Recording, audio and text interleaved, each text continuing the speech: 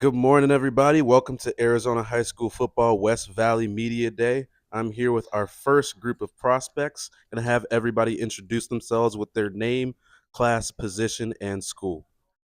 I'm Becky Currents. I'm from O'Connor. I play wide receiver and safety, and I'm class of 2026. Colton Lawfer, 2026, O'Connor High School, safety. My name's Tucker Smith. I give a center at O'Connor High School. I play offensive line, and I'm class 2026. Hudson Dunn, class of 2026. I play at Liberty, and I'm a linebacker. Jaden Sanchez, class of 2027, go to Liberty High School, running back. My name is Kay Young. I play corner, class of 2028. I go to Liberty High School. My name is Cannon Collins. I go to Liberty High School, class 27. I play safety. All right, my first question for you guys is, what does it mean to you guys to put on that jersey and rep your school? To me, it just means like we show up for our brotherhood and we come together as a unit and we put on a show for not only us but for our school and for Arizona too. I just feel like we have a sense of pride at Liberty. Like we hold ourselves a certain way, and all our coaches, Coach Cherry, Coach Thomas, they just preach that every day. So just being proud of like what we do and like what we represent. Yeah, I'll say the same thing. It's just a different culture from everybody else, honestly. Brotherhood and stuff. Yeah. I mean the brand. We hold ourselves to a high standard. The culture is really strong at Liberty, and it means a lot to the school, our community, and everyone around us. So it means a lot to put that jersey on. I think it means that we just try to go out there and show who we actually are, to be dominant at O'Connor and just do our best.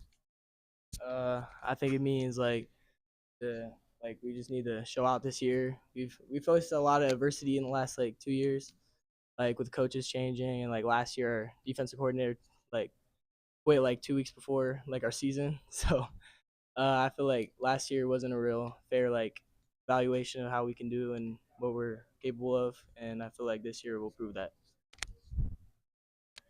For me, especially as a girl playing the sport of basically a boys sport, it's kind of cool to show that we can also play and it's not just a boys sport, it's an everyone's sport. Most definitely. Let's talk a little bit about recruiting. Got a couple guys that are committed, so gonna ask you guys specifically, Tucker and Hudson, what made you choose the schools you guys chose? And yeah, just walk me through that decision process. So what made me choose the school I chose? When I got to Ohio State for the first time, they offered me that day, and when I got there, I immediately fell in love with it. Not because they won the national championship, because how awesome was there. I have a bunch of family there. I want to get out of the hot weather. I want to stay in the cold. I want to be around a culture that wins all the time, that wins consistently, and I want to be around guys that make me better every single time I play. Yeah. So for me, they kind of came into the scene late in the process, but I took a visit up there, and I really just fell in love with everything. The coaches believe in me. I like the culture there a lot. That really spoke to me, and they have a system that I could see myself fitting in. And when I got up there, they kind of laid that out for me, and I just did what was best for me and my family. Most definitely. And that school is Minnesota, correct? Yeah. Most definitely. So let's hear from some of our other guys that aren't committed. I know, Colton, you were originally committed to Air Force and you reopened your recruitment. Talk to me about how your recruiting process has been thus far. I mean, it's going. It's going. I mean, there's nothing really crazy going on, but I'm talking to UTEP right now, and a lot of schools want to see my 3-game film because I only played 6 games in varsity football. So obviously, I haven't been on varsity my sophomore year, so I'm kind of new to the whole recruiting process. But other than that, it's going good. Most definitely. Let's hear from our other Liberty guys. Yeah, I only have NAU right now, but yeah, my recruitment's going pretty good. Yeah, I only hold an NAU up right now, but I'm a class 2028, so this season's gonna play a big role into my recruitment. Just seeing how I'm gonna perform on the varsity level, and if I can perform at a high level. I've been talking to a few other schools like some D2s and UMass and stuff like that, but just making sure like I can compete at a varsity level. So yeah. Yeah, just like them, I held off from NAU. My recruitment process has been going pretty slow, but hopefully this season I can prove everyone wrong and all the coaches that overlooked me, the camps and stuff. So yeah, process is going. Definitely. And then Becky, I know the recruiting scene's a little bit different with flag. I know a lot of you guys play multiple sports, so if you're getting recruited for flag, Yeah. maybe some of your offers and schools you're looking at. If you're getting recruited for another sport, we can talk about Yeah, that. it's definitely different than the boys, just because like there aren't Division I schools yet, other than like Alabama State and Penn State. But it's kind of cooler though, because I kind of feel like I do have a lot more opportunities though, just with like NAIA and D2 schools. So I do have a few D2 schools, and then I have a bigger offer from NAIA. But it's just like I don't know. I just hope it grows, but it is growing huge. But hopefully it's I don't know. It becomes D1. Yeah, one thing we talked about at East Valley Media Day last week was a lot of these players that are going to NAIA and D2 schools. Mhm. The minute those D1 schools start their programs, first thing they're going to do is try to grab those girls out of the portal. Yeah. So There's a coach that like left the school that they're with right now just to like be a coach at a D1 school, but like he can't talk about it yet. But I don't know. It's growing slowly, but it's an Olympic sport, so yeah, I don't it's know. only a matter of time. Yeah. So, all right. Next thing I want to ask you guys about is what you're most excited for this season. We'll start with you, Becky. Definitely with me becoming like a senior this year, I feel like I have a place of growth with just like with my leadership and the girls that I have an impact on. And I don't know, I just want our community and our team just be closer this year and just, hype each other up instead of like, I don't know. And I just want to show that everyone it is a sport, and I just want more people to be supportive of it. I'm really excited just to play football. I mean, like, there's a few games I'm really excited for. Like, I'm excited to play Liberty because I'm from there, and I feel like, I don't know. I just feel like I didn't get a fair chance there, a fair shake, but I feel like uh, I'm gonna do my thing that game, and I don't know. That's about it though. Like, I'm excited to dominate on the field every play that I go against. Anyone good, bad, I'm just ready to go out there, have fun, ball out, and bang some heads. Yes, sir. Kind of like Colton said, I'm just kind of excited to play again. It's been a minute since we put on those pads, and it's coming up real soon. So I'm excited to get back on the field. We got a game against Corner Canyon I'm really excited for. It'll be a test early in the season to see where we stack up. So I'm excited for that. And I'm excited to, as my senior season going into my last year, I'm excited to just play my heart out, play for the guys around me, and try and finish it off with a bang. Yeah, I'll say what I'm most excited for is probably the Corner Canyon game. I mean, we weren't ranked top 25, so for sure if we play as good as we've been playing, I feel really good about that game. So, yeah. I'm just most excited to prove myself this year, like in my first real varsity season, and just like hopefully, like we preach DB3, so it's like dominate brotherhood 3P, and now we've run 2 rings in the past, but like just starting over fresh and dominating this year, and then hopefully the seniors can get that 3rd ring. These guys get their 2nd, I get my 1st, so just making sure we push ourselves every day. Just excited to prove everybody wrong. I'm mostly excited for the Corner Candy game because one, be like my first like real like varsity game, and like it's probably just gonna be the biggest moment of my life really because everyone's gonna be there and it's a ranked team, so I had to see how I compete and just play. Yeah. All right, and last thing, what's everyone's goals for this season? My goals for this season is just to play 100% every play really, and at least maybe have at least 5 interceptions. Yeah, and also and get a three-peat. My goals for the season is just to dominate in every snap that I get, every aspect of the game, just mentally, physically, just being able to dominate the just football. Yeah. I would say just improve from last year. I had a couple breakout runs and stuff, so just more of that, and just having more comment. I feel like I'm more comfortable now. So yeah, for sure, I'm gonna be making more plays this year. I said a goal for me is just be the best player I can be every week. If I come with that mindset, just trying to be the best I can every week, and I feel like the rest will come. Like if I just come my A game, dominate every week, all the stats, accolades, everything like that. I'm not really trying to chase that. Just uh, week by week, just trying to be the best I can be. And for a team, kind of the same thing. Just by week basis, take it one step at a time. Don't try and look too far like down the line. Just take it week by week. Try to be the best we can every week, and I feel like if we do that, we can really stack up with anybody. What I want to do, I want to dominate physically, where people don't want to go against me anymore at the point where they just want to quit the game and just stop. And I just want to break people down physically and mentally, where if they want to stop, I'm not going to let it stop. My goals this season is probably I want a few picks, probably like 3 or 4 picks. I just want to get my name out there more. I feel like I'm overlooked right now, so I feel like if I have a really good year this year, my name will be out there more. And like Hudson was saying, I feel like for the team, like I feel like we just need to take it week by week. We can't be looking like too far ahead and seeing like games. I feel like, and yeah. My goal this season would probably be like just to dominate on the field again, but also like maybe match my receiving yards as last year and maybe a few picks as well, and like trying to like become a better safety.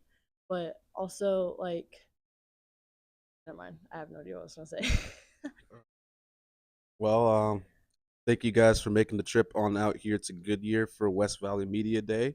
You guys can take your time with getting those photos, and then once you guys are done with photos, you're free to head out.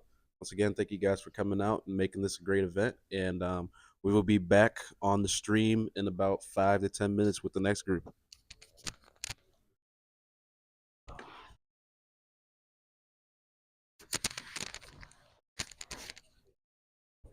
I'm gonna give them a 5-minute.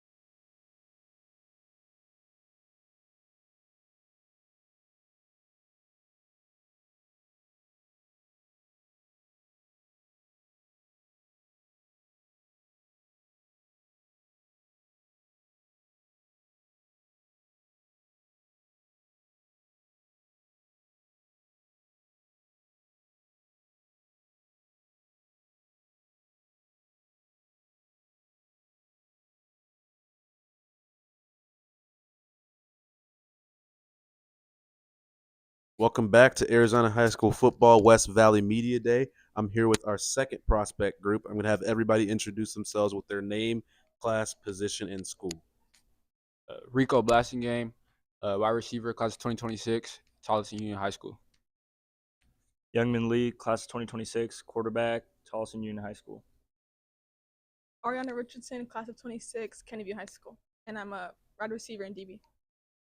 Jelani Tucker, DB wide receiver, class of 26, Kennedyview High School.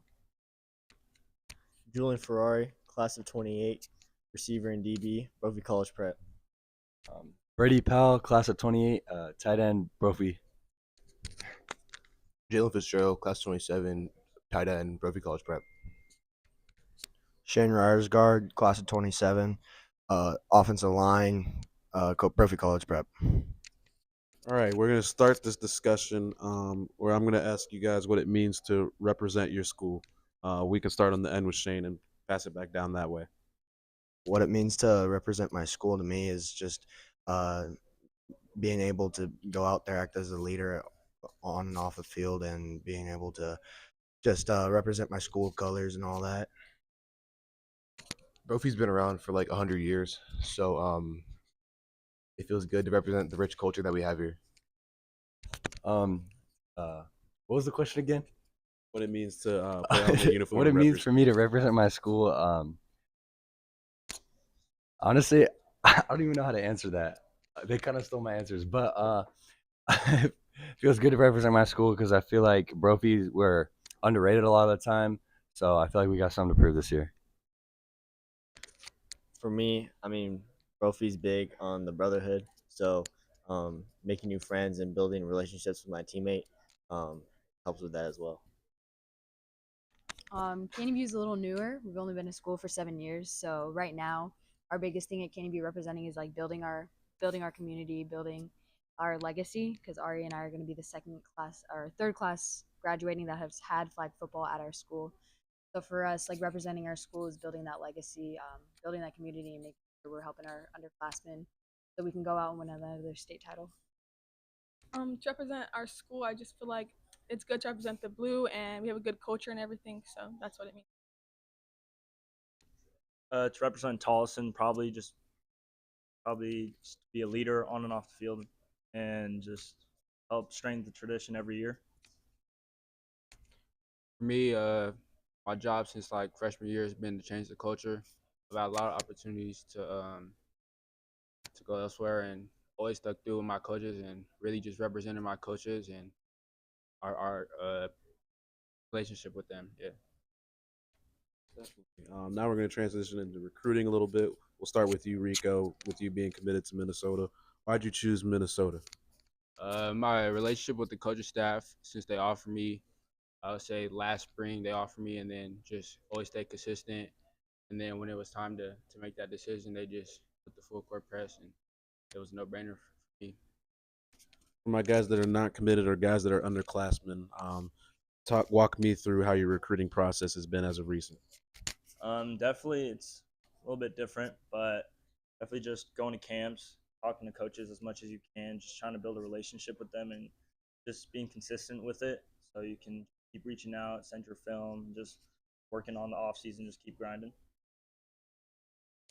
For flag, I feel like it's a little different. I feel like we have a lot of opportunities, so I would just say it's just to make sure you have a good film, make sure you do reach out to coaches and communicate well, but it's a pretty good recruiting process. Yeah, Ari touched on it a little bit. Like it's a lot different for flag. We have one D1 school, Alabama State, that's actually playing right now. So for us, it's a lot of Twitter. We use a lot of Twitter, emails, film. Biggest thing for us. For me, I do have one offer from Sacramento State so far. Some coaches like NAU have reached out in other schools, which has been great. So yeah, just staying consistent with the coaches and keeping in touch. Right now, I got 5 offers, but I feel like the recruiting process has always been easy for me because my older brothers, they've been through it, and it's just something I've been around my whole life.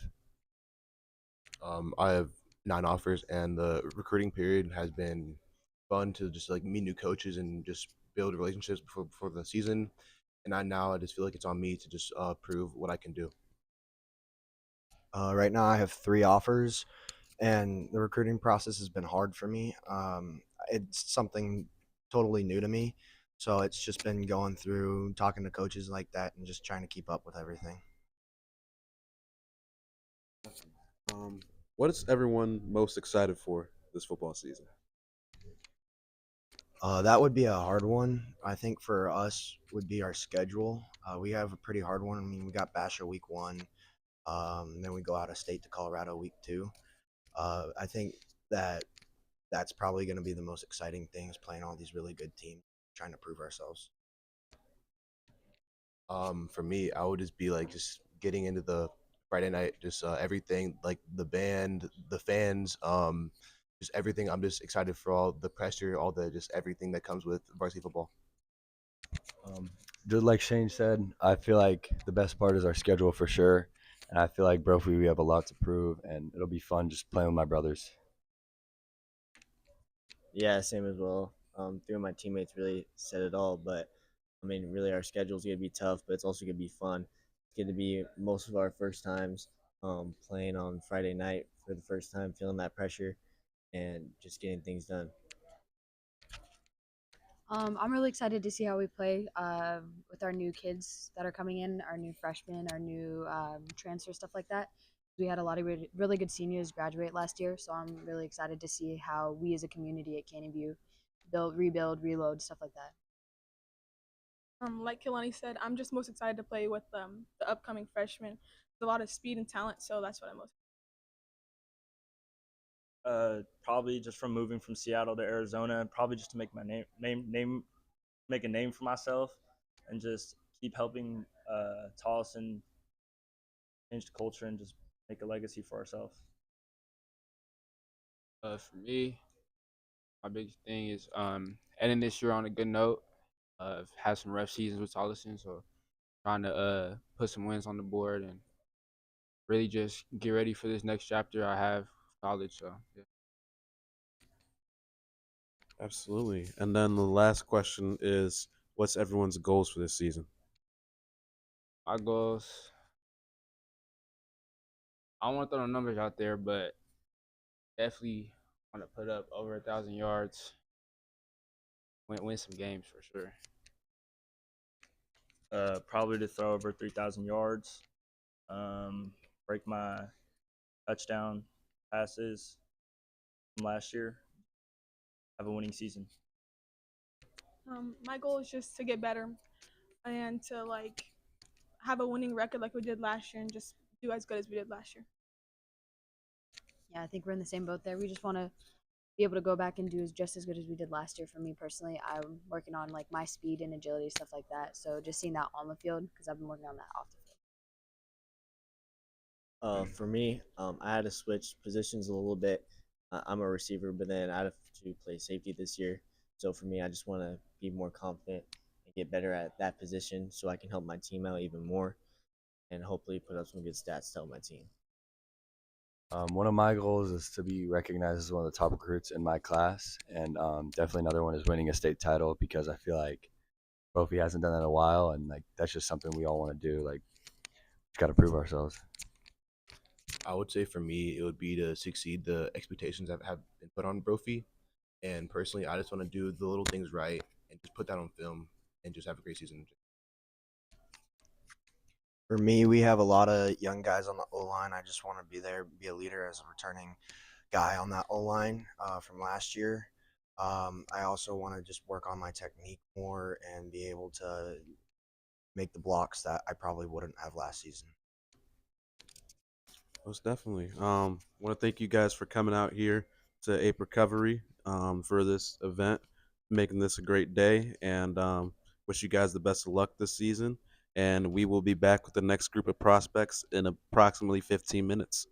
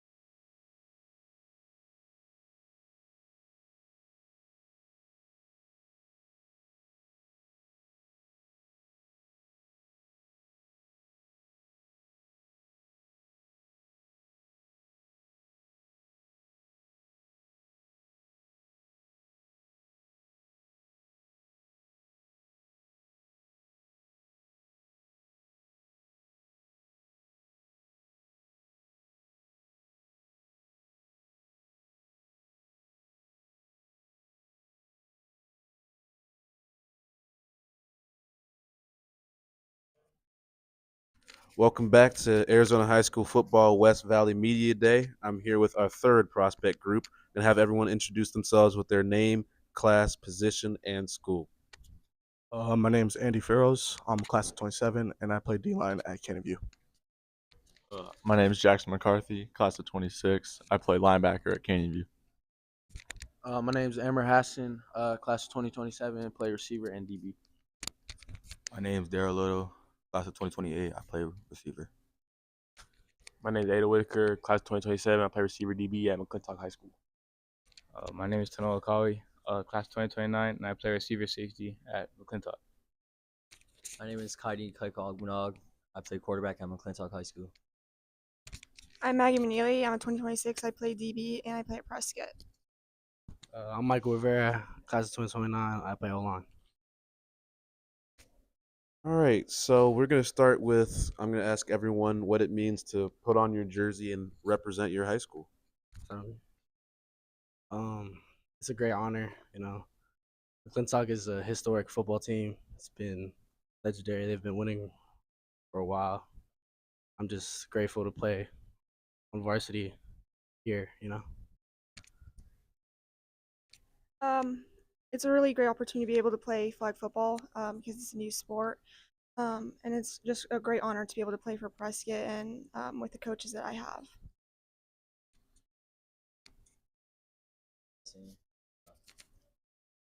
Have this jersey on and participate on varsity as a freshman and show that.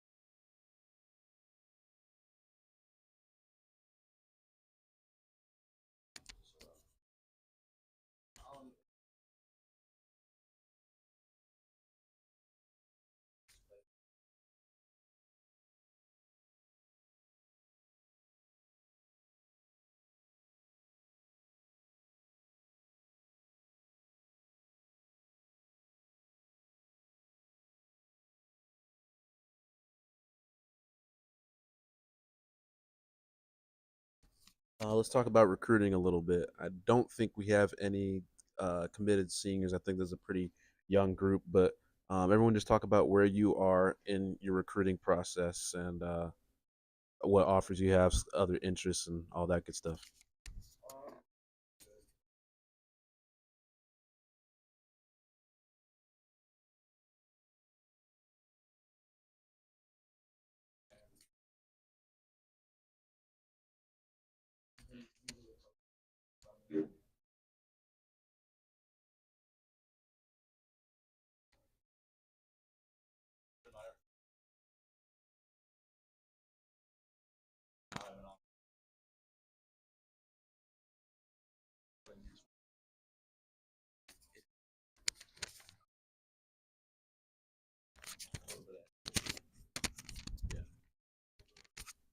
Me? Recruiting's been going good. Right now I have an offer from NAU, and I've been talking to UNLV, NDSU, Eastern Washington, and my recruiting's just been going good. I've been getting my exposure this last summer. Just getting right. Yeah, I'm nearing the end of my recruitment going into my senior year. I currently have an offer from Drake. I have interest from other schools like Montana State, New Mexico State. But yeah, got to show off at camps this year, and hopefully it does me well going into my senior year. I have one offer from New Mexico. I've been talking to a few schools. I talked to NAU. I talked to Southern Utah, and I recently just talked to a coach from Cincinnati. So I'm just trying to get out there, go to camps this year, and just start second. I got an offer from NAU and I got interest from U of A, and the recruitment process is going good. I got offers from Kansas, NAU, Sac State. I got interest from Kansas State, Iowa, Iowa State, a couple other schools on the East Valley or East Side. Yeah. The recruiting process has been going great for me. I got 4 offers as a freshman. I got Sac State, Georgia State, Texas State, and Hawaii. So I'm just blessed to have those schools looking at me at such a young age. I have the University of Hawaii, Georgia State, Abilene Christian, and Sac State. And my recruitment's been good, especially at a young age. My recruitment has been going well. I have offers from Marion, Marymount, and from Campbellsville. There's no D1 or even D2 schools that have flag football yet, but I'm hoping to maybe be able to play in a higher level later on. My recruitment's been going good, especially because I'm a freshman lineman. Not a lot of offers being handed out. I'm thankful to get one from Sacramento. I got a couple interests from NAU, ASU, UCLA, but yeah, recruitment's been doing pretty good, or at least for a freshman. Next thing I want to ask you guys about is what is everyone most excited for this season? This year, I'm excited for home games. I mean, I've heard it gets really lit up in Chargers Stadium, so I'm really just excited to see what happens this year as a freshman. I'm excited to see us get a JV team and have a lot of fun with growing the sport and just being a good team together. I'm most excited to win and just score a lot of points. I'm just excited to get in that field and represent where I'm from. I'm just excited to play football. It's the best sport in the world, so I'm excited just to play away games and just go against everybody. I'm most excited definitely for that 5th game after I come back. Just go out, play, prove myself to everyone. Yeah, I'm excited to go out with our new coaching staff this year and prove a bunch of people wrong. I'm excited for this season. I mean, last season wasn't the best season, but that's last season. So I think we're gonna move different this year. I think we're gonna shock a lot of people. All right, my last question for everyone is what are your goals for this season? Goals for this season, I really just want to put myself on the map, trying to get better every year. So this year, I'm trying to at least get all region this year, freshman. I know it's a tough task, but I feel like I can get it. Try to be a captain this year. I know it's hard being a captain as a freshman, but I'm gonna try. Just try to be a leader for my guys at a young age. My goals are to be better every day, maybe break my interception record this year, play more offense, and just help lead the team in every way I can. My goal is to rack up my stats and get myself exposed and possibly win a state championship. This year, I just want to take it day by day, week by week, and see how things go from there. My goal is to get at least 1.5K yards and a good amount of picks on defense too. Touchdowns will come with that. My goal this year is to break the receiving yards record, and that's about it. My goal this year is to get all region on both sides, get more exposure for myself, and hopefully win a state championship. My goal this year is to get all region on defense and get like a 12+ sack season. What I'm excited. Wait, what was the question again? My goals are to rack up all my stats. I mean, to be top leader in sacks as a defensive lineman, and then also get more offers. All right. Well, I want to thank you guys for making the trip out here to Ape Recovery in Goodyear, helping make this a great event. Wish all you guys the best of luck this season. And that is all we have from this third group of the Prospect event. We will be back on in roughly 5 minutes.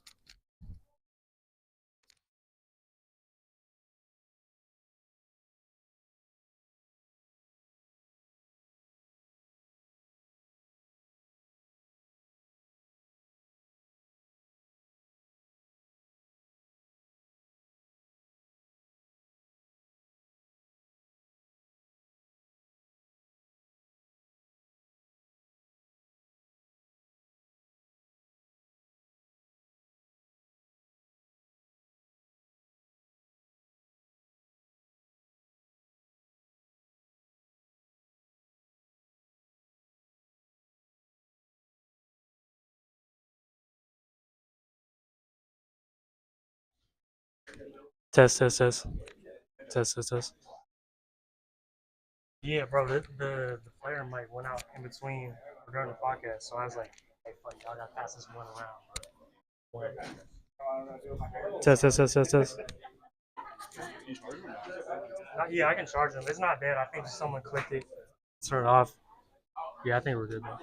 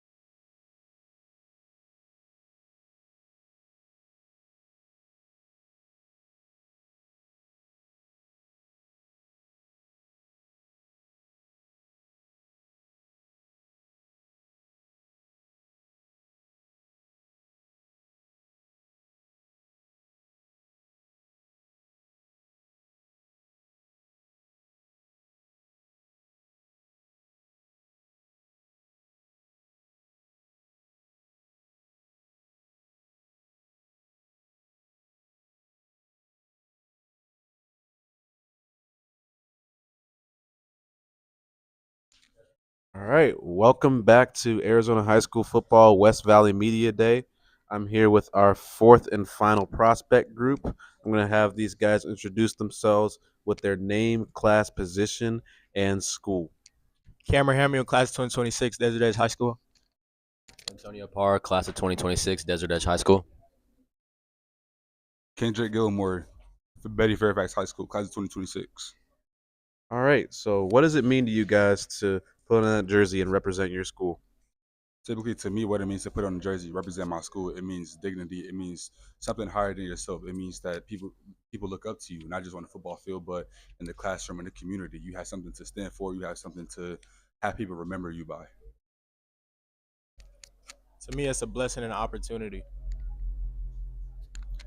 To me, it's definitely carrying on a tradition that I've definitely seen since I was a freshman, since I really came into the school. So really, it's filling in that role as a captain, as a leader, and being someone that the young guys can look up to, and eventually they're gonna have to become basically in your shoes. Most definitely. Recruiting wise, Cameron, you're committed to Texas A&M. Talk to me about what made you decide to commit to the Aggies. Well, I feel like I play like not a secret position, but there's not a lot of people that's good at nickel in high school, and I play that position. And Texas A&M had the best to offer when it came to that position and that coaching. That's about it. Did Jamar Beal Goins recruit you a little bit? Yeah, he recruited me along with other guys. Most definitely. It's the Texas A or Desert Edge to Texas A&M pipeline, the Desert Edge to Kansas pipeline. A lot of these colleges that are trying to funnel DE guy after DE guy, especially at that DB position that you're playing. Next thing, so Antonio and Kendrick, tell me where you guys are in your recruiting process and schools that have offered and are sticking out. Okay. Yeah, so far I got 2 D1 offers, one from New Mexico and one from Portland State, and I got tons of interest. And really, I'm just waiting after my season. Basically, my season highlights have all dropped, so I'm really just trying to ball out my last season and make it all count. At the end, I'm trying to be committed to a Division I school by the end of the season for sure. Definitely. In New Mexico, they've offered a lot of Arizona guys, and they have 6 committed right now. How much comfort does that bring you that, if you were to go to New Mexico, it's kind of a little taste of still being at home with still getting out of the area? Yeah, I took an unofficial visit there, and I did really like the campus and like the coaching staff and like definitely all the coaches for sure. They definitely made it like home. But going into college, I'm definitely there to compete. Like whether it's Arizona or not, I'm just going in, just me in my mind, and just gonna go compete for a spot and really just give it my all. So that's why I'm going in mentality wise, like going to college. Definitely. You, Kendrick, where are you in your recruiting process? As far as recruiting, it's looking pretty good for me. I'm picking up tons of interest throughout the offseason recently from University of Southern California, University of Oregon. It's a lot of big time schools that are reaching out to me. My name is pretty much ringing bell throughout the college football industry. As far as recruiting goes, I'm just looking forward to committing to a school that loves me for me, whatever school that finds interest in me, finds the love and the passion that I have for them. That's the part that's going to keep me there. Definitely. And next thing I want to ask you guys about is what are you guys most excited for this season? Now, this season, I'm just looking forward to having the biggest senior impact, most likely, biggest senior impact in the state. I'm looking forward to making a big name for myself, leaving a legacy, not just at Fairfax, but a big legacy in Laveen, in the Phoenix community, having the community remember me for who Kendrick Gilmore was when he stepped foot on the high school campus. Mine is leaving a legacy. Playing with my guys. I leave in 4 months, so enjoying every moment of high school football. Yeah, really, I'm just trying to leave it all out in the field and give it everything I got because I feel like I still got stuff to prove. And this year, I'm really just trying to basically come from the shadows, out the shadows, and just shock the state and be one of them guys for sure. And definitely lead my team to another state championship along with Cameron Hemi. Of course, I think we're gonna leave our team right for sure. So yeah, that's my goal for the season. All right, and then that leads me to my next question, which is, what's everyone's individual goals for this season? Really, stats wise, it can go a lot of ways, but of course, I want a lot of tackles. I want a couple picks, a couple touchdowns, stuff like that. But really, I just want to more of my goals is really just leadership wise. Like I want to really lead my team, to the state championship and really be there for them in every aspect of the way, whether it's school or even on the field or whatever they need help with. I want to be there for all my guys in that type of way. Individual goals, I want to be out of high school by the end of December. I want to have the best football season in Desert Edge history, and just go to state championship. Yeah, and that's all. As far as individual goes, I don't want to leave any questions unanswered. I just want to prove to myself, I want to prove to the rest of the state that I am a force to be reckoned with. I don't want to leave any doubt in anyone's mind that I didn't give it my all. I just want to have sack after sack, tackle after tackle, and to give it my all every play, every series that I can, to go 100%. Most definitely. I want to thank you guys for coming out here, spend some time with us, getting some flicks, making this a great event. Wish you guys the best of luck this season. And my two DE guys will be back here with the rest of the team in about 25 minutes.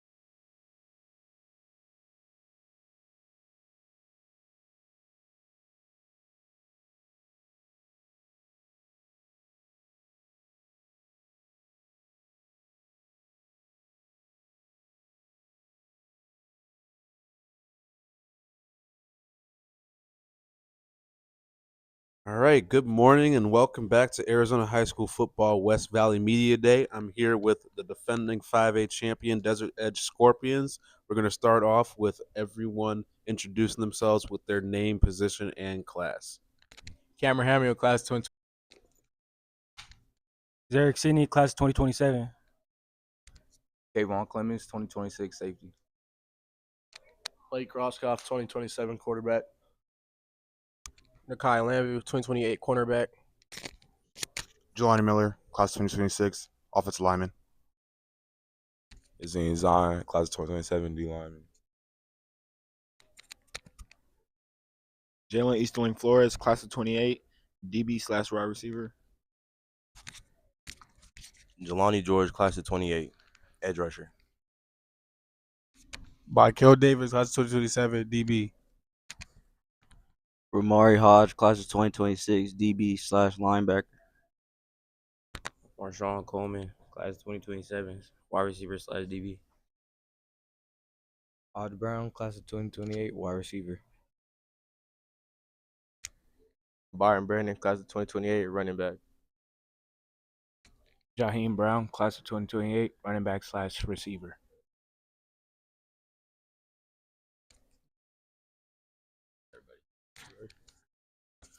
All right, well, welcome to Ape Recovery. I know you guys do, a lot of you guys do your recovery right here. A lot of you guys live around the corner. Let's start off this discussion with recruiting. I think we have how many guys that are committed? 3, 4? We have two, me guys and committed. Jelani Miller. Yeah, so let's start with Jelani. What made you choose Stanford? The reason why I chose Stanford, I love football and I love academics as well. I always knew I wanted more than football. And then, I had 3 options and I felt like Stanford just fit what my priorities were in a school. I love the Bay Area. I like the coaches. I believe in, Coach Luck and what they got going on over there. Most definitely. Definitely is going to prepare you for life after football. So, all right, Cameron, what made you choose Texas A&M? Like I said in a previous podcast, just the nickel room, me playing nickel in high school, I feel like that's a super rare thing to actually be good at in high school, and Texas A&M had the best offer when it came to that position. All right, for my seniors that are not committed and all these underclassmen that are here, walk me through where you guys are in the recruiting process. So I currently have 2 Division I offers from, like I said previously, just from New Mexico and Portland State, and I got a lot of interest. So really, I'm just waiting after my senior season tape is out, and really, I'll probably eventually commit to the school after that. But I just got to ball out and do my thing from there. I have 1 D2 offer, and I just got to ball out and show people I can do it. I know I can be at the D1 level, and I know what I have, and I know a lot of people are going to be surprised this year.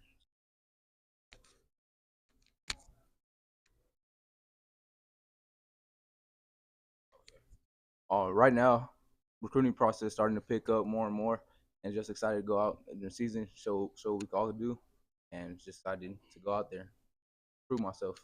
Yeah.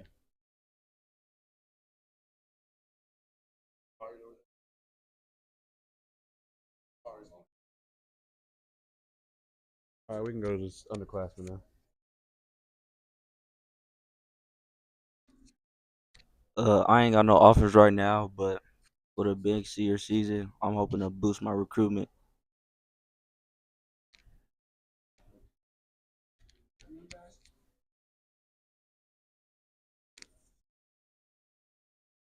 The recruiting process has definitely been heating up for me. It's still early for me with me having even played my junior year, so got a lot of good options. So we're going to see what it looked like after my junior year. I got 19 Division I offers right now. I'll probably just see how the college football season plays out and then make a decision after that, see where everybody stands.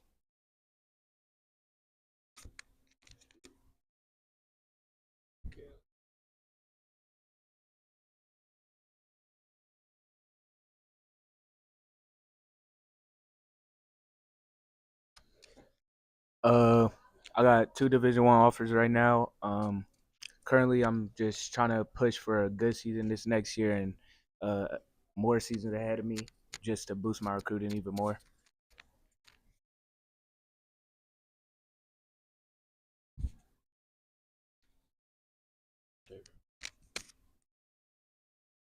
All right. Anybody else want to chime in?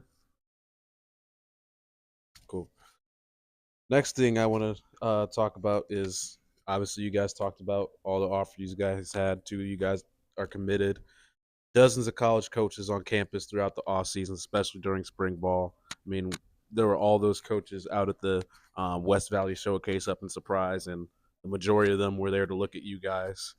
How good does it feel to see not only your hard work paying off, but your teammates' hard work paying off in double digits?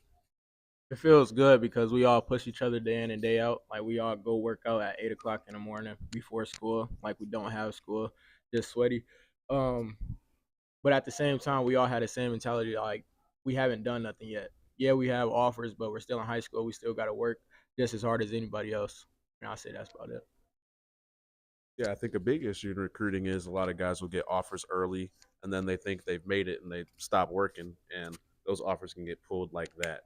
So to keep pushing, realize you haven't made it yet, and that hard work got you there, and hard work is what's going to keep you going. It's definitely important. Now the playoffs is going to look a little bit different this year. No more 5A teams in the open.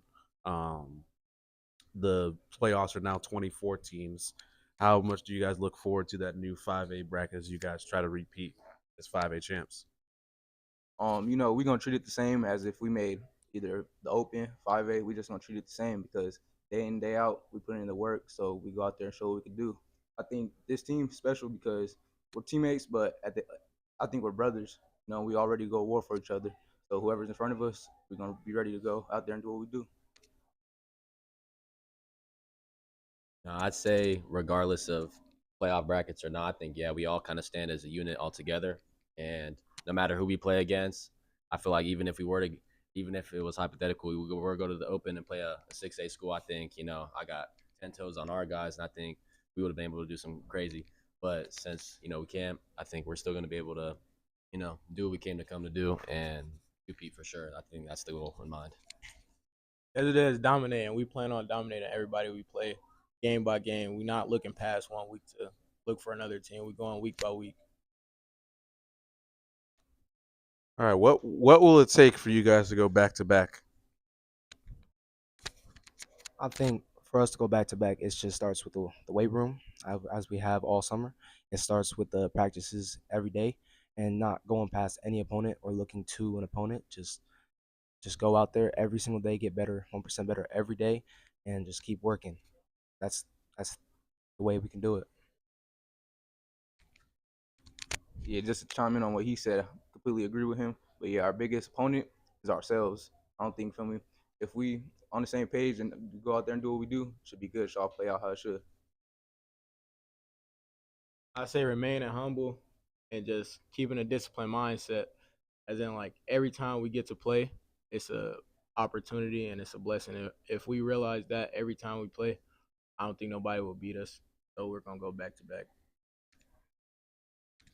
Yeah, along with what he just said, I say definitely staying humble and hungry too, because I feel like, the hardest thing to do is to go back to the state championship after we've been there. And, luckily for us, we did that twice in a row. Although we had lost that first game, we came back and won the second state championship. And I think, really just how hungry you are is everything. Like if you're not hungry and if you don't really want to be there, then, every guy needs to be on the same page. Like we all got to be, on that. We all need it.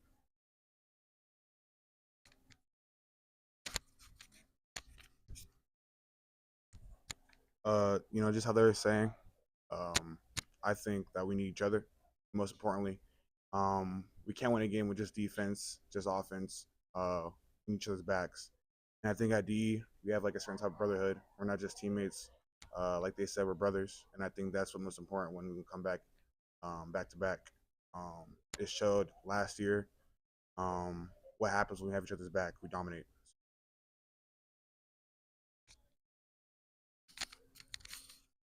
All right, what's everyone's personal goals and team goals for this season? Well, I think as a team, I think we could all agree we're just trying to go back to state and just have the best season as possible. And then I would say for a personal goal, just go out there and dominate every snap and just let the awards play out and see what happens. See what all I got. I'd say a personal goal, we all want to have the best offense in the state. So just, and then win a state championship at the end of the day is all we're working for.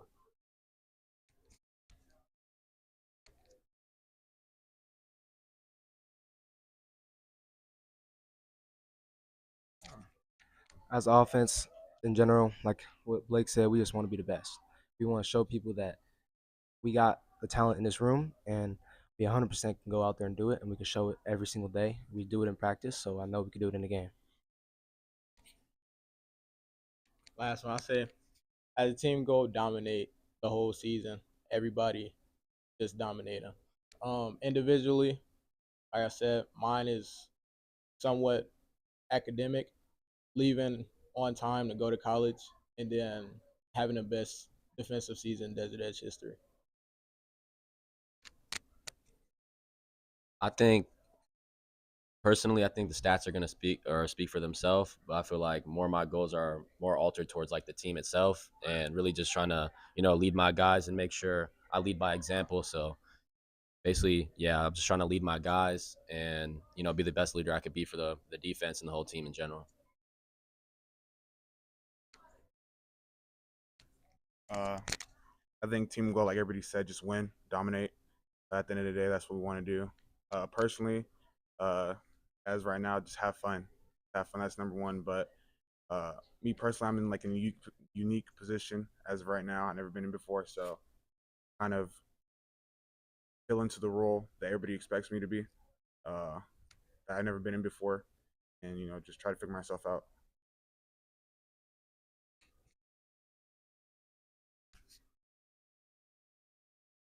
All right, and then my last question. Obviously, everyone looks forward to every game. What game does everyone look forward to the most?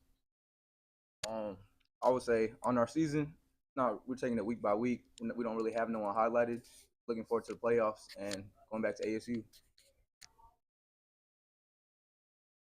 I'll say, yeah, we don't really have like one opponent that we're looking at. They were like, oh, that's the game we want. I would say the one game we're looking at is getting back to ASU. That's the main goal. Really, the only team that can beat us is ourselves. So just staying focused throughout the season is all we're focused on week by week. Just win every week.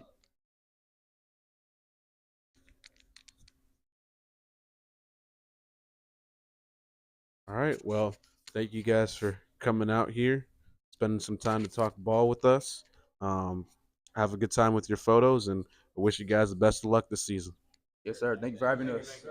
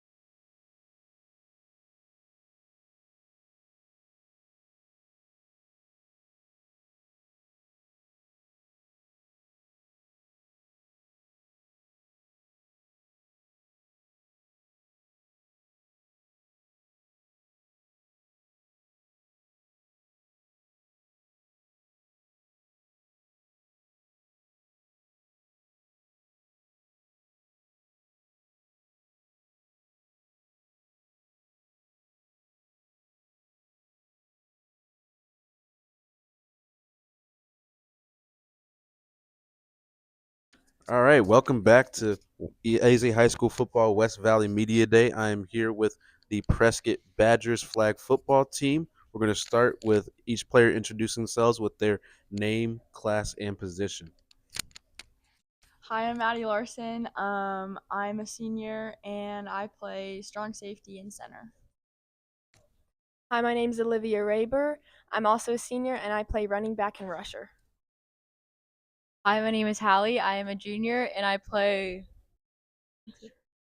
What exactly do I? Quarterback, rusher, receiver. Yeah. My name's Daria Young and I play linebacker. Oh, and I'm a senior. My name's Addie Brandon. I'm a junior and I play defensive back and receiver and running back. My name's Rihanna Aguilar. I'm a senior and I play quarterback, receiver, and safety. My name's Aubrey Kitahara. I'm a senior and I play slot receiver. My name's Marley Van Wormer. I'm a senior and I play wide receiver. My name's Maggie McNeely. I play defensive back and wide receiver, and I'm a senior. All right, and coaches? I'm Coach Dupree, and I am the defensive coordinator.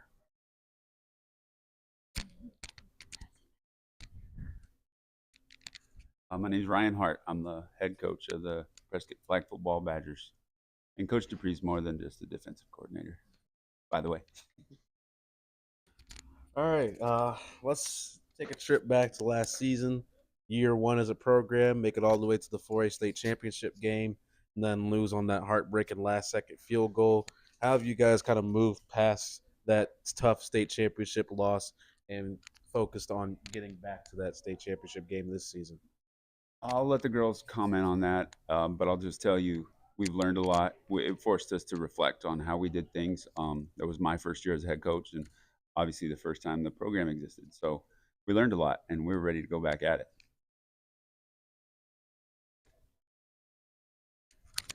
I feel like after losing that game, it like kind of gave us all more of a drive to like work harder, get better, to like obviously go back and win. Yeah. I think like it was hard at the time because like obviously you want to win, but like it was also a realization that like it was our first year and we still have so much growth to do, and I feel like we all really growed as players and we still have so much growth to do, and I feel like we all really growed as players and as a team this summer, so we're ready to come back stronger this year. I think we learned like a lot mentally, every single one of the players. I think it was like what Addie was saying, it was kind of like a reality check of like what can happen and like what we can do to like strive to keep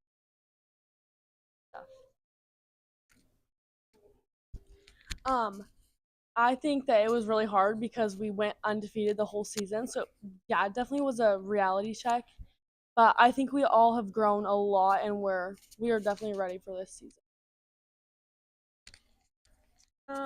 I think we did learn a lot from losing. And watching back at the film, I can see all the things I did wrong and everything I can do better. And I think we should just take it day by day to get back to where we were last year.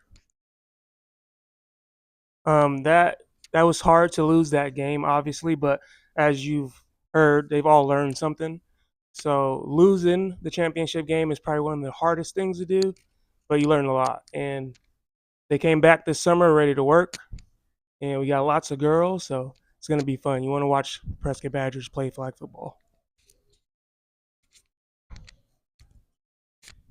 I think for me, after playing that game at least, I realized that being a good athlete doesn't just mean winning, but it also means losing and finding, like not only the growth, but the importance of both in your journey as an athlete. And so for that, it not only brought us together as a team, but it made us value what our coaches have taught us more so far. Also, I think I agree with you, Olivia, but I also I remember on the field the tension was high, really high, and we were all kind of getting a little frustrated with each other, and then after you just realize oh heck, it's okay, and then we all were I don't know, we made friends. Well, we made up again, because you realize it's not winning that's all that important. It's really great to win, but it's also your teammates matter more. Yeah, we got to know St. Mary's a little bit, and we get to open up against them. So it's going to be a really fun season, great start to it. And we just really respect that team, the coaches, all the players. It's a great group. So we're excited to get started this season too. Most definitely. You guys have a big returning senior class this season. A good chunk of the best players were all juniors last season. So how big is that to have that senior leadership and a lot of continuity off that last year's team? Yeah, that's massive. This class right here is the one that's going to set the standard and the legacy for Prescott Badger flag football. The number of girls that came out as juniors last year to try a brand new sport really launched us and helped us get where we were. And you probably know we only had the 2 seniors last year. They were extremely impactful, extremely impactful. But what we have now is this massive senior class that has experience, and it's just a great opportunity to leverage their interest. Talk about that at all? I think that's kind of. All I have to say is it's gonna be lethal. That's it. I think that like as seniors, like as our senior class, we're all focusing on getting better and like of course going to the championship this season, but I think it's so much more than that. It's like what we can do for the history of this sport in the school. So like inspiring others to come out and like freshmen to get better and to like learn more about the sport. I think it's what is most important for us. Well, I'm a junior, and I just have to say, like, all the seniors are like some of my favorite people I've ever gotten to play a sport with. So it's gonna be sad when the year's over.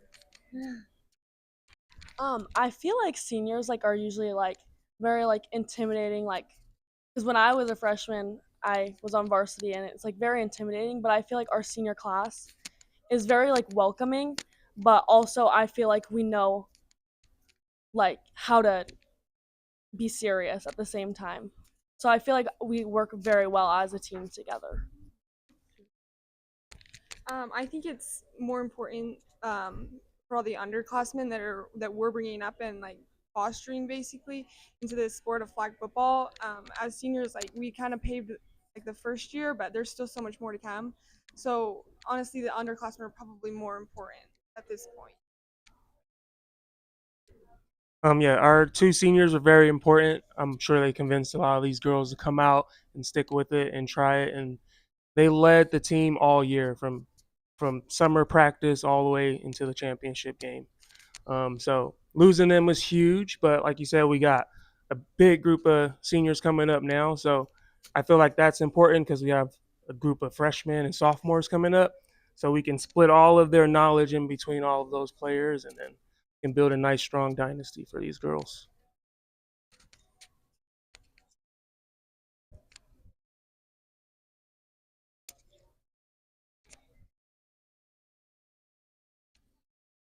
What's it going to take to get over that hump and win a 4A title this season? A really good question. It's not something you can just put your finger on and say this is the solution.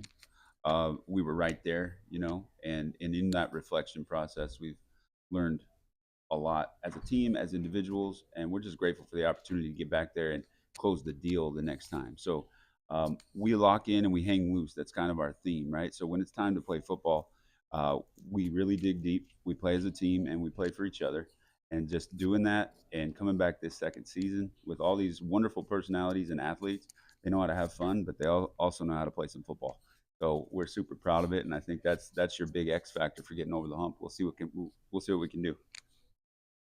I know it's gonna take a lot of hard work, especially individually, and for me, since like I was injured last season, and so I've had to put in like a lot of work into even being able to like do the normal stuff again, and so I just know that like it's really you got to put in your work and work on yourself for a little bit. Like you really got to make sure that you're doing your part and you're paying attention, you're learning your place, and you know it all, and then that way we can all come together as a team, and then really like we can do great stuff when we all work together. For me, I always think of a quote that I learned, I don't even remember when, but it said, "You're as good as your worst player." And for me, it always has driven me to be, not that I dog on the worst player on our team, not that anyone's bad, but, it's always been a driven force for me to make sure that I am adding something special to this team. And so I guess keeping the mindset of not only learning but having the drive to be the best you can be, not only for your teammates but for your future as well. For me, it's like I think of it less as a hump, more of like an incline, because what we said before, like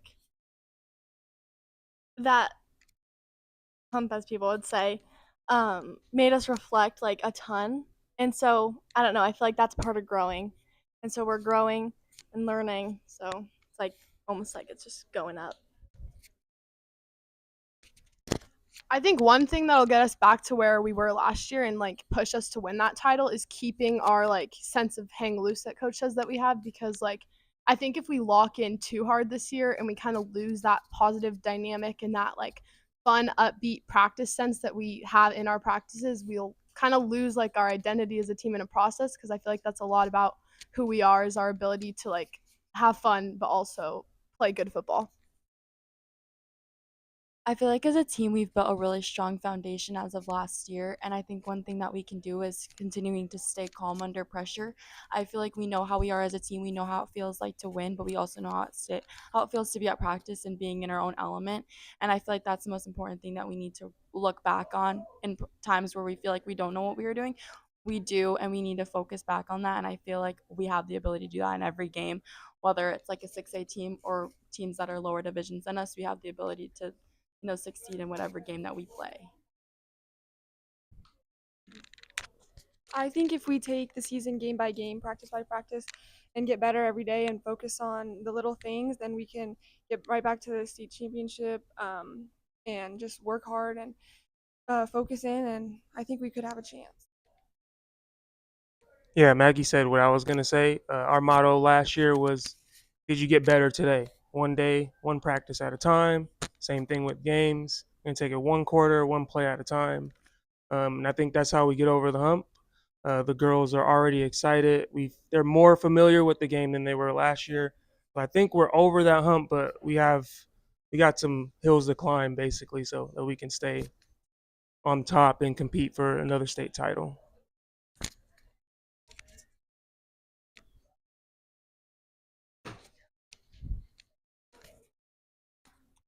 All right, what's everyone's personal and team goals for this season?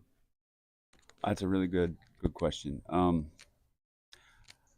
I just want to show up every day, one day at a time, for these girls in this team and the coaching staff. And we want to bring our coaching staff together like we brought the team together last year. We're going to focus on that so we can be just one unit moving in the same direction a little bit every day. That's kind of my goal.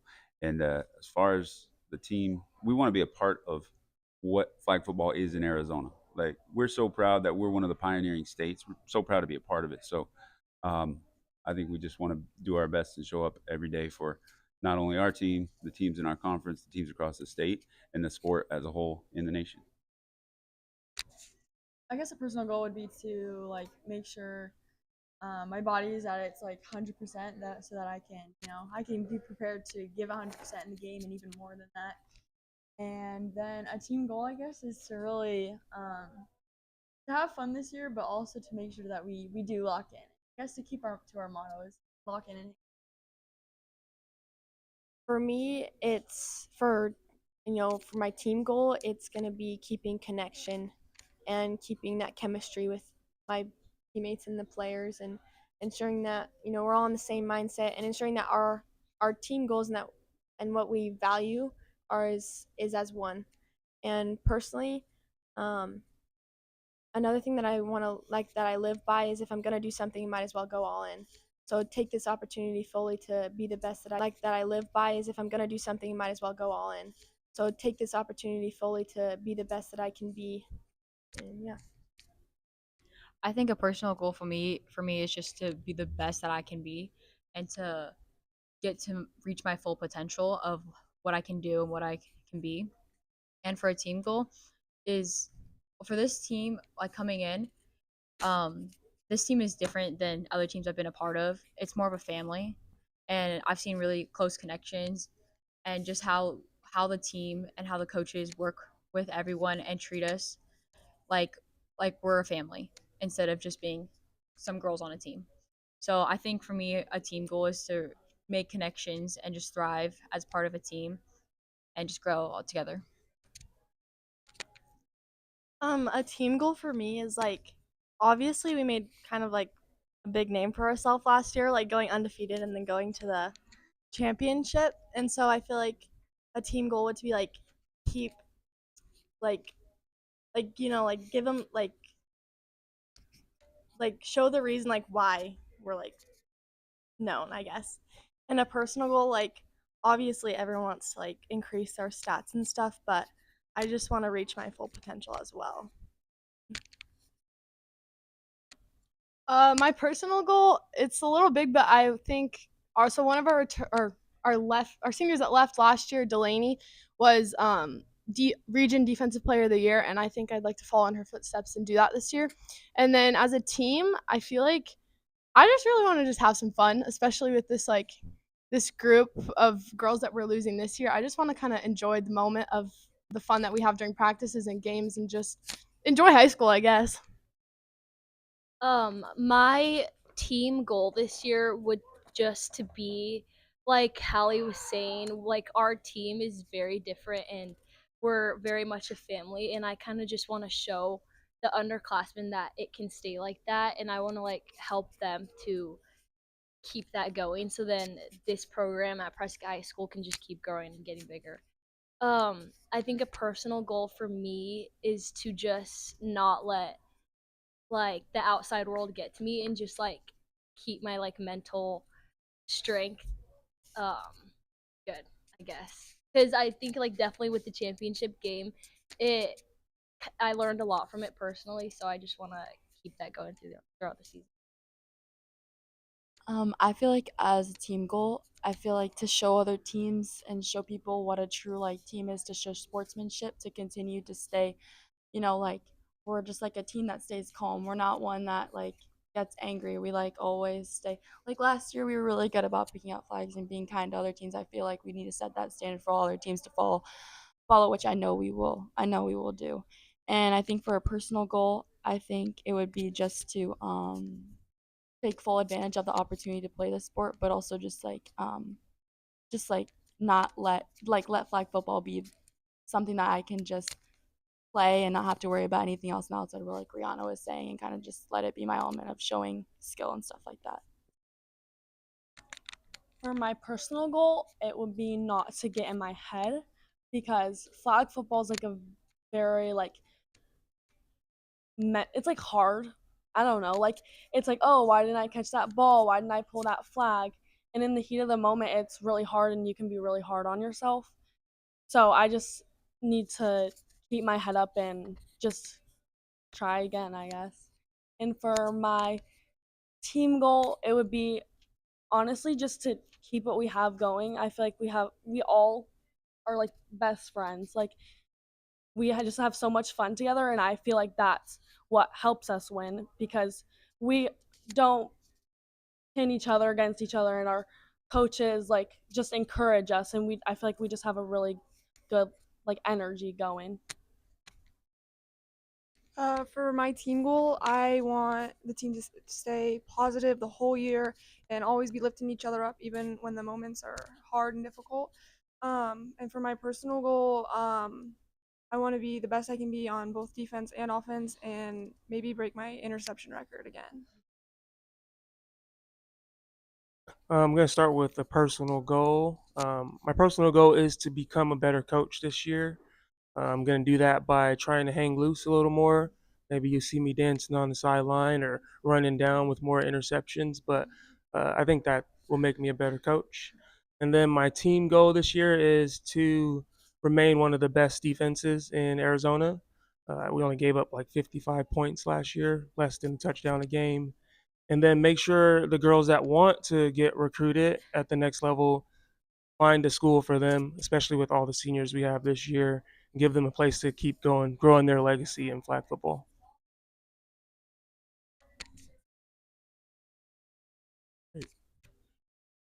And my final question.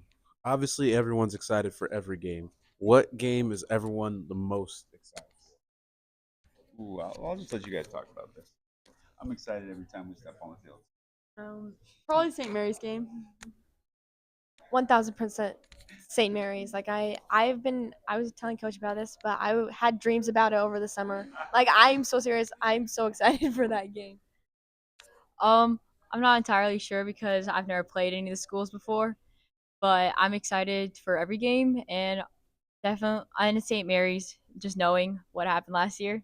So Same as everyone, St. Mary's. I feel like it would just be really cool to like go play them after like obviously that loss, which was hard, but I just feel like it would be really cool. Mine's St. Mary's too. I feel like just showing them that like we have the full potential to like kind of overcome what happened at the end of last year and beat them would just be really satisfying. But also they're a really nice team, so it's like it's hard to say that in a mean way.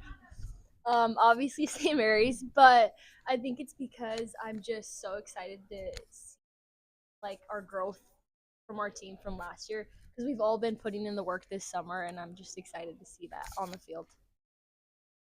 I would definitely say St. Mary's too, and I feel like it's like our time to come back and like they were saying, like show them what our team really can do. Yeah, definitely St. Mary's. I'm excited to show them like how much we have improved. Also, I'm excited for Coco. I'm most excited for the St. Mary's game. I've been thinking about it ever since the state championship. And then I heard that we were playing them, and I just got even more excited. And I know some of the players on the team, and they're really sweet, but I still want to beat them. I'd like to say, I love football so much, so flag football is cool because we have games twice a week. So it's hard to be excited just for one game. I'm always excited for the next game. Like when our game ends, I'm looking at film for the next team, seeing how they're doing. And yeah, I'm just excited for the next game all the way to state finals, hopefully, again. All right. Well, want to thank you guys for making the long trip out here. I know it's not an easy drive and it's hot as I don't know what out here in Goodyear, but and you guys probably aren't used to that either. But thank you guys for coming out. Wish you guys the best of luck this season, and please have a safe drive back up to Prescott. Thank you.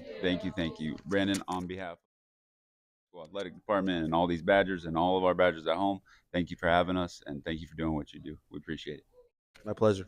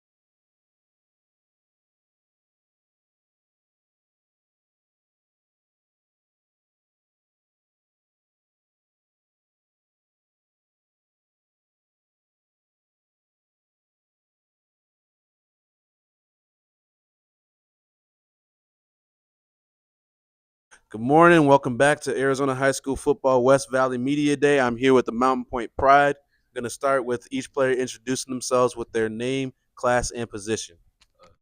Makai Hodge, 2027, tight end DN. Marley Fury, class of 2027, D-line. LeGarrette Blunt Jr., class of 28, receiver and corner. Jeremiah Norwood, class 2029, receiver and DB. Cisco Duno, kicker punter, class of 2026. And Rodriguez, class of 28, wide receiver. Josiah Smith, class of 27, wide receiver corner. Makai Nelson, class of 28, receiver tight end. Jordan Munoz, quarterback, class of 2027. Taylor Caldwell, DN, outside linebacker, 2026. Tariq Washington, 2026, O-line, D-line. Jalen Coulter, class of 2026, middle linebacker. Christian Escobar. All right, we're going to start this thing off talking about recruiting. Obviously, he's on the Kevin McCabe show right now. So we'll start with you, Jalen. Talk about how your recruiting process has been and where you are with your decision. Recruiting has been going good for me. I have a few D1 offers. I really recruiting right now. I haven't really made a decision. I feel like I've been a little overlooked here and there, but this season is gonna show where my decision is gonna be made at. Some of the younger guys and other seniors want to chime in on where they are in their recruiting process.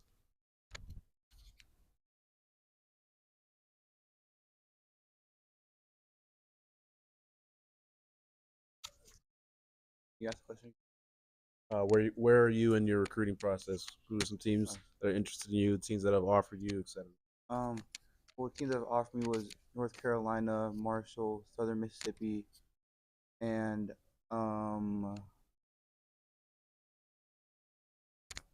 well, besides that, the recruiting is going good anyways. I'm still young, so hopefully I can perform good this season and get a couple more. Anybody else?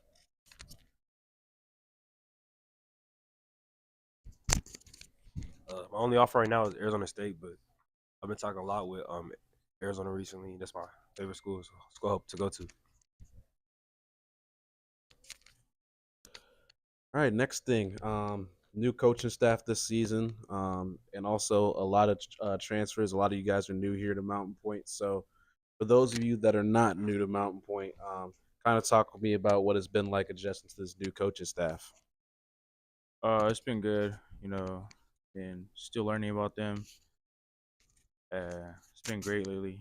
Practice has been phenomenal, and it's a good thing. New players, also good to know them. We still bonding with each other. Yeah, but With the new coaching staff, with like Coach John and the other coaches coming in, I feel like he's really making a change in the program, and with the new kids coming in, I feel like they're making a really big change in the defense and on the offensive side.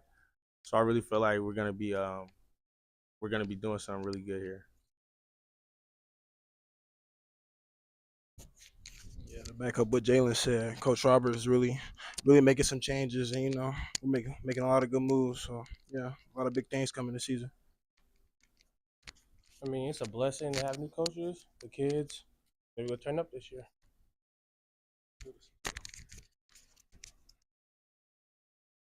I'd say with the new coaches, it takes a little bit to getting used to and everything. But I feel like we had done a couple of great things with them.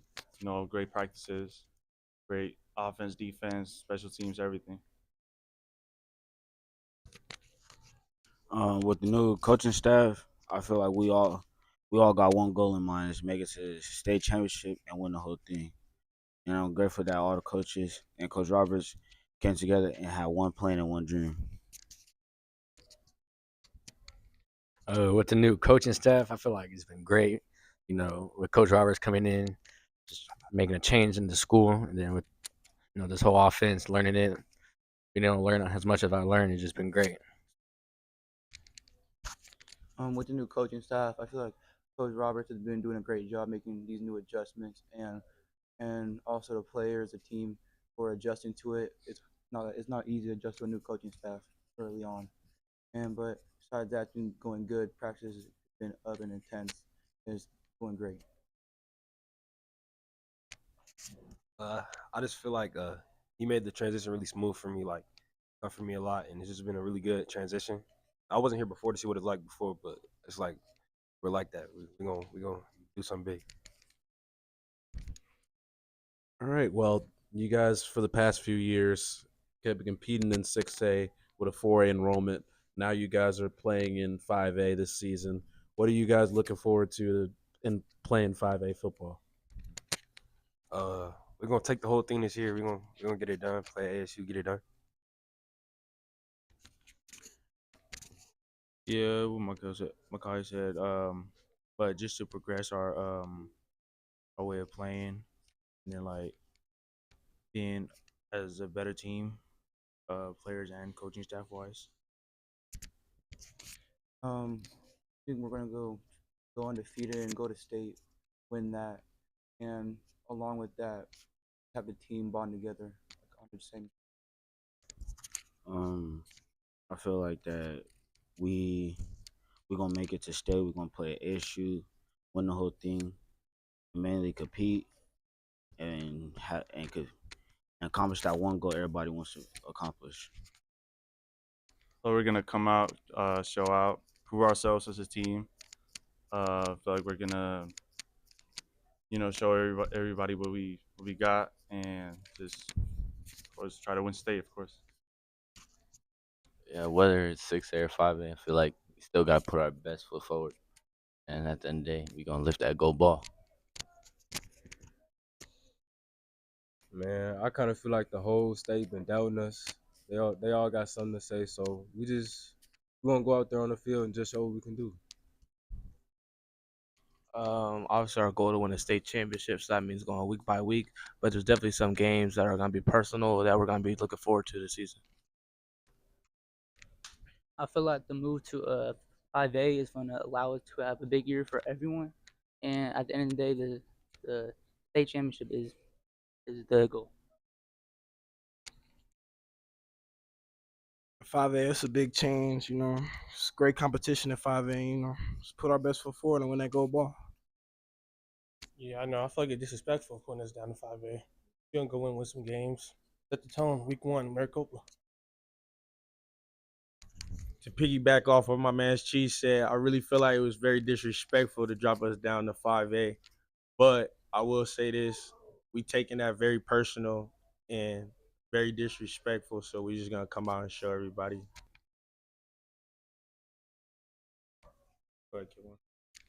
Just to kind of agree with Jay Bird and Cheese, take it personal and just prove why we should be back up there in 6A and just go down there in 5A and show them why we shouldn't be down there. What's everyone's personal and team goals for this season? I heard a lot about lifting the gold ball, but what's some personal goals too? Obviously that's the main goal, lifting that gold ball in Arizona State. But some personal goals, we just looking forward to that week 5. I ain't gonna lie. Like K1 said, the main goal is to get the gold ball, but some personal goals I got this year is be actually the #1 linebacker in state of Arizona, and yeah, that's really it. I feel like I proved and I've shown that I am, but I'm gonna really come out and prove my senior year. Personal goal is just to have a breakout season, get a couple offers this year, and team goal just win the state champ. Honestly, think I've been overlooked a lot recruiting wise, so some main goals would probably just be get some offers this year and lift the gold ball at the end of the season. A personal goal for me is put myself on the map. I feel like I'm very underrated, I just want to show people that I deserve to be here, and I'm a great receiver. So like the main goal this year is of course the state championship, but I also want to make you know everyone around me better. One of my personal goals is try to break our school sack record. And team goals, just try to become a better leader, get my young guys right for next season, and obviously win the go ball. My personal goal is probably to go first team on offense and defense. Yeah, college for free. Team goals, we're gonna win a championship. Of course, we all want to win state. Everything. I'll say for that for the team. For personal goals, I know that a lot of kickers have been overlooked. Have been, they say, oh, they're like overrated. They're just kickers, or this and that. I'm just trying to prove myself as a kicker, trying to come out and show what I got. My personal goals that I have going into my freshman year is to make a name for myself. And playing on varsity as a freshman is a big deal. And I want to make a name for myself and just pretty much make a name for myself all around the country. One of my personal goals is to have a good year, and hopefully that year can get me some offers. And main goal as a team is to lift that gold ball and win state. Team goals is just to bond more. Get to know each other even more. Personal goals, first off, school and family. Yes. Yeah, most definitely. We always want to hold up that goal ball at the end of the year. Also, I want to just bond more with my team because I really like these guys. I really like the situation I came in, and yeah, I also want to piggyback off of what JoJo said. I feel like I'm overlooked. I want to show people that I'm better than people that are above me. That's really it. All right, and my last question. Obviously, everyone looks forward to every game. What game is everyone most excited for? Y'all already know it's the We might have a consensus answer here. the Desert Edge game. They lucky we all can't play, but we're gonna see him again though. We're gonna see him most definitely in week 5, and we're gonna see him in the playoffs. So Like he said, Desert Edge is our most concerned about that we gonna go against. But my personal is DV. Yeah, Desert Edge is a game I'm looking forward to. And now we don't have our transfers, but we'll most definitely see them later in the year, like what Makai said. I'll say week 5 is a real personal game. It's a real personal game. It's gonna get real personal, and we will come out with a win. No, we're the underdog in that game. Week 5, of course. Just gotta stay humble, stay disciplined, and feel like we give it all we got. I know we can do something with it. Must see TV week 5 versus Desert Edge. Let's go. I'm being honest. I'm ready for week 1. No, I know all the other games are gonna come, so that's all I'm really worried about is week 1. Definitely D.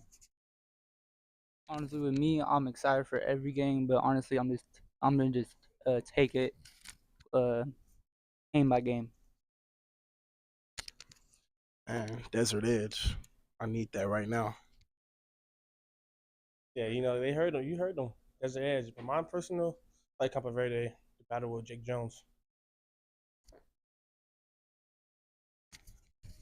Like everybody said, week 5, Desert Edge.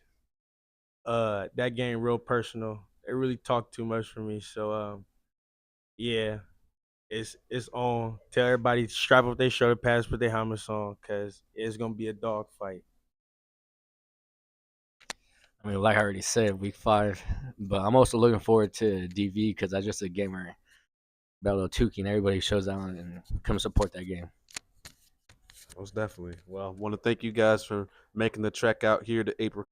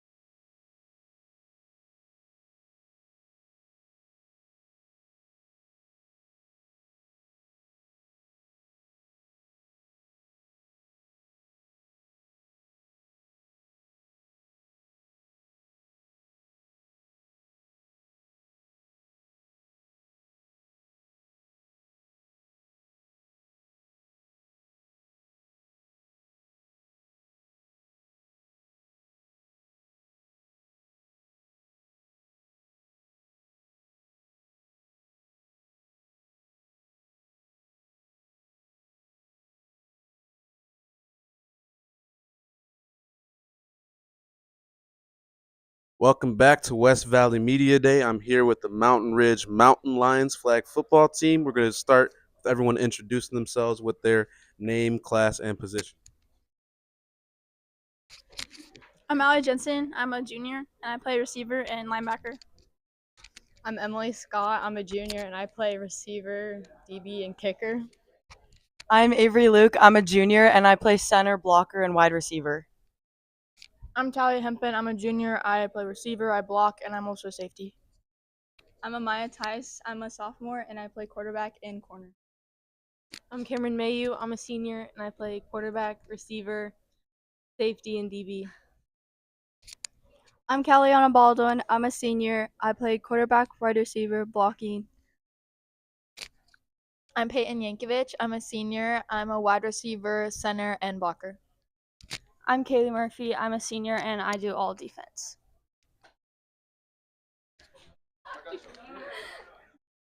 All right. Let's go ahead and start this off. Obviously, the last 2 seasons, you guys were 6A runner-up and then made an appearance in 6A quarterfinals. What have you guys been working on to push past that and get to that 6A title? We've really been focusing on our values for the team, what it means to be a mountain lion, and focusing on the little bits day by day, because that's what puts us back in success. Focusing on not only winning our games, but winning every single play that we play. Being able to get the ball down the field and just win every single play that we get. Yeah, like we all have the same goals and like same core values, as Cam said, and we play by that day by day, and we work hard, and yeah.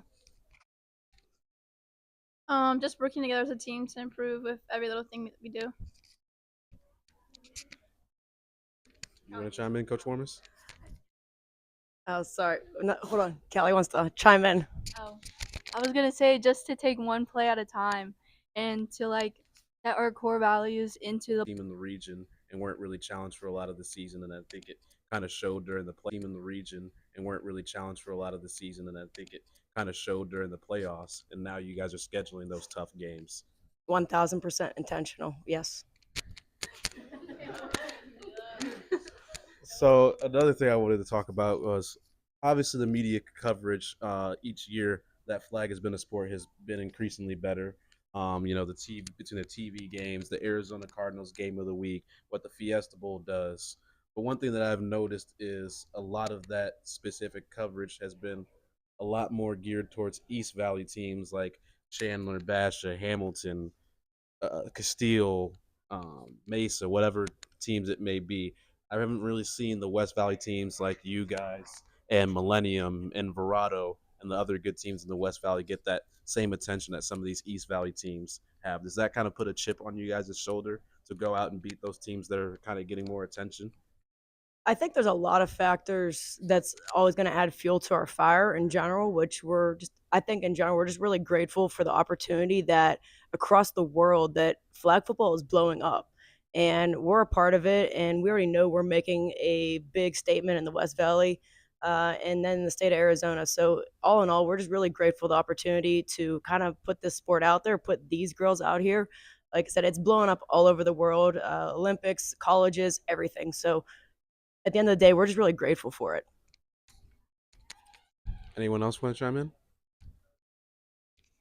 I just think that we should just prove ourselves through our play. Like I don't really care like that like other people are getting more attention. I feel like if we're not getting that attention, we're just gonna prove ourselves how we show up every day, how we practice every day, put the hard work in, how we play, and win our games. Like T said, we're gonna prove ourselves on the field, and we're just gonna show it to you and show how we're meant to be and meant to play.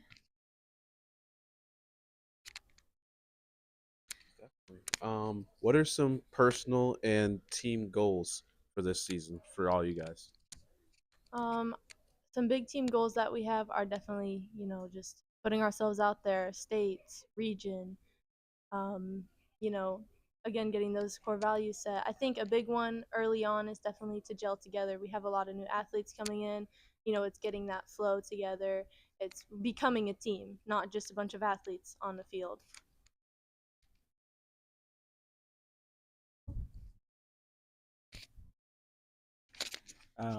I'd say, I'm Coach Jose Murillo. I'm a defensive coordinator. I'd say one of the primary goals, because if we can take care of this goal, then any other goal takes care of itself, is just to play to the standard that we set for ourselves. We, even preseason, off season, every day at practice, we set a high standard for ourselves. We have fun, but we make sure that we're doing the things we need to do. And if we play to our standard every play as we could, we're gonna do the things we need to do if we do that.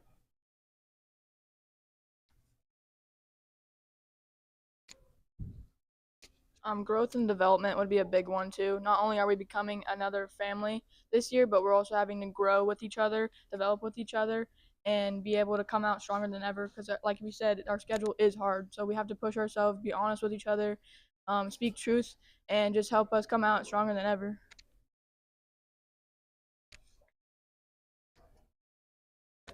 Anyone else want to talk about goals for this season?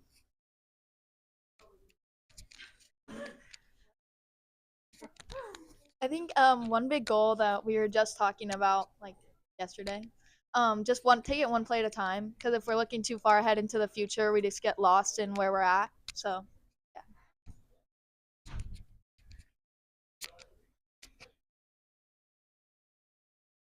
With you guys having that tough schedule, are there any specific games that anyone is most excited for, or is everyone most excited for every game or week one, whatever it may be?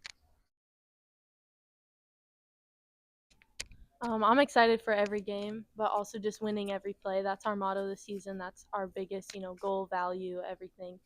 If you go out there, you get 5 yards. All right, you just want to play. It's about making stops on defense, making stops on offense. I don't think one singular team or one singular game can get all that glory. Just having those like super close, aggressive games. Those are always the fun, most adrenaline kind of rush games. I said like those are the best games to play. I think our team comes together, gets closer after those games, and yeah, I just feel like that's what I look forward to coming into the season every day.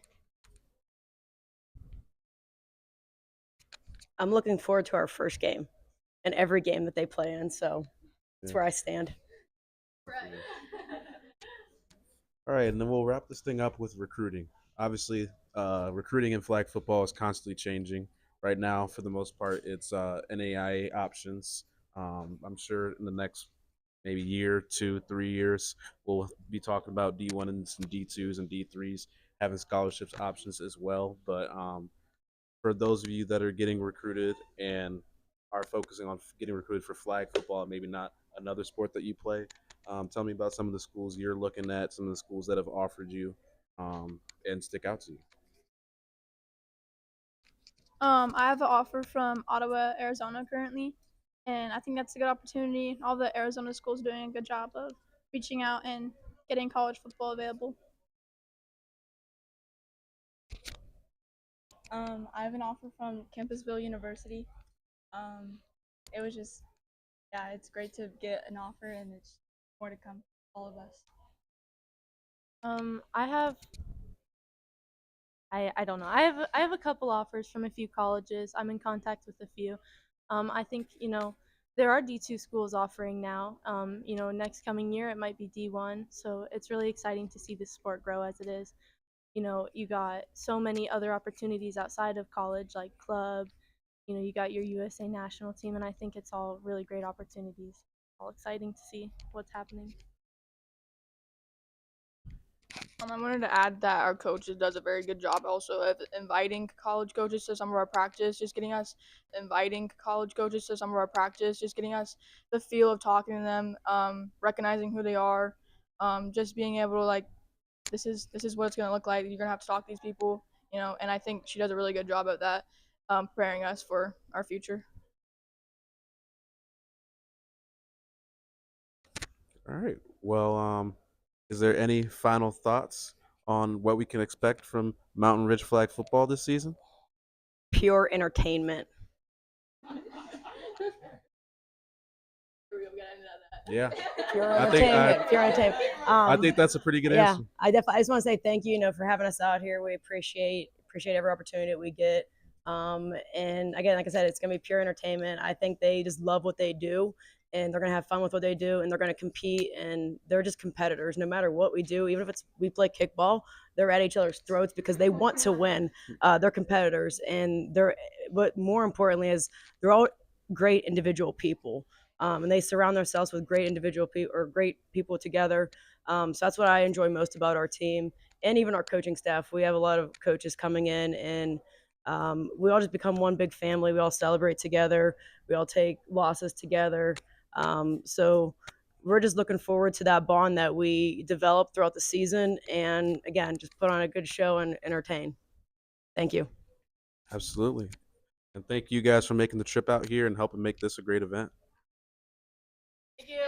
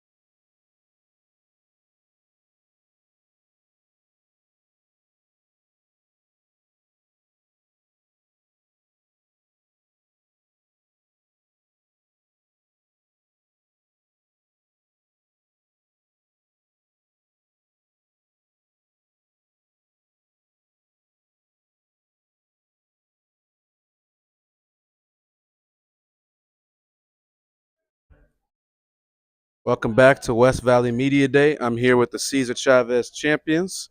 I'm going to have them introduce themselves with their name, class, and positions. My name is Tyus Graves, class of 2026 linebacker. Ferris Jenkins, class 27, running back. My name is Tyvis, class of 27, safety. Curtis Johnson, class of 26, outside linebacker. Amar Bell, 26, edge. Josiah Gandy, 27, offensive line and D line. Mason Penrod, 27, quarterback. Elias Tia, class of 2027, DB. All right, so we'll start this talking about recruiting a little bit. Amari, I know you're committed to New Mexico State. Talk to me about what made you choose the Aggies.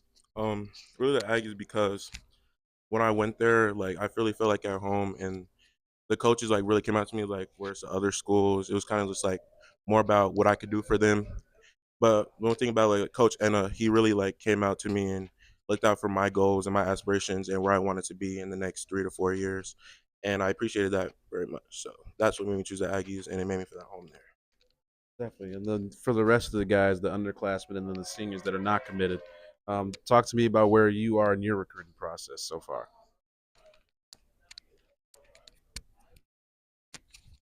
So right now I got a little NIA offer to Montana Tech, so I'm extremely grateful for that. But I want to keep my options open for that coming of the season and keep looked out and keep my name out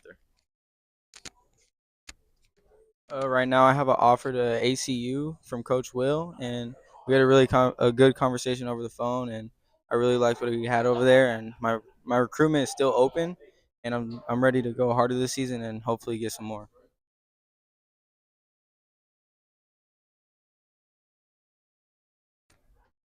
Right now, I have no offers, but after next season, I feel like we're gonna have a big year, and most of our players should get known after we're probably gonna have a good season, and I think after this year we'll be more known and more on the map. Right now I have no offers. I have interest from a few schools, but like Elias said, just after the season, hoping to have a good season this year and yeah, get some offers. I also have no offers either, but repeat what they said. After this season, I'm hopefully offers will start rolling in after I put up a great performance for all the coaches for all the coaches to see. So. Right now I have no offers as well, but I just got to work harder this season, and strive for doing better, and after the season I'll just hope that I'll get more. I got no offers right now, but after this year, I'm sure we're gonna do good. So hopefully get an offer. You guys had a huge bounce back season last year, going 7-3, making the playoffs. What's it going to take that next step and advance in the 6A playoffs to the quarters, semis, or state championship game? I feel that if we have the same process of how we did last year with a 7-3 record, that we need to be more disciplined and more on like outgoing, like more together than what we are. Because obviously we lost a whole lot of seniors that helped us going to the 7-3 record. So that a lot of discipline and more teamwork than anything this year and brotherhood. I think to make it far in the playoffs, we're gonna need like a lot of leadership this year, and just be a dog. Like this year, like we're hungry to come and really shock AZ.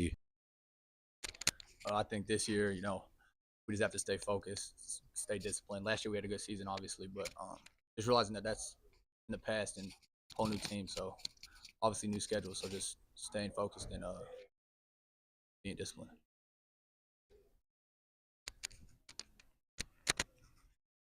Just like team players, like most of them has been playing together since they were like Ferris and Mason. They've been together for how many years? So I feel like it's really like team chemistry that we have that a lot of teams don't have.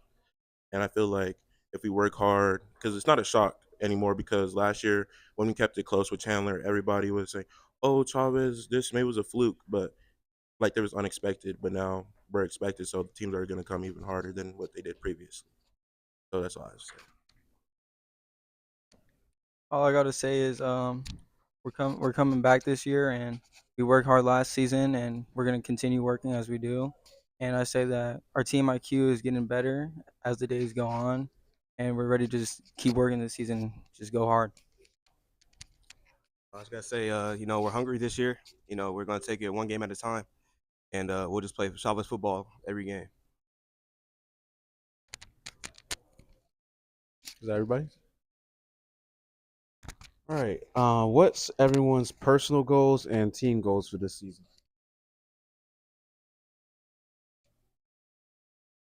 My personal goal, get 5 picks this season. You know, hopefully as a team we make it to the playoffs again. So looking forward to that. My personal goal is, getting 1,000 yards and also first team all region. And for the team goal is making it past first round of playoffs. For my personal goal, I just want to come back better and get more tackles than I did and get more interceptions and whatever I can, because I just hit 5 last season, so that really hurt my stats. So I just want to come back harder. My personal goal is I want to break the record of Cesar Chavez, 160 tackles. That's my personal goal. And the team goal is that I want us to be more together and leading for us to go to next to the playoffs. My goals, personally, I would like to have double-digit sacks, and I know last year I got cut off for the All-State, so this year I definitely want to be All-State. And team goals, I just want to finish strong because being in my last year at Chavez, of course, I want to go out with a bang and play as best as hard as I can, and with my brother. So that's what I like to do. My personal goal is to go for my second all team or first team all region this or upcoming year. And team goal is to make it past first round of playoffs as well.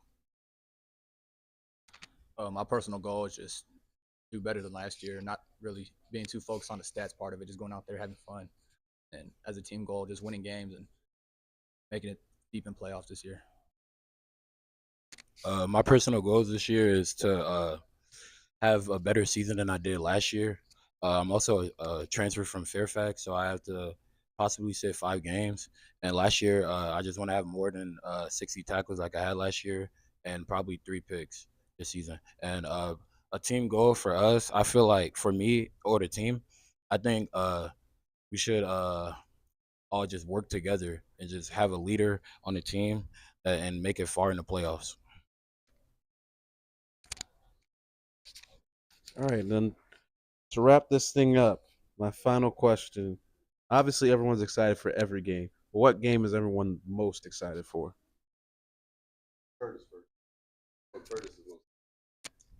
I would just say Desert Vista first week, because we're all of us are hungry to go out first week, and that's where I transferred from. So, and also, I would also say Chandler. I know we got a target on our back with them, but we're just gonna keep working, hopefully beat them.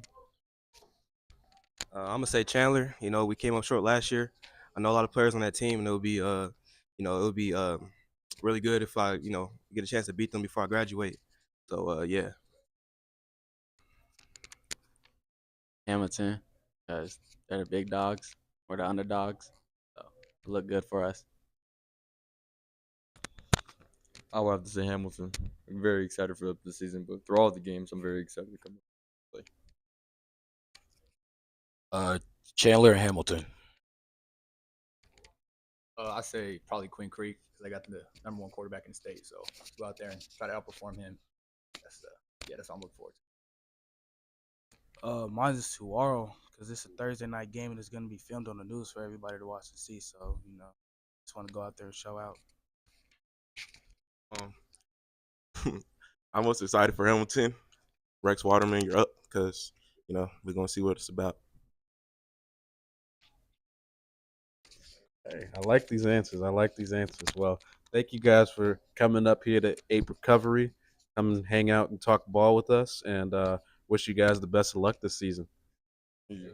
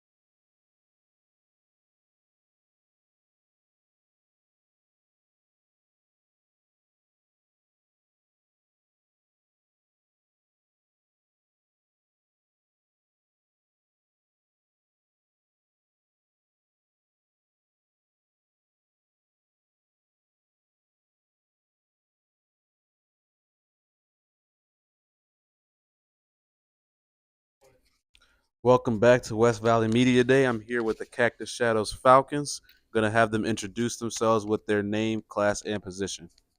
Head coach Chris Dixon. Tight end Alex Taft, class 26. Quarterback Donovan Dixon, 2026. Wide receiver Dylan Spears, 2026. D lineman 2026, Dylan Malone. DB James Wade, class of 2026.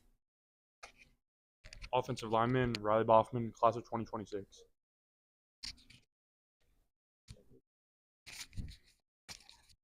Trey Peck, class of 2026, receiver. Peyton Wales, class of 2026, offensive line. All right. So last season, you guys had your first playoff appearance in quite some time and one of the better seasons in school history. How are you guys looking to build on last year's success? One day at a time, just focusing on getting better, bringing energy every day, and trying to understand that there's a bigger goal than you as a person. You know what I mean? And I think the big thing we've been preaching is just energy. You know what I mean? And we finally, we got a big senior class this year, so trying to keep them locked in and on everything that's on the task at hand. So we've been just focusing on just energy and getting better every day. I feel like last year we got our confidence back up finally, and we needed that a lot. So we got to bring that into this year. And I feel like we got a more experienced team this year with a lot of varsity time. So I think this year's gonna be a lot better, and we're gonna win some games. I think the main focus for us is just to get 1% better every day. I feel like last year there was some times where we wouldn't go as hard as we would now, and something we really preach in our locker room is just winning every aspect of the game, and not just a game, but win everything. And that's something we really harp on this year. I think something that we've been focusing on this year is finishing. No matter like what it is, finishing the rep, finishing the game. Last year we didn't do such a good job at it, especially when we got down to the wire in those close games. But that's something that we've been focusing on, is just finishing the rep, finishing the game, just being able to go all the way. I mean, there's really only one more step after this. It's winning. After last year, had some tough competition, but we really just are here to win now. It's all it's about at the end of the day. So, yeah. I think a main focus is just playing with each other throughout all 4 quarters, never giving up on each other. Somebody has a bad play, pick them up, tell them let's go, next play. And I feel like if we do that for 4 quarters, we'll be fine. Yeah, we have a lot of big playmakers coming back from last year. So this year's going to be just building on top of that, getting a lot of our younger guys better, and just we're going to win this year.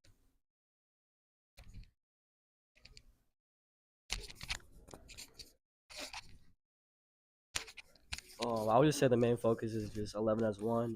Playing together is a really big thing. Just coming in and seeing the culture around here. So I just think that just get better every single day. 1%, 2%. Just need to get better. I feel like last year we did a good job with, getting with those teams that are elite in 5A, and I feel like this year, having those experiences, we're gonna have a lot better times with finishing out these games and closing out these teams who are elite, and being able to close out those games and win them.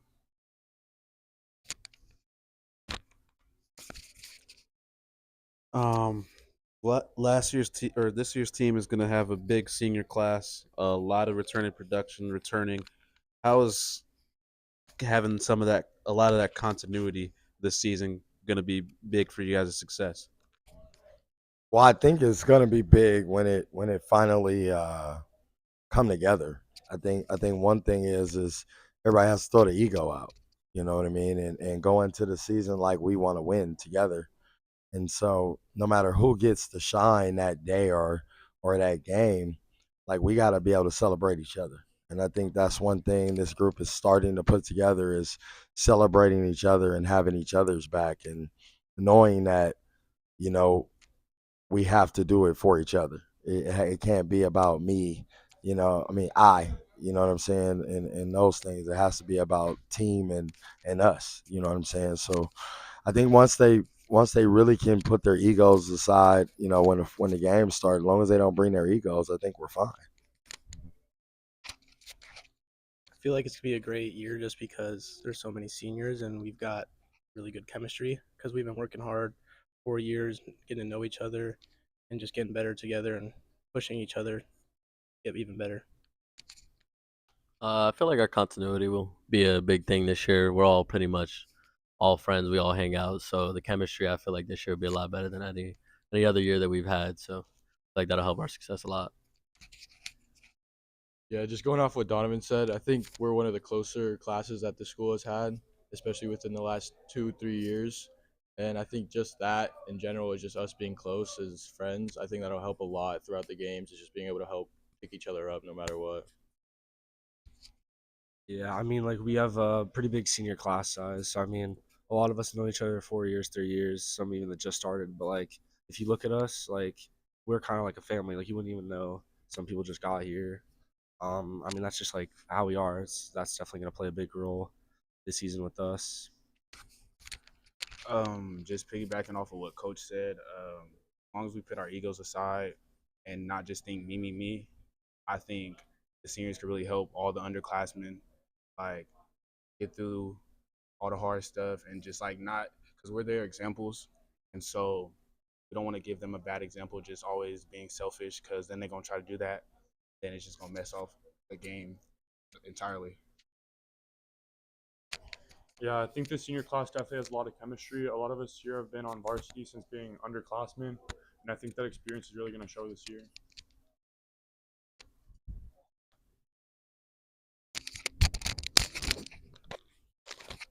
I would just say just having a big senior class like how we have it right now is, just good for everything, just to teach the younger guys what to do and just get better every single day and hold each other accountable. Having all these guys at the school for 3 to 4 years, I think has allowed us to grow up into leadership together instead of in our own separate paths. And I think that's going to allow us to rise up over some of these more talented teams that we say have more talent, even though we're closer in brotherhood. I think that's going to allow us to persevere through that. Absolutely.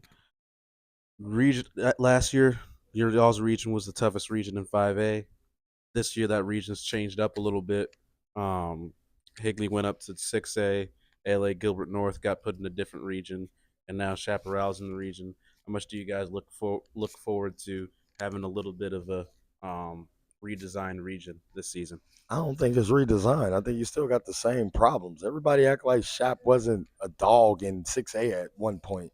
Because they had a few years down, they still a dog. I mean, you go to anybody in our region can pop anybody outside of it. Everybody needs to stop thinking we don't have a region. I mean, let's be real. Half our region went up to the Open last year. Don't forget that. Okay. Higley, Desert Mountain, and Horizon all went to the Open. So before everybody start thinking, oh, because Desert Edge won state last year in 5A, like that region was the best one. No, it wasn't. Our number 4 team was the number one in the playoffs. We were number 10, and what's the name was number 12, and they were last. So I mean, before everybody started jumping and thinking that we just got a fucking slouch region now, we don't. Okay, I'm tired of hearing about it. This region is still hard. Okay, Chaparral doesn't make it no easier. I mean, everybody think they just gonna be a slouch. Shap gonna shock some people, and if you go in there and think you're gonna just beat on Shap is gonna shock you. You know what I mean? You got to think they got a great coach over there. They got a coach that came from a 6A school. They got players who got pride. I mean, this region ain't gonna change in the next couple of years. Losing ALA, we still play them, so I love it, and I really wish they would have stayed. But I mean, you still, no matter how you want to look at it, Desert Mountain, Horizon, and us, and Notre Dame still are the 5A teams that should have been easily in the top 6 or 7 going into the playoffs last year. So while everybody talking about our region is down, it ain't down, it's up. We still got a problem. You know what I mean? So when everybody, I will put it by the end of the year, our region has popped a lot of teams.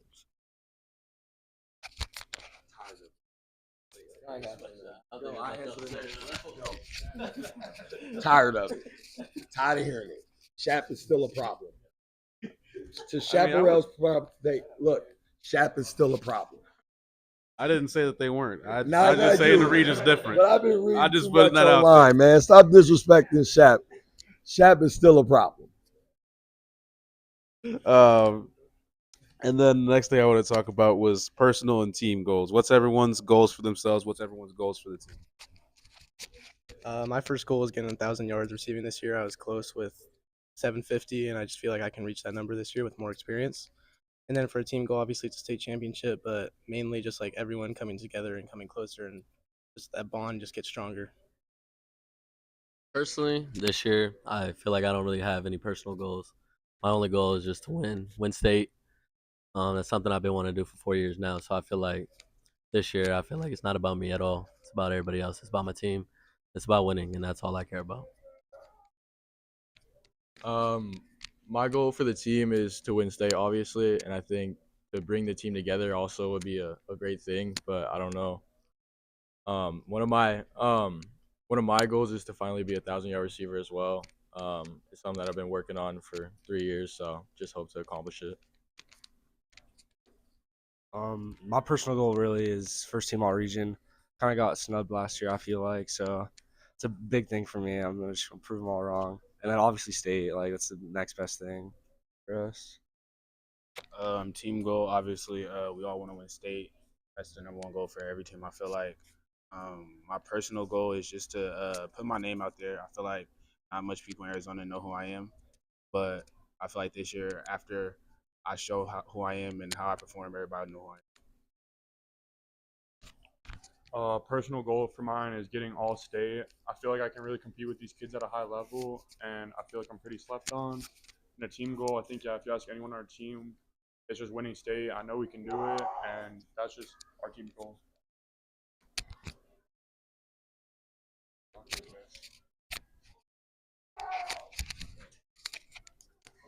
I would say our team goal is definitely to win state, but I think just coming together as a whole, not just individuals. And once we do that, I think we're just unstoppable. But my personal goal, I would say, not just to lead like receiving in my region or 5A. I want to do it Arizona. And yeah. My personal goal for this year is to definitely be the best leader I can on our team and help bring everyone up as we go through this season. And our team goal is win every week, win every film session, win every game, win every practice, and that'll eventually take us to state and we'll win. All right, last question. Obviously, everyone is excited for every game. What game are you guys most excited for? Everybody knows number one. Come on now. We ain't blind. Everybody ain't dumb. We heard everything they said. Y'all heard it too. And I know y'all going to have them later and tell them I said it. Oh, they've already been here. Oh, well, then tell them I said it. I'm tired of it. Yeah, I said it. Now tell them the head coach said it. I'm fed up. All this BTA and all this and all that. I heard it all. I read it all. Look, man, I'm tired of them just thinking they could just come up and start stuff and think we supposed to back down. I try to keep it professional always. But in this case, man, it's them. It's game one. Ain't no other game outside of game one matter to me right now. And it's to this team, it don't matter. We locked in. That's what we want. Because if you want to be the best, you got to beat the best. And everybody talking about they number one. So you know what? They got the bullseye on their back, and we coming. And if everybody else around here don't feel that way, then I'm sorry. But if you don't, I'm talking about every team that you bring in here in 5A. If they don't have a bullseye with them, they don't have them circled because they number one, then you don't want to win nothing. We want to win something, and they're the aim. Okay? They can run because they got the bullseye on their back, definitely. And if we don't beat them game one, we definitely looking for them in the playoffs. So I'm going to tell you right now, I'm not afraid to say it out loud. VAE, nobody else. I don't care about nobody else right now. That's our focus.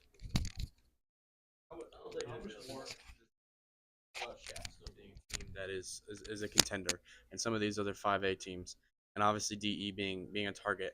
How much more do some of these 5A games matter, not just for you, but for the rest of the teams in the conference now that 5A won't be in the open division? Well, they all matter. I mean, they all always have mattered. I think when you look at it, teams now get an opportunity in 5A to go to the playoffs when they win a region. You know what I mean? Like I thought Camelback should have had a chance to go to the playoffs last year. They won their region. They was number one in their region. everybody probably didn't think the world of them, but they won their region. I think it's time to allow these teams to have an opportunity to really make a playoff and make when you have a winning season mean something. Now, if you want to keep on at this strength of schedule and all that, I don't even think they really go off strength of schedule. I mean, I'm still trying to figure out how you vote for who goes to the playoffs. But I think now with no open, I think you can really just see the winning teams go to the playoffs and the losing teams don't.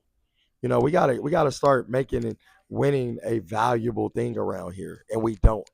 You know, I'm watching 3-7 teams in 6A go to the playoffs, and when they losing to 5A teams by 30, but they still making the playoffs. That's unfair to some of those other teams. We got to start making winning and also strength of schedule valuable if you're really going to say strength of schedule. So I think with the open going for 5A, I think it gives a lot of those teams who felt like, you know, they deserve a shot, you know, especially on the back end with 16 to 24. I think it gives them one, you know. So I just think it gives us a great opportunity to see who's really the best in 5A and stop sending everybody everywhere else. Let's find out who the best in 5A, because you know what happens. Everybody don't play each other, you know.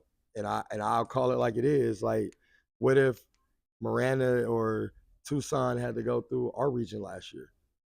What would they really be? You know what I mean? Where every week you got to face somebody who's a top team. And not to say Miranda was bad, because I thought Miranda was great last year. But I'm saying when you got to consistently play your best football every week, we now get the chance to say, okay, in the playoffs, you got to play every 5A team, not just run through the second half of them. So when you win the state this year, it's meaningful because you're the best 5A team in the state. And if you don't feel like a team is, I mean, if you feel like a team is better than 5A, then I think it's time for the AIA to start allowing people to move up when they're ready, you know? And if you feel like you're better than 5A, then move up to 6A. Stop running, to me. Because I hope my goal is to build a program that's ready to go to 6A at some point. I know if that ain't your goal as a coach, I don't know what you're playing for.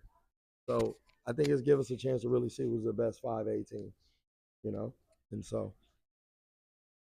Yeah, I think definitely expanding that playoff to 24 teams, even though they didn't add region auto bids. I have a very hard time seeing any team that wins a region now not making the playoffs unless they go 0-5 in their freedom games. Well, I also think you get to see a real all state 5A team this year. Yeah. I think this will be the first time you get to really see who's the best players in 5A. I thought a lot of kids got snubbed last year because they went to the open and you didn't really get to see them in the playoffs and try to really see who they are as football players. Yep. So I think the open has killed kids' opportunity to be all state players, you know, because I thought there was a couple of players in the all state meeting that should have been first team, but they were in the open, so you never got to see them play.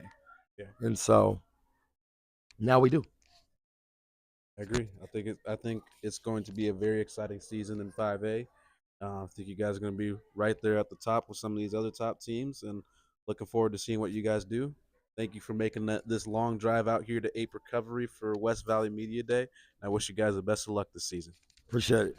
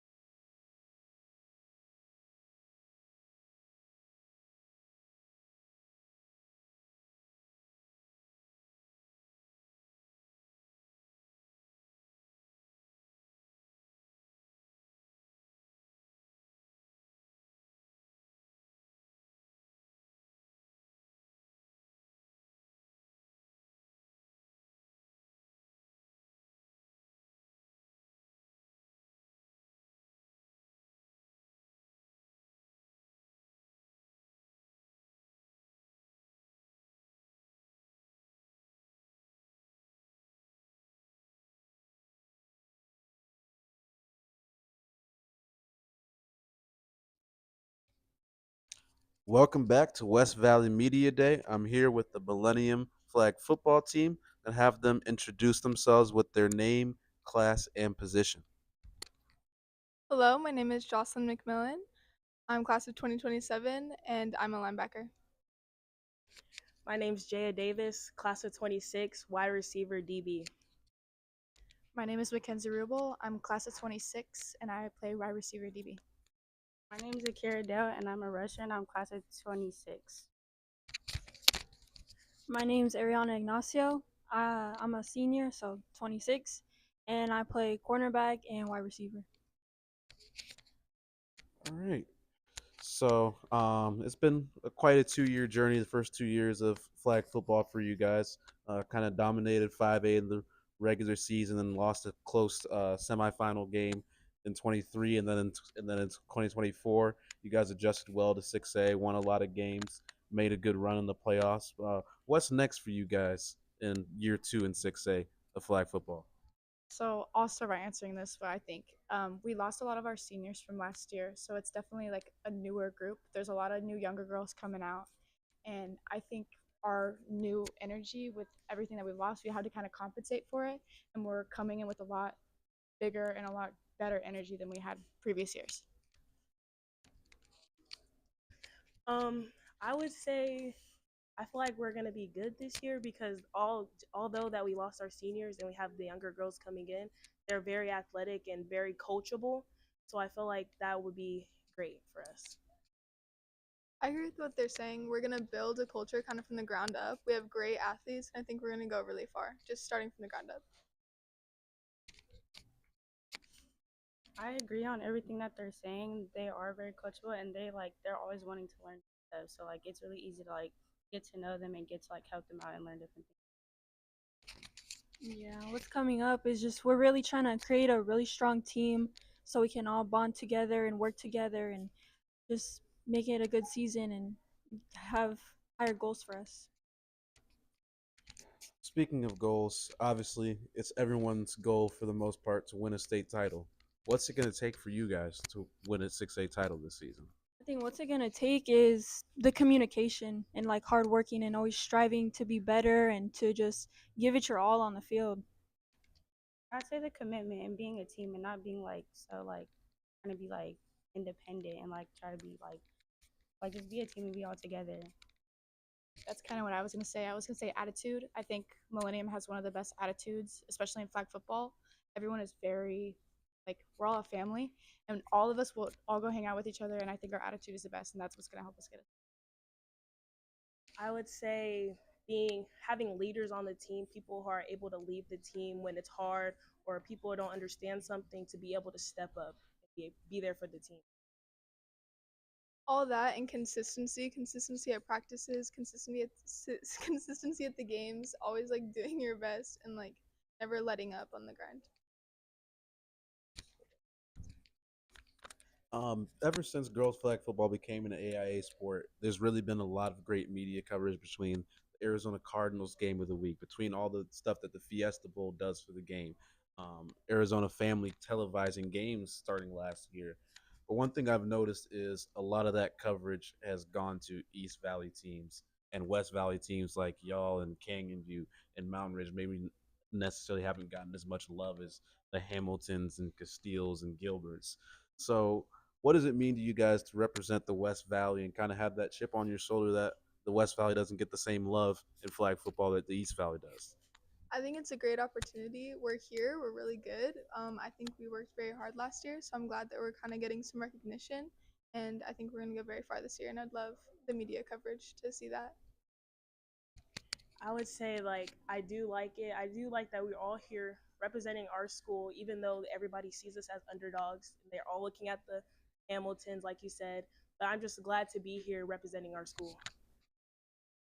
I think that especially us moving up from 5A to 6A, we're starting to play a lot of those bigger schools, and especially last year we did amazing against those bigger schools. So we're getting bigger and we're getting better. So I think along with the media coverage and what we do, it'll come to us, you know? I'd second that. I feel like we've gotten a lot better, and I feel like we've been leaving our marks on most places that we play because they're knowing that we're coming up more. Yeah, I think it means a lot because we have so much to prove and so much talent to show, and we want to be able to just show it off to all the colleges that are giving out offers for flag football. Definitely, definitely. I will get back to that recruiting aspect in a second, but I think in 6A the margins are really razor thin. I mean, you guys beat Red Mountain twice, and then Red Mountain went on and was one play away from winning the state championship. I think that's really how close, really, the number one through probably 10 or 11 teams in the state in 6A at least are in terms of talent and how good they are on the field. Getting back into recruiting, obviously the recruiting game is constantly changing with girls flag because it is such a new sport. Going to be in the Olympics in 2028. A lot of NAIA schools have programs. They're still working on it at the D2, D3, and then eventually the D1 level. Where are you guys at in your recruiting process? And I know a lot of girls flag players also play another sport, so maybe you're getting recruited for that sport as well. Yeah, I'm trying to really work hard this season since my last season. I currently don't have any offers, but I obviously have schools in mind that I want to showcase my talent to and hopefully get that offer. I second that. I feel like I want to do better with both sports. I run track and I play flag football, and I just want to make sure I'm getting better to improve so I could get the opportunity. I run track. That's my main sport, and I'm currently getting recruited to academies. So I have my officials coming up with Air Force, Navy, and Army. So that's what I'm focusing on right now. I have 4 offers in flag football right now. I'm working hard trying to get more. I'm not just settling myself saying, oh yeah, I got these offers. I'm working to get more and more. I'm about to go into my junior year, but I'm trying to build a great season, make a season worth recognizing, and also in track as that is my main sport. So I'd love to get seen for that.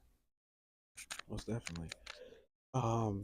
And personal and team goals. What's everyone's personal goals for this season, and what's everyone's goals for this team? I'm trying to play wide receiver this year, so hopefully I can get the catching down and just really execute all those plays and that spot on the team, and then really just solidify my spot as linebacker, get as many tackles as possible, and just lead with aggression. A personal goal for me would to be the best leader out on the team or on the field, being able to help younger girls if they don't understand something. And then a team goal, I just feel like to build team culture and be able to work hard on the field together, not as an I, me, or For my personal goal, I would say developing myself on defense. I'm going to be playing safety this year, so I think that's a huge goal of mine is to really lock in on that and have that be my focus. For the team, a lot of what Jay has said is having a culture. I think that as long as the attitudes on our team stays good, everything else will come from that. My personal goal is to be #1 rushing the state. Last year, I was tied for #2 in the state. So I really want to work my way to the #1 in the state right now. My personal goal is to really just get offers because I'm very serious about the sport and I would love to go above and beyond and keep on playing. I would say a team one would be just to come together more and to really work hard and just have a great bond with my teammates. Obviously, everyone's excited for every game. What game is everyone most excited for? I would say I'm excited for. I mean, I can't really say any because all the teams are really good. So I'm excited to see all of them, their talent, and what they got to showcase for us. I don't specifically have a certain game I'm ready for. I'm really just ready for all of them to see what we bring to this. Senior night. I'm excited for that. I feel like that's a good one to be excited for. November 6th, that's our senior night, so I'm super excited for that. I would say I'm excited for the Marana game. I feel like we went out there and we played, but it's just some mistakes that were made that could definitely be fixed. So I'm excited to go back out there and play them. I would also say the senior night. I think most that game is the one where most of our school shows up to it, and we kind of get noticed by our school the most. And I really appreciate that, getting that recognition. So probably that one. Coach, you want to chime in on this one? I'm gonna be honest with you. Most of the season, I'm looking for just an opportunity just to get out there and just to play.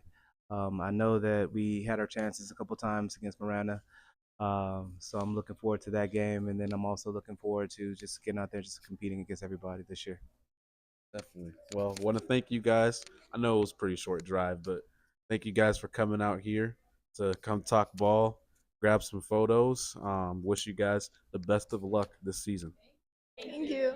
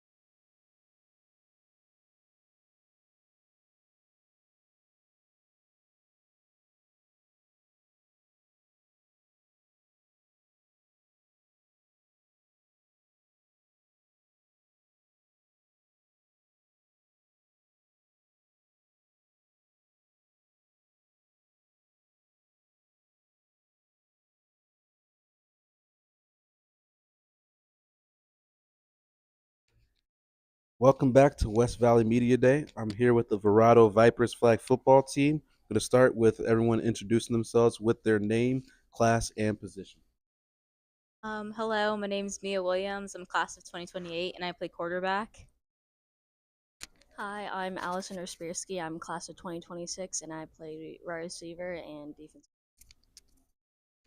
Hi, I'm Bailey Smalls. I'm class of 2028 and I play wide receiver and safety. Hi, my name is Kelsey Zavala. I'm class of 2026 and I play center.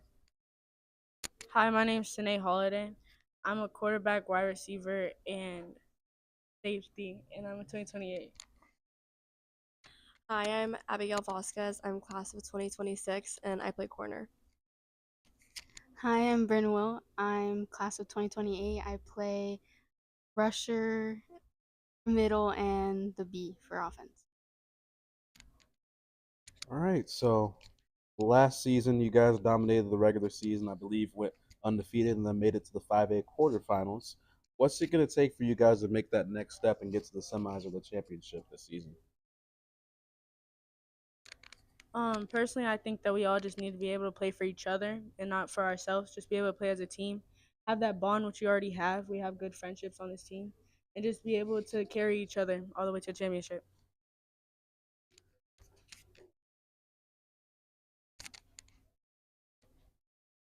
Yeah, like she was saying, we need to be stronger as a team. Make sure we know how to communicate on and off the field, and um, make sure we know like how to just be together on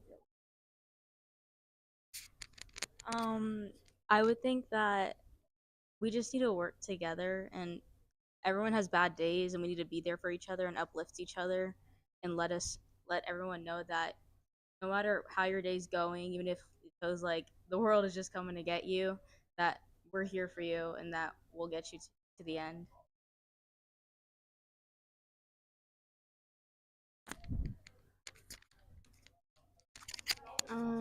What I think is when you start losing a game, it can be very frustrating, especially if it's a very important game. So there was a lot of frustration going on, and like people would yell at each other, and I feel like that just breaks the game even more. It makes it harder for you to work together because you're even mad at another player on your team. So I just think that you have to try to stay like calm and composed while you're playing.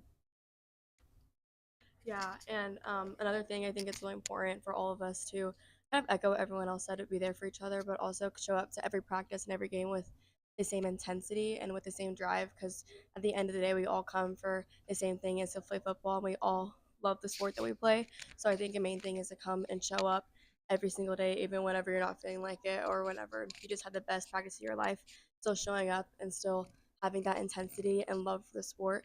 And like everyone else said, being there for each other and being able to uplift each other whenever we're down, because a team divided is no team at all. So we're all really here for each other. We all love each other so much. So just really echoing that into the preseason and into the season that we're about to start.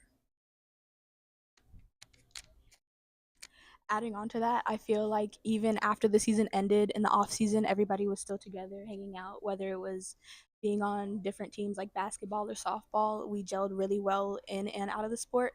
And even during the summer season, we all played together. We all know each other. We all know what we're capable of, and we push each other every day to be the better person of ourselves. So I feel like this season, even with like adding people because we lost a lot of seniors, will still be really, really well, if not even better.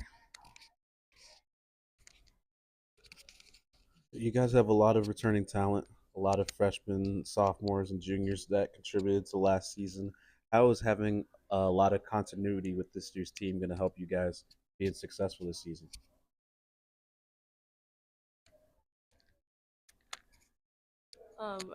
Like we said, we have a lot of the same players, and we all bonded a lot last season. I think for some of us, last year was our first year playing, and last year is whenever the program at our school really took off. So I think building off of that and continuing to just build each other up and show up every single day. And we were around the same faces. Like Bailey said, we were with each other in the summer and after season with other sports. So really just building off of that and keeping that bond and that strength with our team. And then we have a lot of newcomers coming in. So really building up the incoming freshmen to continue what we've kind of started and really get the ball rolling with that. I would say it's very important that we create a welcoming program and show that we have a lot to offer as flag football and as the sport is just newly growing. So I believe that showing the talent that we have and just showing that they can add to that. And adding on to that, I feel like this summer I got to play with a lot of new freshmen and just new faces in general coming to the sport, being this their first time playing. And I just love to see how excited they were to come and be able to like gel with all the returners from the team and how welcoming all the returners were. And I feel like everybody there was just ready to play football and get as good as they can get. So I'm honestly just really excited to see. Adding on to like the new freshmen, I feel like we've all been able to like be sort of big sisters and being able to like help them with anything they need, questions they have, what type of play we're doing. And I feel like we've all been good leaders about that and been able to just talk to them and be able to show them how to do certain things and just help them through the season. And I feel like that's exactly what we'll be able to do this season.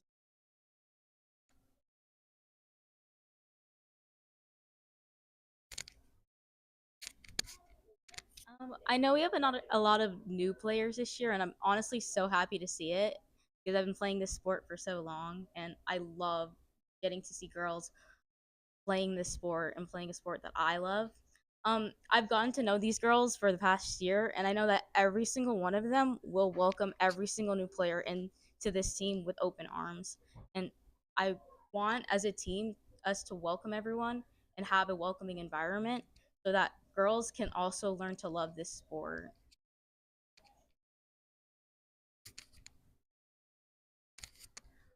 For VERRADO High School, this year is a pretty big year. We have finally added a JV team. We have enough girls to be able to have a JV. Finally added a JV team. We have enough girls to be able to have a JV. And all these new girls coming to the sport are starting to love it just like we all do. And I think that's very important for just us to share the love of flag football and just be able to share it throughout our whole school. I'm kind of saying like what they're saying, but having us have a summer league as well, so that if we were in season last year and it doesn't like take us away because we have different sports that we do, we can also do this sport as well during summer because we don't have like our sport going on during that summer too. So it's like perfect. And then it also gives like a great opportunity for the new like comers to just come and see if they really like the sport so that they can keep playing, keep joining in on stuff.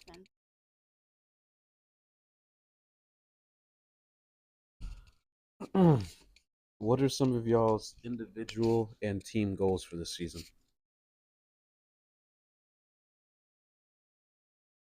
Mm. What are some of y'all's individual and team goals for this season?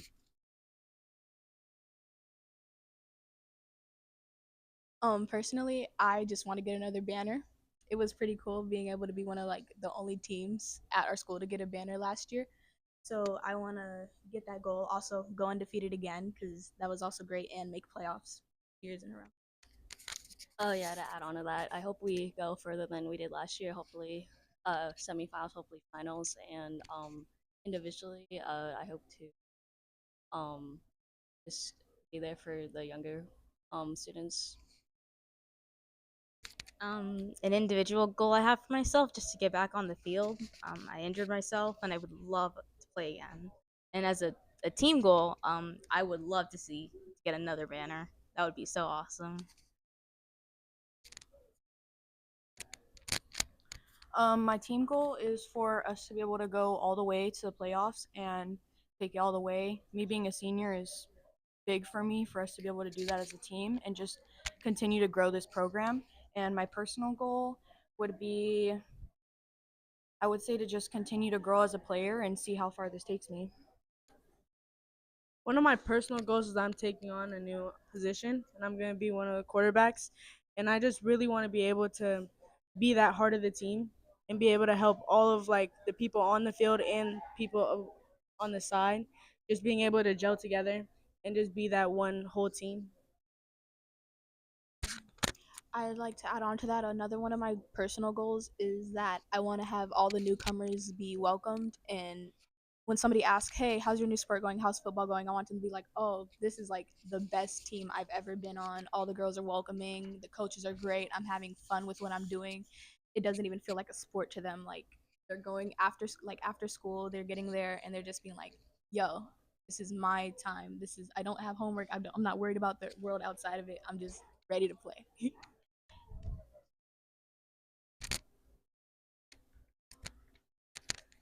A personal goal for me would definitely to just beat my stats from last year and just grow as a player and become a better player in that aspect.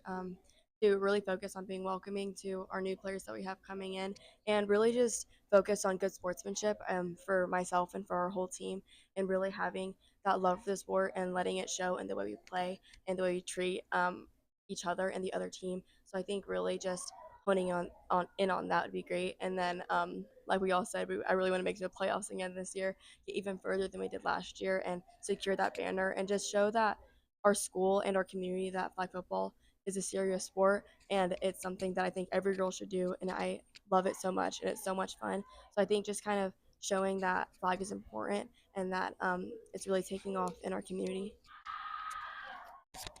Okay, so I think that a goal for all of us, like we all said, is making it to the finals.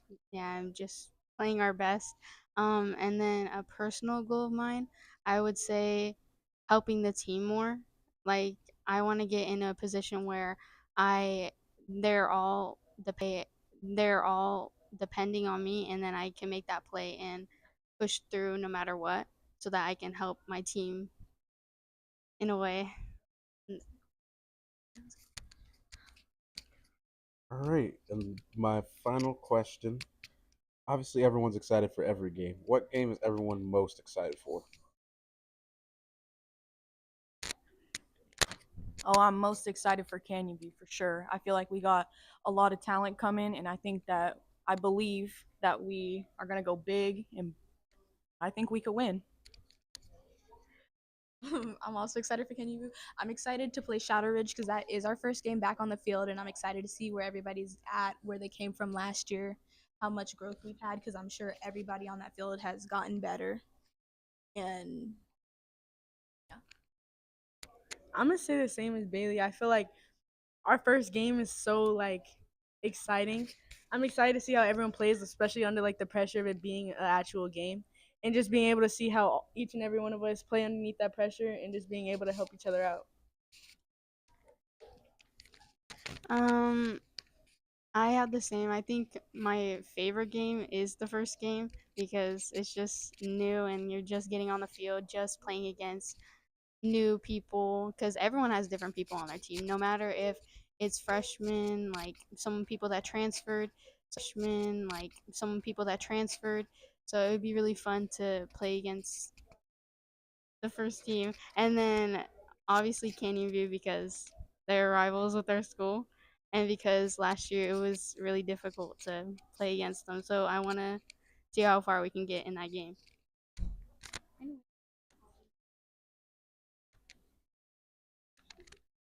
Yeah, as a senior, I'd like to win against Canyon View. I'm really excited for that game.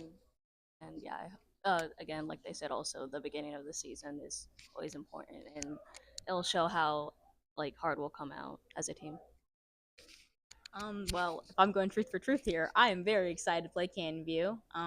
I know some of my old teammates that are on the team, and I would love for them to see how my team plays to show them that Viper pride. I'm also very excited for the first game because I'm really excited for JV and to see how they will play. I just want to give a quick shout out, personal shout out for Coach Dre. We ready to play Desert Edge this year.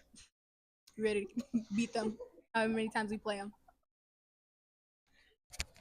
I love it. I love it.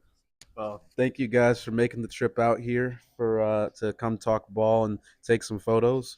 Wish you guys the best of luck this season. Thank you. Thank you. This season. Thank you. Thank you.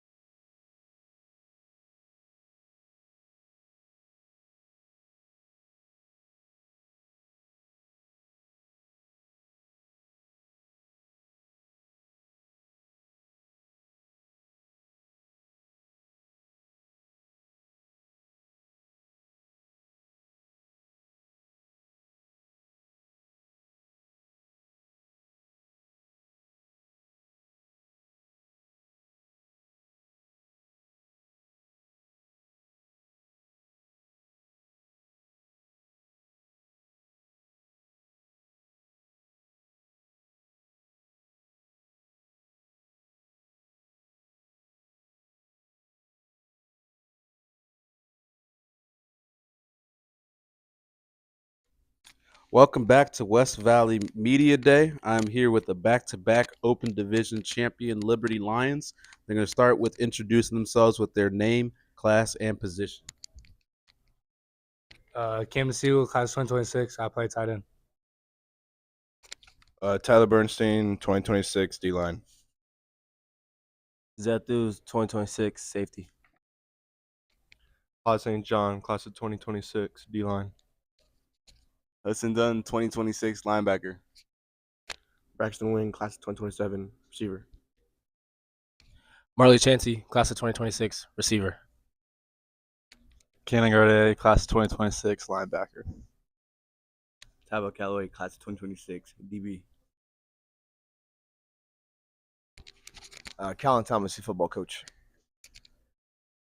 All right, so last 2 seasons you guys played a home and home with Corona Centennial from California. This year you guys are going up to Corner Canyon and the #1 team in Utah. How much are you guys looking to prove yourselves and keep that motto of AZ versus everybody when you guys go up to Corner Canyon? Yeah, I think it'll be a great test for us early on the season. I think we're really looking forward to that. Matching up with them, they got a lot of dudes, and I mean, so do we. So I think we match up well with them, and I'm excited to see what we can do. Yeah, it's definitely going to be a great experience for the entire team all around, facing such a great opponent. And it's just going to bring us together for the rest of the season. We feel confident in our whole team's ability to go out and compete. We know we all compete at a high level. We're always going to be there and as one whole, so one game at a time. Yeah, I probably agree with Angel. Like, we could probably beat anyone if we just like work as a team and believe in ourselves. Yeah, I'd say I believe in all my guys. I mean, I know we all riding for each other. We're the best team in AZ. They're the best team in Utah, so we're going to come out on top for sure. All right, let's talk about recruiting a little bit. Almost every single player in this room is committed somewhere. So whichever one of you guys wants to go first on why you chose the school you chose to commit to. Yeah, I'm committed to NAU. They started recruiting me early, like toward end of freshman year. I've been like talking to them ever since then. And then once Tank went up there, like it really like sealed it for me. And like I've been close with Tank for a while. And then Coach Cheatwood, I really like him. And ever since I went up there, it just felt like home. I'm committed to Minnesota. They kind of came on the scene late in my recruitment, I'd say.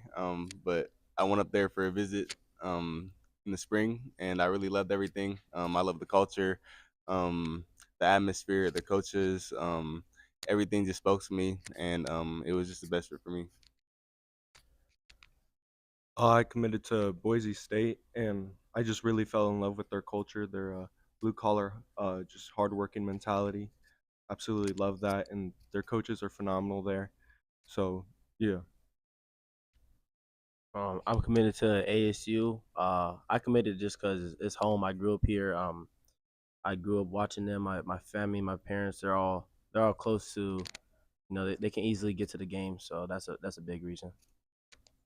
I committed to Washington State because like they were kind of late on my recruiting, but then I went up there and like all the coaches are from Phoenix, so it was pretty cool. It's kind of like home up there. I committed to Eastern Washington. They've been recruiting me for a while, and then they finally gave me an offer. So I definitely wanted to commit through the relationships I have with the coaches already.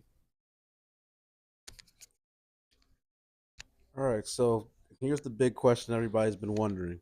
What will it take to three-peat as Open champs this season?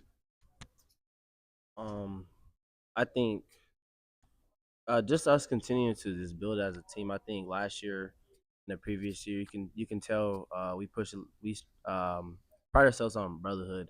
We really like. I feel like this year we're very very close together. And I know like we're willing to put our life on the line for each other. So I think that's a big part. Yeah, I kind of just feel like it'll take our 100% every single day for us to get there again. Yeah, I say just taking it 1 week at a time. Just trying to be the best we can be every week, and try not to look too far ahead. And obviously that the three-piece the end goal for us. that's what we're striving to do. But just taking it 1 week at a time and putting that work in, and yeah. I mean, I was gonna think like our coaches always talk about like not being complacent, and I know like sometimes you might think we're back-to-back champs, but it's a new season, and like I want to come different this year. Like we should all be thinking different mentalities, new season. Like I'm ready to go. I think it's gonna take just a lot of hard work and dedication. I mean, we got the guys to do it, so just those two, those have got us the previous two. So we keep those up. We for sure can get a third one. Yeah, just coming in every day, having that blue collar mentality that Liberty's always had, just working every day, and just getting better. Yeah, it's just gonna take us being one, dominating every team in Arizona, palm down. There's no hand ups.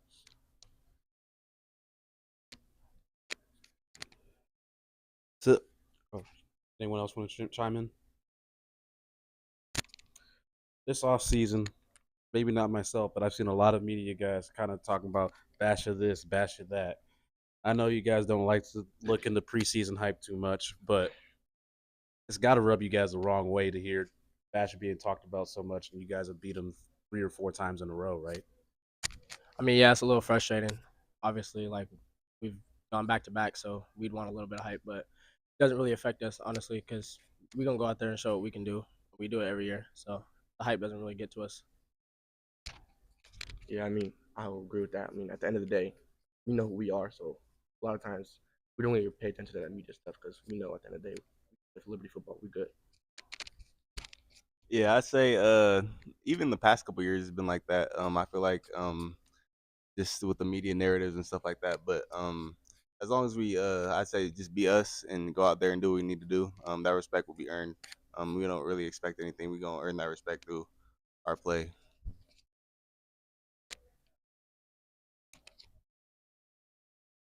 I agree with Hudson. Like we just earn it. Like we don't expect it preseason. So yeah. Yeah, I'd say we keep the main thing. Like we don't really look into the media. I just worry about ourselves. Like we can only beat ourselves. No one in the state's gonna beat us. So it's just us. Anybody else got anything? All right. So, what are some individual goals you guys have for yourselves, and some goals you have for this team? Obviously, winning the Open State Championship again, but what else? For myself, I just want to put everything on the line for my team. Do as much as I can do to possibly get us to another championship. And then for the team goals, obviously our end goal is repeat, get another championship on our belt. Yeah, my individual goal is probably like help the defense in my own way, and then help the younger guys who play the same position as me, and then obviously team goals 3P obviously. I think a main goal for me is just to help everybody around me get to like the same achievement, same place I am. Like I want everybody around me to be the same like-minded people. I think drive the most. So, and then as a team goal, obviously we want to go back to ASU and play on that field. So. Yeah, individual goals for me is just becoming the best player that I can be and becoming the best brother that I could be for my teammates. Team goal is pretty obvious. We want that triple back-to-back-to-back. Yes, sir. I say individual goal for me is just helping out the defense any way I can. Trying to be the best player or person I can be, just for my team to bring others up around me. And for a team goal, like as a senior, I just want to end out my Liberty career with a bang. I mean, individual goal. I know I had a good season last year, but I want to this year. I want an even better year. I want to come out different, just make more plays. And then as a team, obviously 3P, but I mean also like Corner Canyon. I think they never played Liberty, so we're just gonna show them what that's about. Individual goal is just to go out there every game and just be the best version of myself, no matter what that is, no matter what my role is, but just do what I can do to help the team. Team goal is the same thing every year. It's the main thing, just to come home with that championship. Not trying to go to ASU without nothing. Yeah, individual goal is just trying to be the best I can be out there and be a leader towards everyone and bring everyone up. And then team goal is obviously 3P, and then just be the best possible Liberty team there ever was. So for me, it's making a statement for myself, putting my name out there, and then We got my DB core with me. We got a lot of underrated players, so we're just all trying to get out there.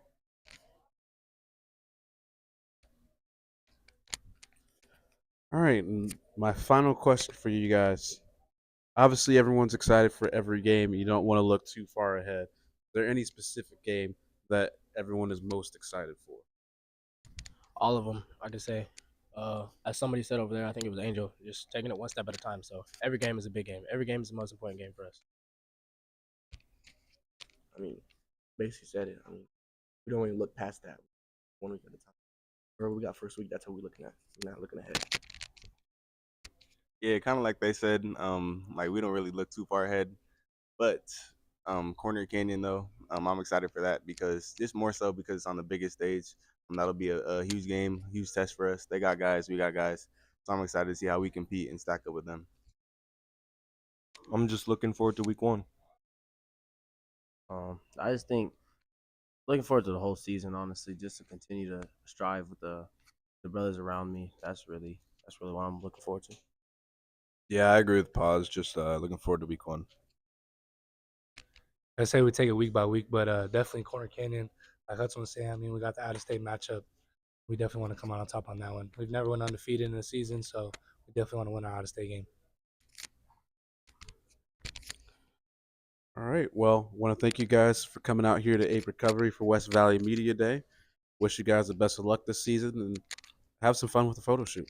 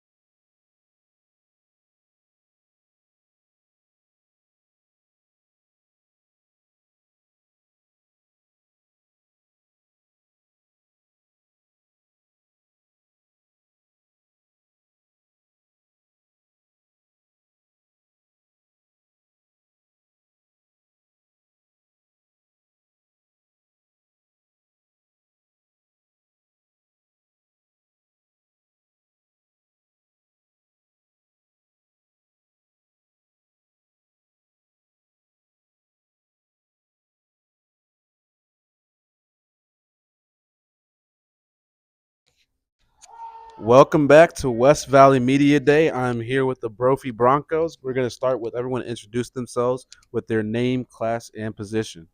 I'm Dalen Sharper, class of 2026. I'm wide receiver. I'm James Pike, class of 2026. Play safety. I'm Ryder Noche, class of 2027. I'm an athlete. I'm Donovan McNabb Jr., class of 2027, wide receiver. Case Vandenbosch, class of 26, quarterback. Devin Fitzgerald, class of 2026, wide receiver. Bastion Vandenbosch, class of 2026, linebacker. Shane Ryersgard, class of 2027, offensive line. All right. We'll start off. Last year's team had one of the best O lines in the state, if not the best. But every single starter was a senior. So I'll start with you, Shane. What's it going to take to replace these guys and try to replicate the success they had up front last season? In my opinion, I think it's physicality. I mean, we definitely had size last season, and this year I just think we need to be more aggressive and play like we want to win. Yeah, no, our line last year was, I mean, all those guys went and played football at the next level. And also that leadership that they brought is something that we're going to have to replace. But, we got some new young guys coming up, and these guys are fast, physical, and they're really going to pick it up. So, we're not going to see a downfall of that. We're going to, continue, this Brophy legacy of a great O-line. Now, contrasting that, a lot of skills guys back in wide receiver position, DB position, running back position, pretty much every position but O-line. So how nice is it to have that continuity this year and try to build on what you guys accomplished last year? Yeah, to start with the offensive side, like we're just going to be able to have so much fun. We got so much experience in the offensive room with our skills. We're going to be able to throw it around, do what we want. We all know each other. We all been playing football for a long time together. So it's going to be really fun.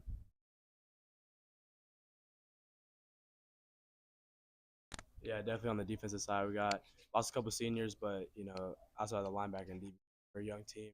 We also got some seniors, just like James himself, and Bash over there, just leading us into another great season. I'm excited for what they can do for our team. Yeah, I think we have the best secondary in Arizona. I think we have the best receiver group in Arizona.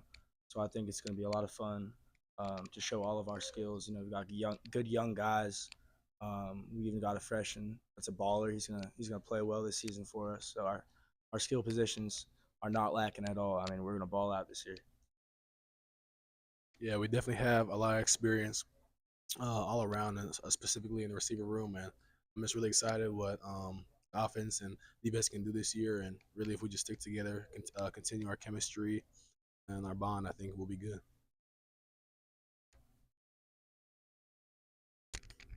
Speak on it. Go ahead. The leadership aspect, the boys are right, is what is the biggest loss with that offensive line group. But the hard work didn't go away. I think that leadership led to them teaching these young guys how to work. So we're just as big and we're just as strong as we were in the weight room last year. So I think we'll be fine. And you guys, everyone's right. It's not a secret, right? We return a lot of skill kids. So now it's just we need to live up to these expectations. Speaking of living up to those expectations, I think probably in the locker room and outside the locker room as well, I think the expectation was either a 6A title or the Open last year. Guys didn't accomplish that goal. How do you guys kind of put that in the rear view and focus on the goals for this season? Yeah, the past is the past, but thanks for bringing it up, though.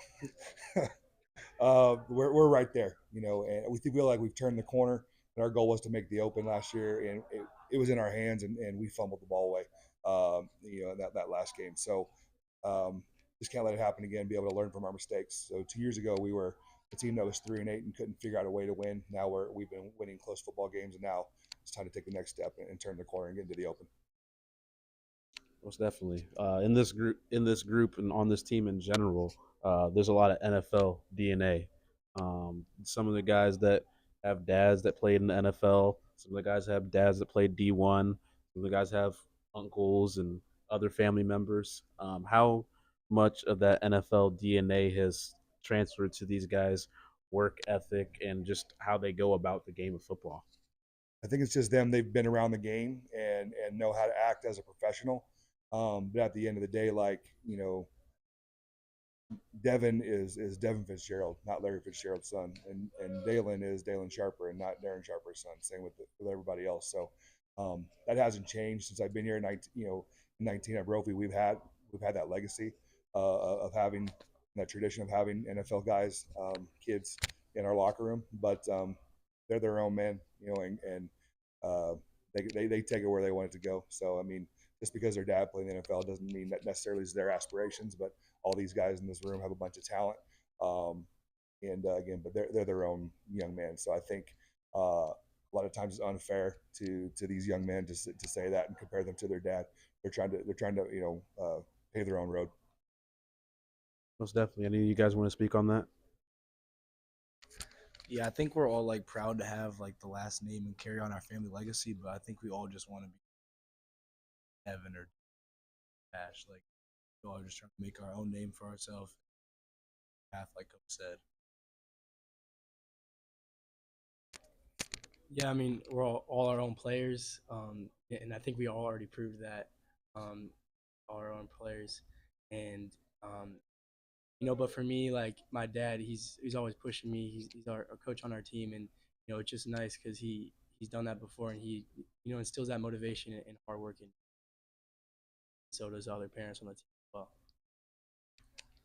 I definitely agree. You guys are creating your own legacy. What your dad did, obviously you look up to him for that, but you're building your own legacy and writing your own story. So I think a lot of times the media may get lost in the whole narrative of, oh, this is so and so's son, but in reality, you know, you're building your own legacy of your own. So I think it's really good that you guys spoke on that for sure. Next thing I want to talk about is recruiting. Got a lot of guys with D1 offers. I believe a couple guys that are committed as well. We'll start with the committed guys. Why you chose the school you chose? Yeah, so I'm committed to Air Force. You know, I picked Air Force because that school they showed me the most love and I felt the most wanted. Their coaches were reaching out to me every day, calling me, you know, just really showing me that love. And you know that brotherhood that I felt when I went to that campus is similar to what I felt at my school right now at Brophy, because that's something that we really is important to us, that brotherhood in that community. And I felt that at that campus, and that's something that I want to carry on in my college, with that community, that close knit community. And I just felt like it was the perfect fit. Yeah, I'm committed to Notre Dame, and I feel it just met all my standards and requirements that I wanted for a school. I want to be in the college. I want to have a great education, have good connections after football, and it just met all those requirements. And also, the kids I'm going in there with, they're all like-minded, and I feel the same goal. So, push me on off the field. Just coaches there also, just having a connection with them, staff, and just I felt a lot of love. There's a big Brophy to Notre Dame pipeline. Did Free Thomas, Ben Morrison, any of those guys try to influence your decision? I mean, Ben and Cree are definitely on me, but not like the reason I'm going. But it is going to be awesome to team up with Cree. I can't wait. I'm committed to Stanford. I went on a few visits to Stanford, and what really just stood out to me is how special a place it is, and ultimately their academics. They're the second best institution in the world academically, and they're playing the Power Four conference. So that really just stood out to me. And if something goes wrong with my football career, then academics will always be there. Say I do have a good football career or whatever, I play in the league. After the league, you have 40 plus years, something you have to do. So really, that just stood out to me, and it's a 40-year goal, not a 4-year goal. I'm glad you brought that up. I mean, Stanford, Air Force, Notre Dame, we're talking about not only three great and historic football programs, but we're also talking about high level academic institutions. And I think they're all three of these schools are going to really prepare you guys for life after football, because that's something that's not always talked about. And obviously, Brophy is a high achieving academic school, and I think they have prepared you guys well to not only exceed on the football field, but exceed in the classroom as well. What are some personal and team goals that you guys have for the season? Yeah, for me, obviously my personal goals would just be catch every ball and get a bunch of yards. But ultimately, since I'm committed, my goal is just to win state. I feel like winning state at Brophy is a special thing to do, and I also play basketball. So if I were to win state in basketball and football, I feel like I would just I feel like my name will be remembered here, and that means a lot to me. I think my main goal, probably my only goal, is win a state championship this year. I mean, we got close last year. And it didn't feel good. Doesn't feel good losing. And yeah, just we gotta win. We gotta win a state championship. Yeah, like a team, I would also like to want to win a state. Tired of being a semifinals team, tired of having that name. I want to be a state champ. And also for my personal goals, I want to be a better student of the game. I want to go more, so I'm prepared for the next. Another goal also to win state. We've been losing in the state, not the state, just semifinals. We just want to get past that, reach a state championship. But my personal goal is to be a reliable receiver for the quarterback. Yeah, my personal goal is to like break the school record in passing yards and passing touchdowns. I mean, you see the guys around me, these receivers. You know, I just want to put the ball in their hands and give it to them. I think it'll be easy just because the talent I got, and you know, I want to give them the opportunity. You know, show who they are. Like that. That's how we're gonna win games. And leading to that, state championship. That's our goal. That's where we're heading. And anything else than less than that's a failure. Yeah, I think state championship, of course, that's first priority. Past that step that we get stopped on every year. Also like some personal goals, just not dropping the ball like Dalen said, and liable for my back when they block if I need to. And, yeah. Like they said, state championship, but it's the open or 6A, either or. And some individual goals for me is to lead the team in tackles and to break the sack record. And I'm 4 sacks away, so work it. Yeah, definitely. I would definitely agree with what they said. I would love to help be a leader on that team when we get a chance at state championship again. It doesn't feel good losing in semifinals. But and then a personal goal I would like to have is fill that leadership gap that was left on the O line from last year, and make sure that especially the young guys, are comfortable coming up to me asking questions about film or what they don't understand or something like that.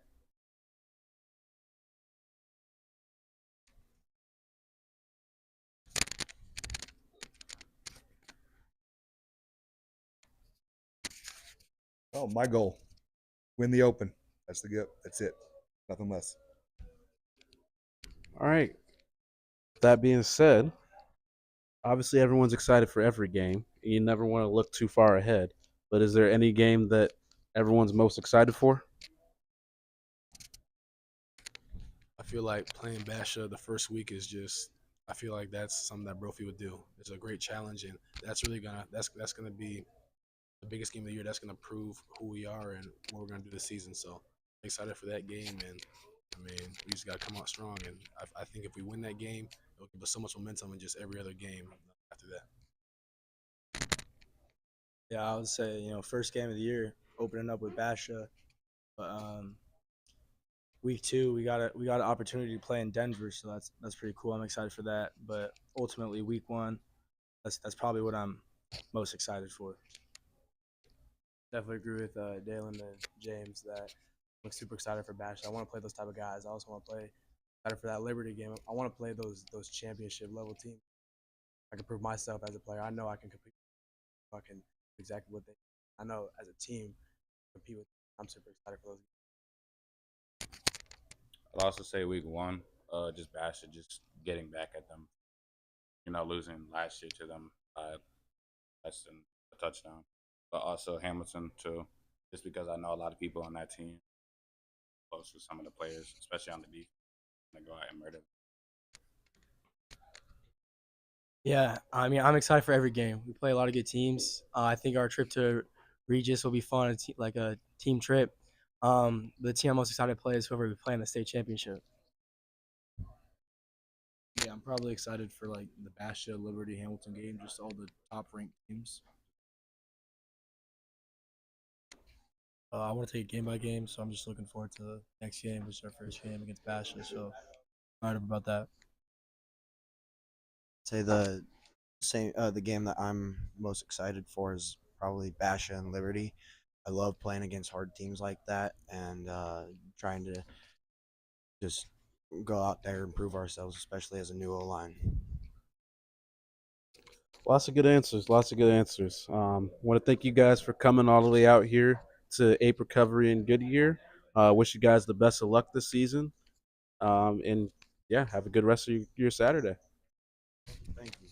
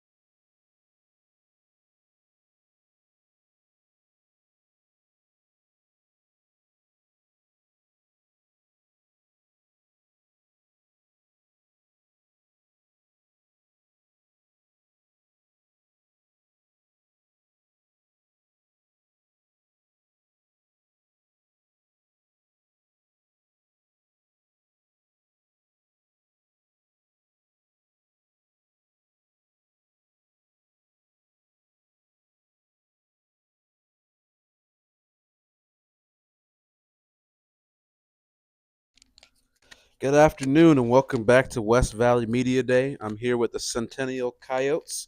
I'm going to start with having them introduce themselves with their name, class, and position. I'm Elijah Carruthers. I'm class of 2027, and I play strong safety. I'm Carmelo Calloway, class of 28, offensive line. Ethan Beltran, class of 26, quarterback. Titus Hill, class of 2028, quarterback.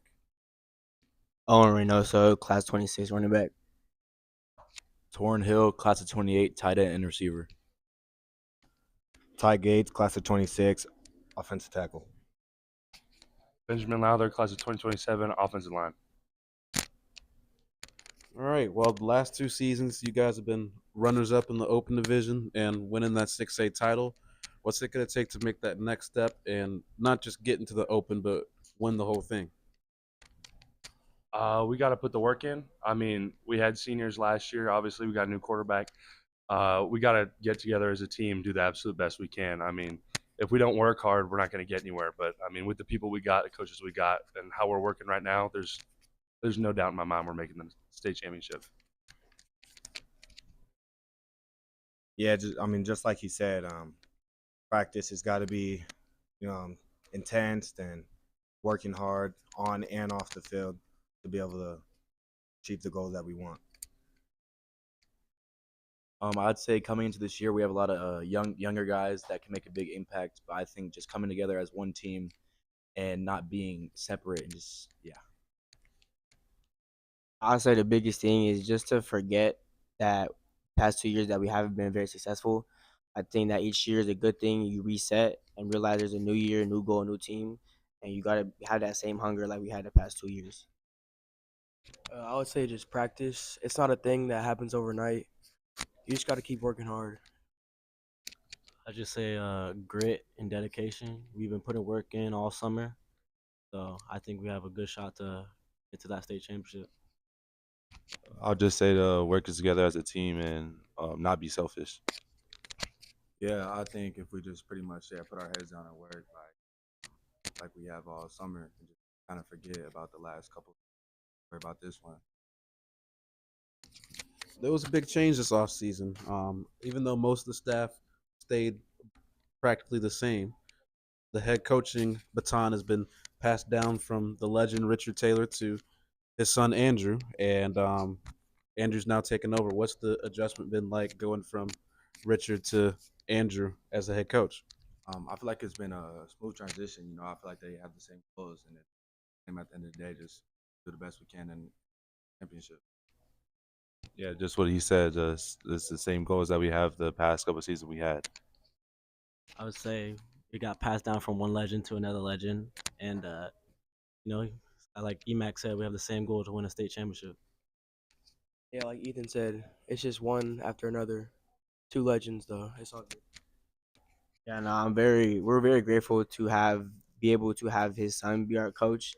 His dad was obviously a legend. He's been one of the best defensive coordinators in the state. He probably could have coached college if he wanted to, but he decided to stay head coach, and I think we're very blessed to have him as a coach. To be honest, I don't feel as if it's any different. I feel like him stepping in is just basically normal to us. I feel like that the offense and defense can come together equally, coach very well. So yeah. Yeah, off of what he said, he basically was already like the head coach. I mean, that's how I looked at him. He was like, and 2 great men, just same shoes. For sure. I mean, yeah, it's been smooth. I mean, especially if football's a changing game. It's a young game. A new, especially smart mind for a head coach. I mean, we've been great. Everything's been absolutely perfect. Most definitely. Ben, you brought up a new quarterback. Obviously, Kanan moved to California a few days ago. Now, what was a 3 QB room is now a 2 QB room. What from the guys that aren't the quarterbacks, what do you guys like out of Ethan and Titus? Similar and differently, and then from you 2 guys, what's it like competing against each other on a daily basis? Yeah, I mean, these 2 guys are dogs. I mean, they're absolutely amazing. We could have anybody at quarterback, we're gonna succeed. But especially with these 2 people right here, they are the best in the state. Like, absolutely, they're the best people. They're the best players. I mean, they throw dots. It's all practice. They're throwing dimes literally every single day. I mean, yeah, as an offensive tackle, I like both of them. They know how to read the field, step up, and deliver a ball. I love them. I feel their play styles are kind of very different, but to be honest, they both can make plays equally, and I feel like they both can really help us win. To be honest, Kane leaving probably was the best case scenario for these two because the moment they found out they left, I've seen these two work like a switch flipped in their brains, and they realized that oh, like it's real, I can play, and I've seen them both improve dramatically over the past week than I have in a lot of people. So I'm very excited to see how they play in the season for sure, especially a young guy, Tidy sophomore, and then Ethan a senior. You know, I seen him last year, he came out and did well. So I'm excited to see what both of them bring to the table for sure. Like Owen said, me being a sophomore, I'm blessed, and just competing with Ethan, it's gonna be a challenge. But I know if it goes well, I'll have his back and he'll have my back, no matter what. You know, competing with Titus, you know, it makes us both better. You know, we push each other every day, try to make like the team better. So either way, whoever starts week 1, we're gonna win no matter what. They're both great quarterbacks. I love both their play styles and how they're both leaders. Yeah, all summer we kind of kept the three rotation quarterback, so they all got work. So it's not really, I feel like it's a big change. We've been working with them since summer, so I'm gonna carry on what we did without Kane. Definitely. Let's talk about recruiting a little bit.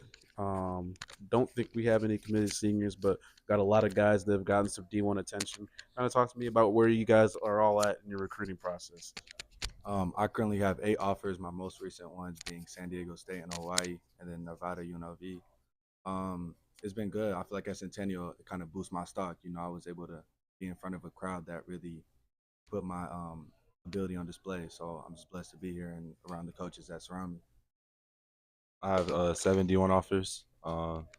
Just excited for and grateful for all the coaches that could see my future or what I could begin to come to. As of right now, I got none, but I know after this season, that will definitely be changed. As of right now, I have 3. Just varsity will help me just getting all the film to the scouts. Yeah, well, I have a couple of small D3 schools, but at the end of the day, I'm very blessed for them to give me the opportunity to play there.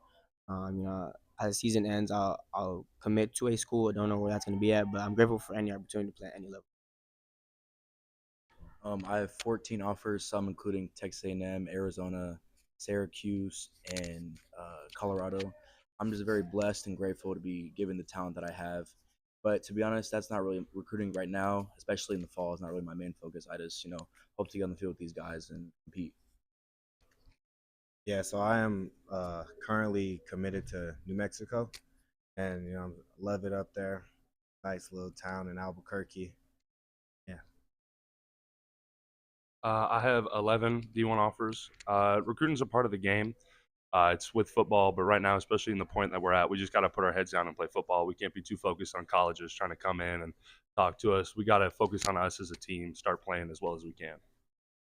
Yeah, and Ty, tell me a little bit more about what made you choose New Mexico. Oh, so basically, what made me choose New Mexico was obviously the relationship I have with Coach Booth and the head coach up there, and yeah, so they recruited me when I was like lower in my GPA, so that like really brought the bond together more. So I really messed with them. Yeah, it's committed. Most definitely, most definitely. What is everyone's personal goals and team goals for this season? Personal goals, I want to be the best offensive tackle in the state. I want no doubt in anybody's mind that I can play at the college level, succeed, and obviously main goal is to go to the NFL. I want to be as successful as I can be. But for the team, it's obviously winning the Open. That's what we've been shooting for all summer. That's what's been written on our whiteboards, what's been said every morning before weightlifting, before conditioning, before practices. Our whole entire goal that we're working towards is to win the Open. Yeah, definitely. Like the team goal is to win Open this year. But self goal for me is obviously I want to get I want to be able to like seed at the next level. So that's like one of the biggest. Me personally, goals for me, I would say, is just coming out every single day and just becoming the best person I can every day, keeping a great attitude and giving all my hard work. I would try my best to get at least 1,000 yards this season. But like they said, for a team goal, I would say it's definitely the open. Definitely try to shoot for a 10-0 season. Like last year, it was kind of rough going off a 0-4 start and then ended up 3-7. But I feel with the team that we have this year, I think we can make a 10-0 run and then a possible run at the open. My personal goal really is just to be a mentor for the young guys. We have a bunch of young kids coming up. A lot of them don't have much experience. I don't know a lot of people who play in the open. I can say for one thing, it's the best experience I've ever had. So my personal goal is just to uplift these young guys, try to be a mentor, a leader. You know, tell them what they're doing wrong, but also praise them when they're doing something right. And obviously, everybody's main goal is the open. Ours ain't gonna change. My personal goal is to become the starting quarterback, but that's not gonna just get handed to me like that. I've obviously have to compete for it, and then team goal is to win the open. My personal goal is to stay consistent with my play and to prove to people that I'm not just some backup player. And then team goals open.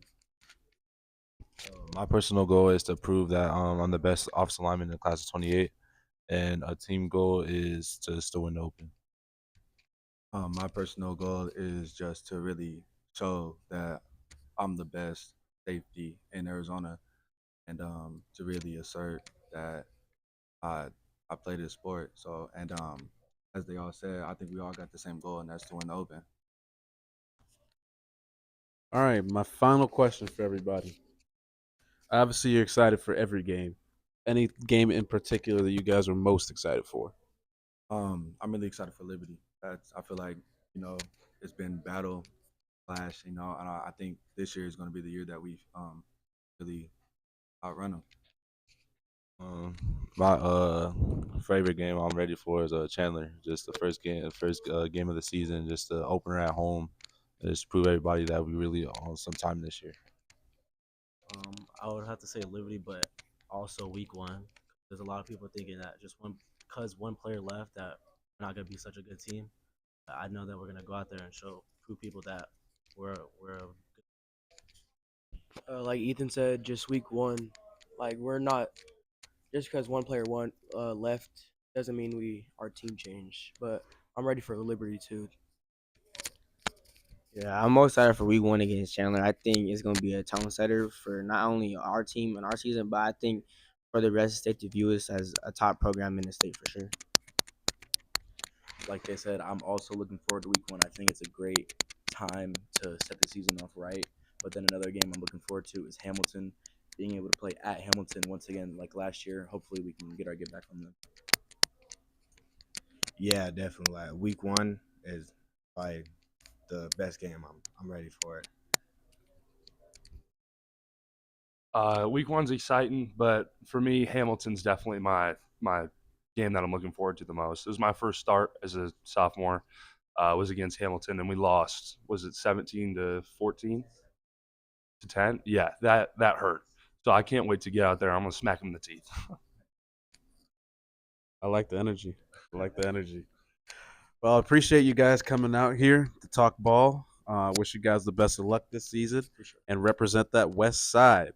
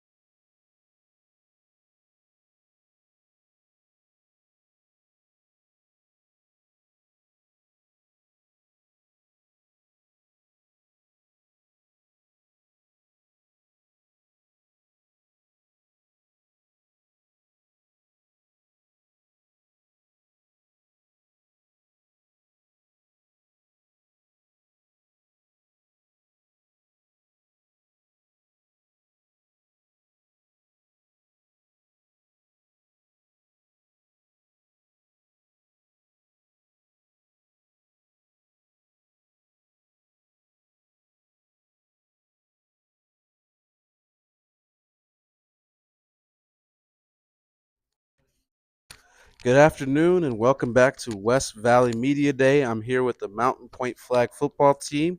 We're going to start with everyone introducing themselves with their name, class, and position. Well, I'll start us off introducing everybody, and I'll pass it down. But head coach Sergio Ramirez, head coach since the beginning, varsity obviously, and I'll pass it to our new coach here, and he'll introduce himself.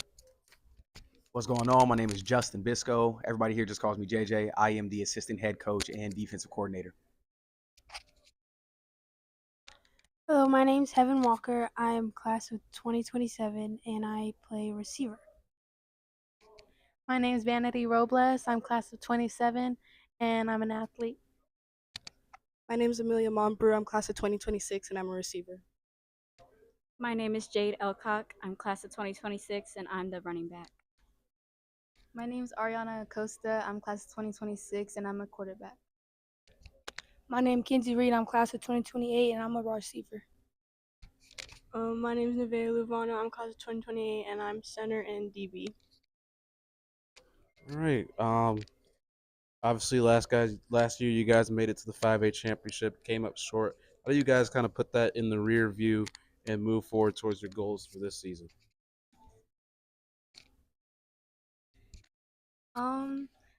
Yeah, this year we're just looking forward to making it back. We've been working really hard, and although we came up short, we're just looking forward to having a great season together. We've been working really hard with practices, workouts, and yeah, everything to try to make it back and maybe have a different outcome. Looking back at it, it showed me where I can improve, where I can learn more things, and I'm just excited to get back there. And we did it once, we could do it again.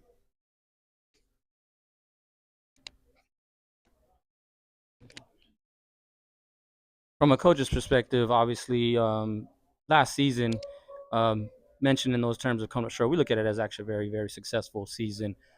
For us, I know for a lot of people, you want to finish that off. It's very tough to even get to that game. We had an outstanding season, going undefeated up until that moment. And, unfortunately, it didn't go our way. But for us, it's every season's a new season. We're locked in for this year. What was in the past can't be changed. So for us, we don't really dwell on it too much.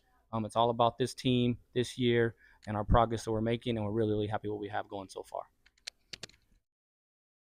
Yeah, obviously I wasn't here last season, but being the new kid on the block, I look forward to just bringing energy, bringing a little bit of gusto back to the team, and figuring out where I can fit in and help these girls get back to realizing what their dreams are and winning a state championship. So doing the little things right every single day, making sure we take accountability for ourselves and the things that we do, and hopefully we reach those goals. It's been a pretty eventful off season. Had some players transfer out. Have you guys kind of rallied around the players that are still here, and move forward? Yeah, I mean, that's been a little bit of the talk, but for us, honestly, man, we're actually really, really excited. We're focused on this season. The players that want to be here is who we're focused on in this off season. They're going to reap the benefits of what this program has to offer. And I can be 100% honest with you right now. Our culture is outstanding right now. I couldn't be happier with the new girls, the new faces, and the ones that are still here are leading the way. And I think people will be surprised to realize that not a lot has changed, even though some of the faces have.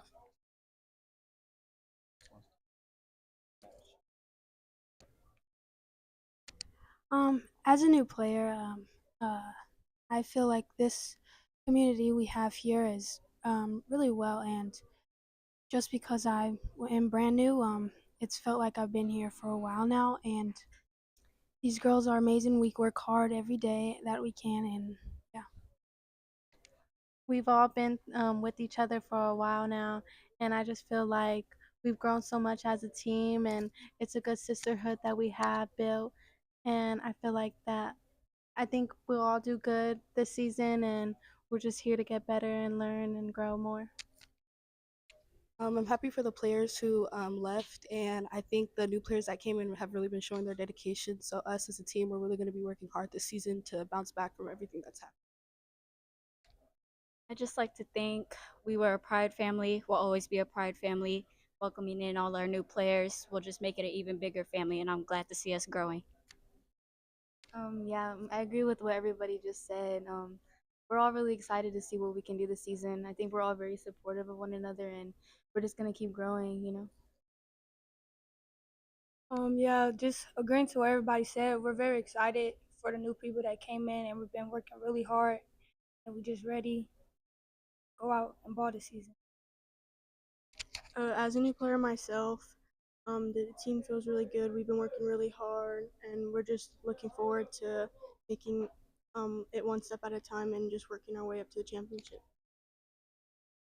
When you have a lot of new players, you know, the off season is so crucial. I've seen you guys at multiple summer tournaments, and you guys have really taken advantage of using this off season to kind of bring this team together, build some chemistry and whatnot. Tell me about how these summer tournaments and just off season practices and whatnot have really helped prepare you guys for this season. We've been really getting to know each other. We've been really building our chemistry. We've been working really hard, and all these tournaments have just been really helping us prepare for the season, and we think we're going to do pretty good. I agree with she said. You know, it's been helping us with our team chemistry and getting to know all the new players and new faces, and we're just ready. Yeah, as a quarterback, I feel like these practices and these tournaments has helped me become better as a quarterback since I am new. Building the chemistry with these girls, they have done nothing but help. You know, we've built a really, really good bond on the field.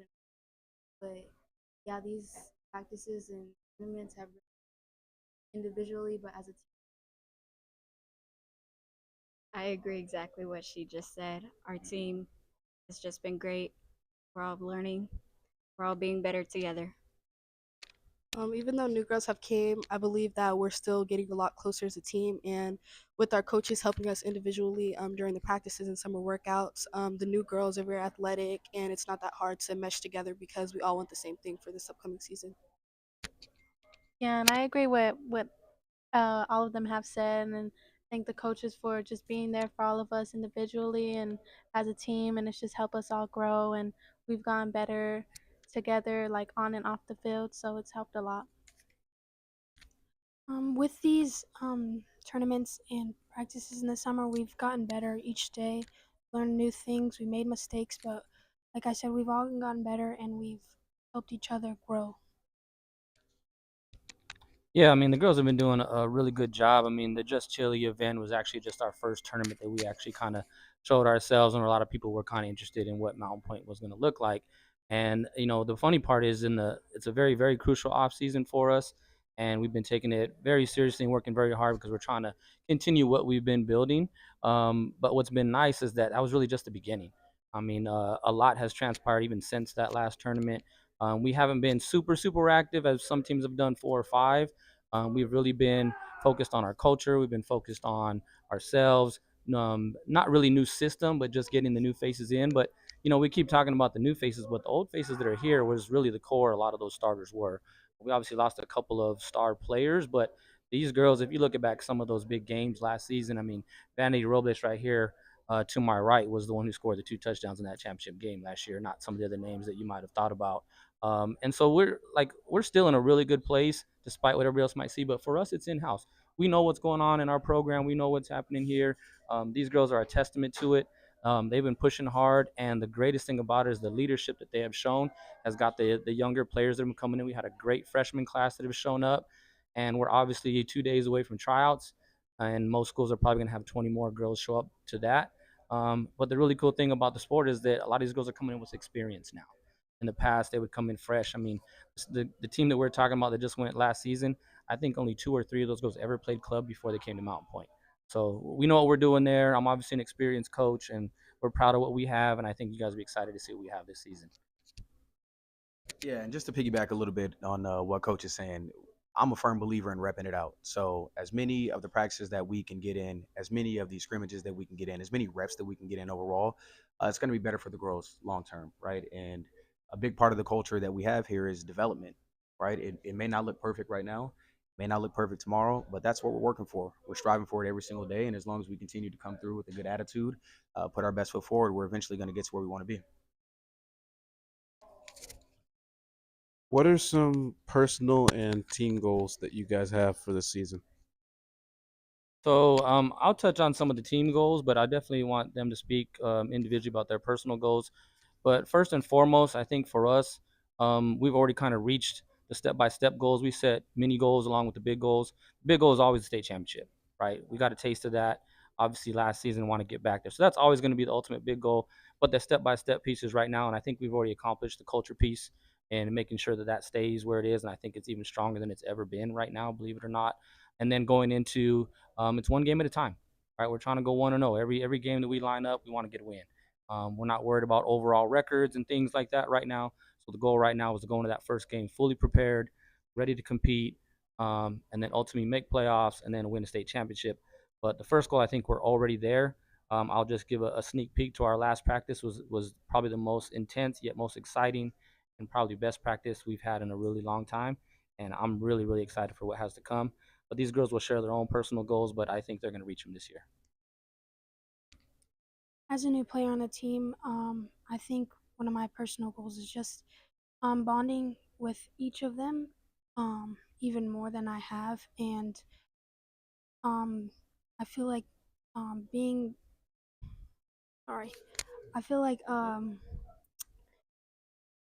playing when I'm uncomfortable, especially like the competition may get like harder throughout the year like that I haven't seen. And though I may be uncomfortable sometimes, I still want to play hard and just do what I do.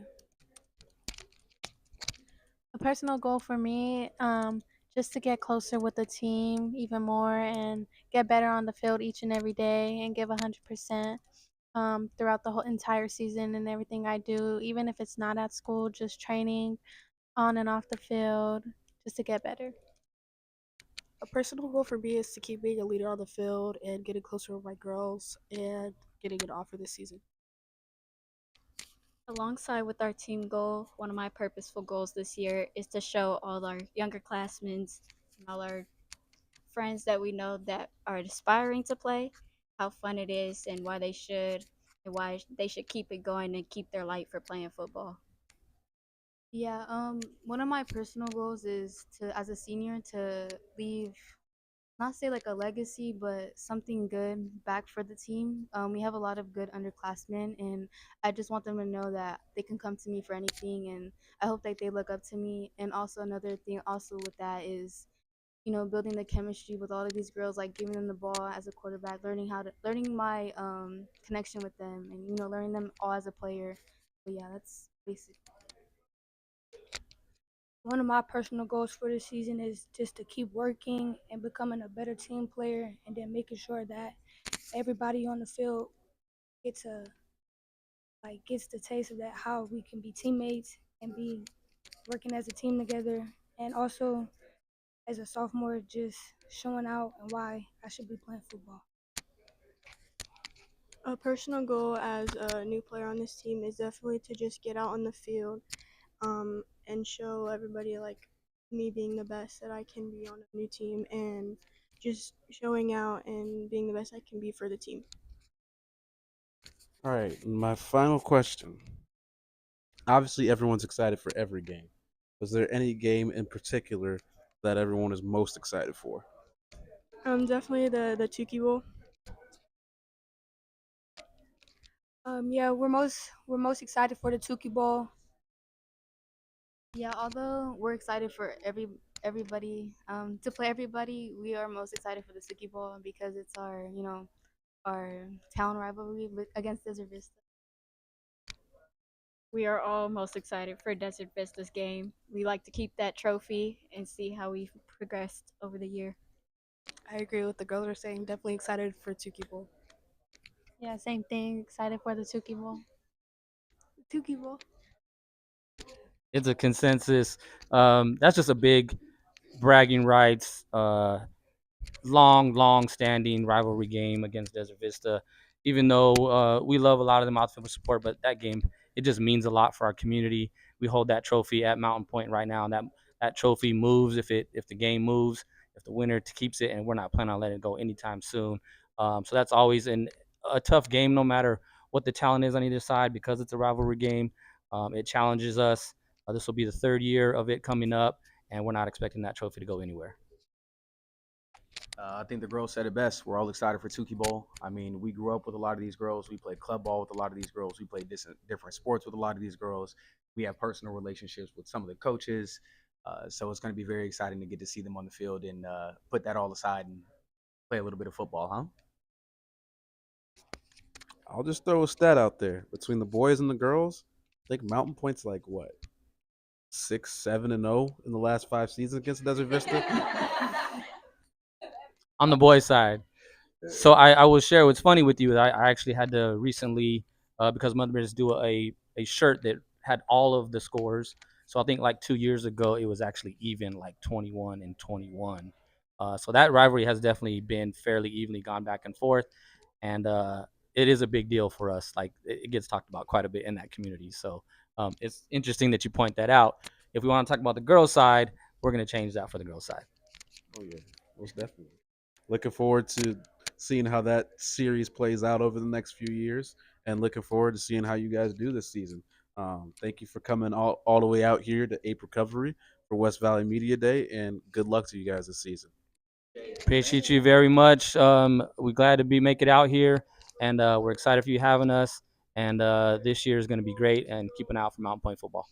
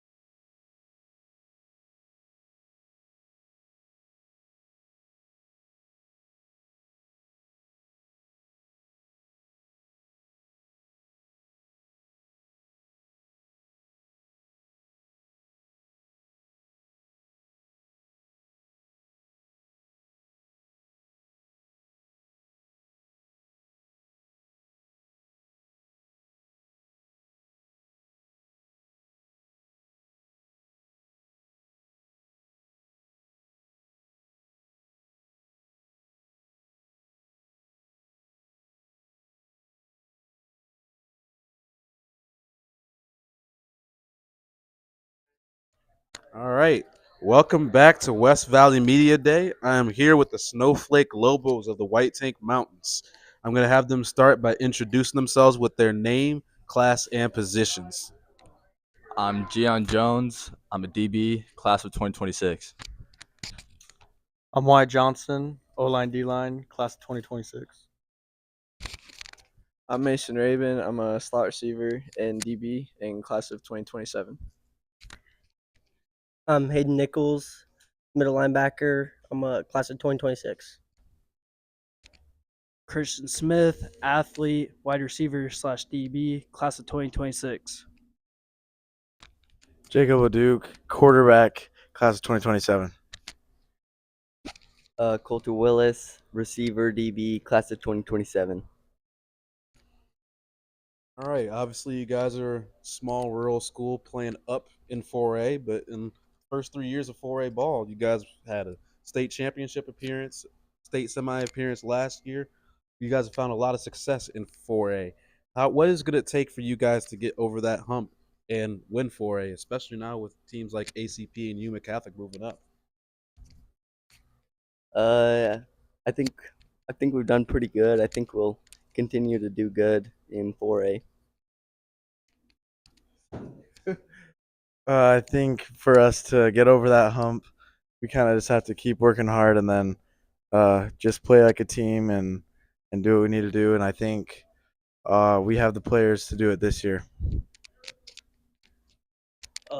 One thing that we're definitely changing is our brotherhood. We'll be way more close, attitude, mindset, just being prepared for our first game going to the next, being ready for that state championship if we can get there. Yeah, I think what Christian said, Lobo football is really close brotherhood, and I think that'll help us get there playing as a team and as a family. I think that helps with us a lot. I'm just gonna reiterate what they said. I'm kidding. I think that it's just gonna take hard work and dedication. I mean, we had that last year and we had that brotherhood, but we kind of went into that game just kind of with flat energy. So if we do get there again, which I think we can, I say we come in there and we just give it all we got. I think we need to get into the mindset of every week is a new game. I think last year we kind of fell out of that mindset. We were definitely in it at the beginning, but I think towards the end we fell out of it. I think this year we need to stay in it. Piggybacking off of what everyone else said, I feel like it's a big mindset thing, big brotherhood thing. If we really come together and have the right mindset, I think we could be very successful this season. It's definitely one thing that I've noticed, especially from the state championship game a couple of years back, and just from what I see on social media, I'd love to get up there eventually, but I think you guys might have the best game day atmosphere in the entire state, regardless of classification. I mean, the whole town comes out for y'all's games. What does it mean to have that kind of support from your community and really just putting on for that whole region of the White Tank Mountains? Me personally, it motivates me more, especially seeing all of the little peewee kids looking up to us, and I could say like us inspiring them to just do better. I definitely agree with what Gian said. I think it's really amazing seeing these little kids and the youth looking up to us and want to be us. It's pretty cool, especially when, like you said, you got the whole town out, and like they said, the little kids are looking up to us. So it's crazy that we do have one of the best environments for football in the entire state. I think it's pretty cool. Yeah, it makes the games a lot of fun, and you can really feel the love of the game that people have, and it really helps the support. It really makes you feel supported, and it makes you want to play good for them. Most people there, they've probably played football and they just respect the game. I mean, we're leaders to all the kids that are just younger looking up to us. They expect us to do the best we can. They know we have a chance, and we're just amazing. That's all. Yeah. Yeah, what they said, it's just very motivational to work hard and play as good as we can when we have all those people supporting us.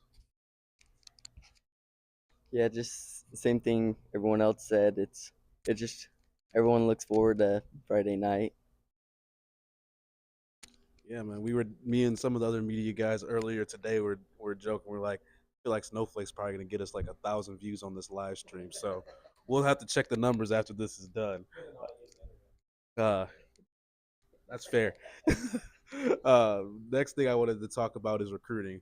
Obviously, when you're out in a rural area, it's a little bit more difficult for college coaches to make that trip up and watch you guys play or come see you guys during spring ball. But despite that, Snowflake's constantly sending guys to the next level. I want each of you guys to talk about where you guys are at in your recruiting process so far.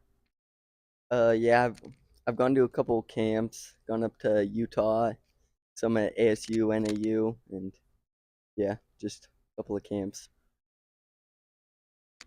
Same here. I mean, I've talked a little bit to some small colleges, but that's about it. You know, what I'm about to say is I kind of have God, you know, putting me in the way, you know. He's going to take me where I need to go. I trust him. That's, you know, it's all about the trust with him. So, yeah. I just play it because I love the game. I haven't really been looking into colleges. It'd be nice to go to a community college, have someone pay for my school, but I've been playing since I was 5, so I just love the sport. Yeah, I haven't even like talked to colleges or gone to any camps yet. So, yeah, I haven't gone really through any recruiting stuff. I've been to a couple small camps and talked to a little small coaches. I don't really have much plans to play after high school, but I'd still love to. I went to a NAU and ASU football camp, and I've been talking to a recruiter who's been trying to help me, and I believe I have a few colleges out in New Mexico that are a little interested. All right, next thing I want to transition into is personal and team goals. What's everyone's goal for themselves for this season? What's everyone's goals for this team this season? Team goal, definitely end up with the Golden Ball state championship. But me personally, I'm striving to make first team All State. My team goal is I kind of want to grow together as a team and grow the brotherhood of the Snowflake Lobos. And my personal goal this year is every week I want to be a better D end and a better offensive tackle. The team goal is obviously, like Gian said, the gold ball at the end of the day, and then my personal goal is just make a play and make the best of every touch that I get when I get the ball. So, yeah, the team goal obviously wins state, but my personal goal is I'd like to break 200 tackles, make first team I'll stay as well. Like they said, win state again. My personal goals would probably try and break 1,500 receiving yards. A little far stretch, but I think I could do it. And then, yeah, just become a better athlete while I'm going through this last season. Same thing. Want to win state, and then yeah, I want to be first team All State. Yeah, just win state and just be the best athlete that I could be. All right, my final question. Obviously, everyone's excited for every game. I'll let coaches chime in too. But what game is everyone most excited for? I think I'm just most excited for the game that's that week. I think every game is going to be a good game and a fun game. I would say the same thing, but if I were to pick, It's going to be a good game and a fun game. I would say the same thing, but if I were to pick one, I'm excited for Eastmark. Same here. All the games are going to be tough this season. Definitely got some dogs that we're going to play, but definitely Eastmark will be a fun game to play. Yeah, I'm just excited for all the games, especially our first one, because that's when like it really starts. You know, my final season. Same, just week 1, baby. That's about it. I'm just excited to play. I'm excited just for whatever game is that week, but for a game I'm most looking forward to, it's also Eastmark.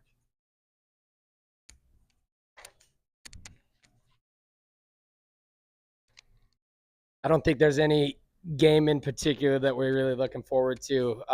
We're pretty blessed with our schedule. It's a tough schedule. One of the harder ones, I believe, in 4A. We got a quality opponent each and every single week.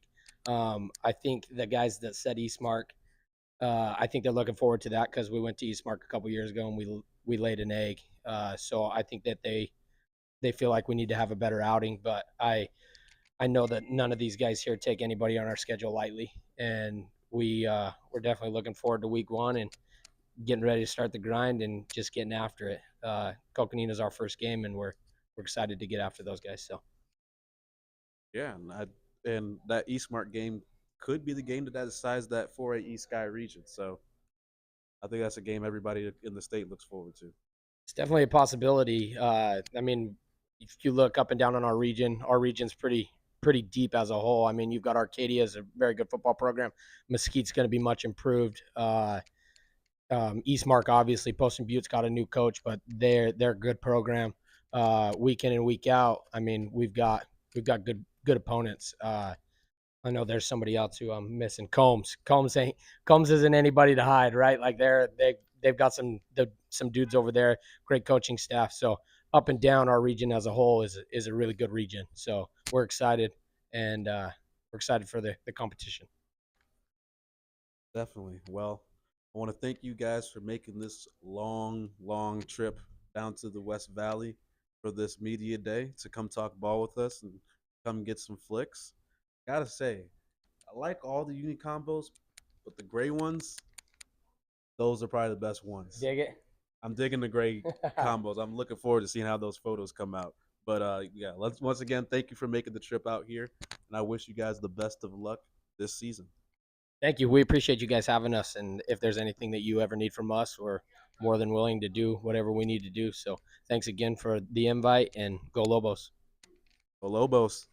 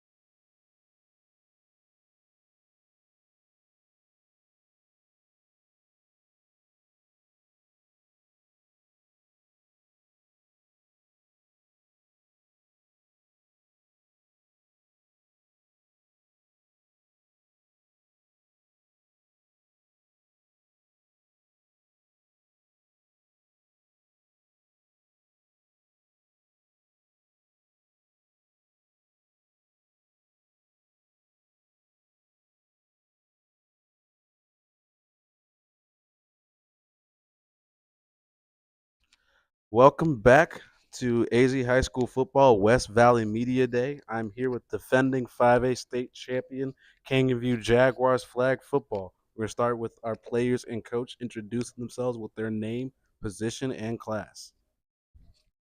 My name is Zariah Odom. I'm class of 2028. I'm a corner and a wide receiver. Corey Beal. I'm the head coach.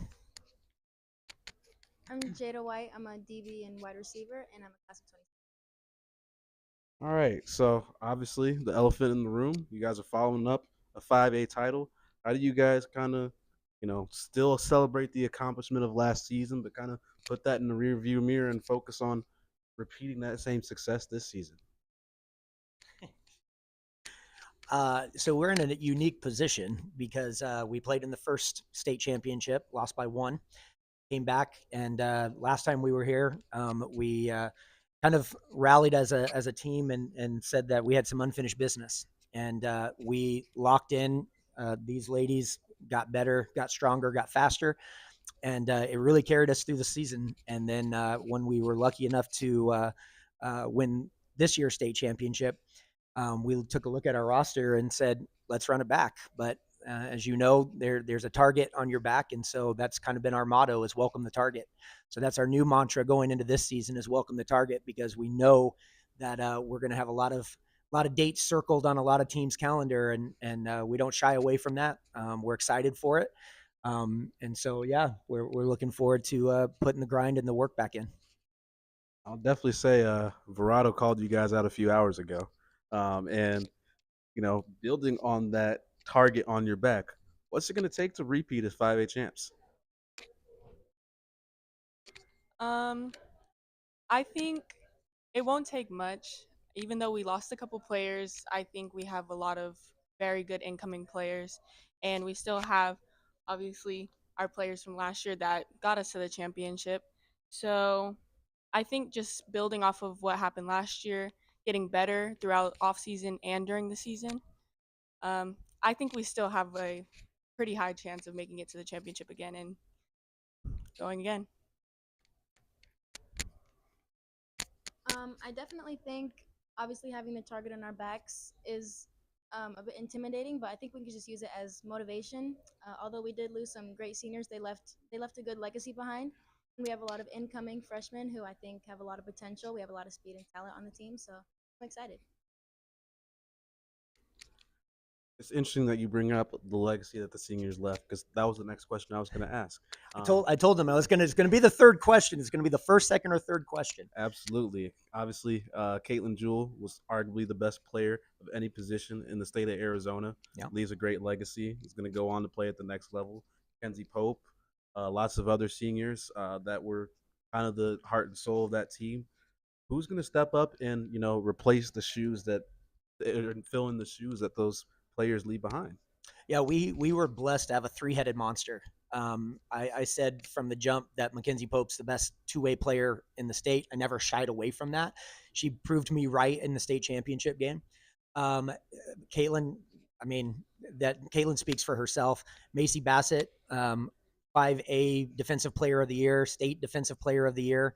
But at the end of the day, what they did was they laid a foundation for our current players to replicate, to pursue with reckless abandon, and you don't replace them, but we've often talked about we're not looking to rebuild, we're looking to reload.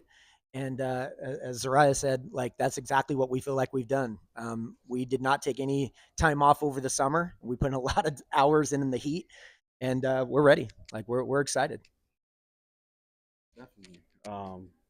With that being said, what are some personal goals and team goals for you guys?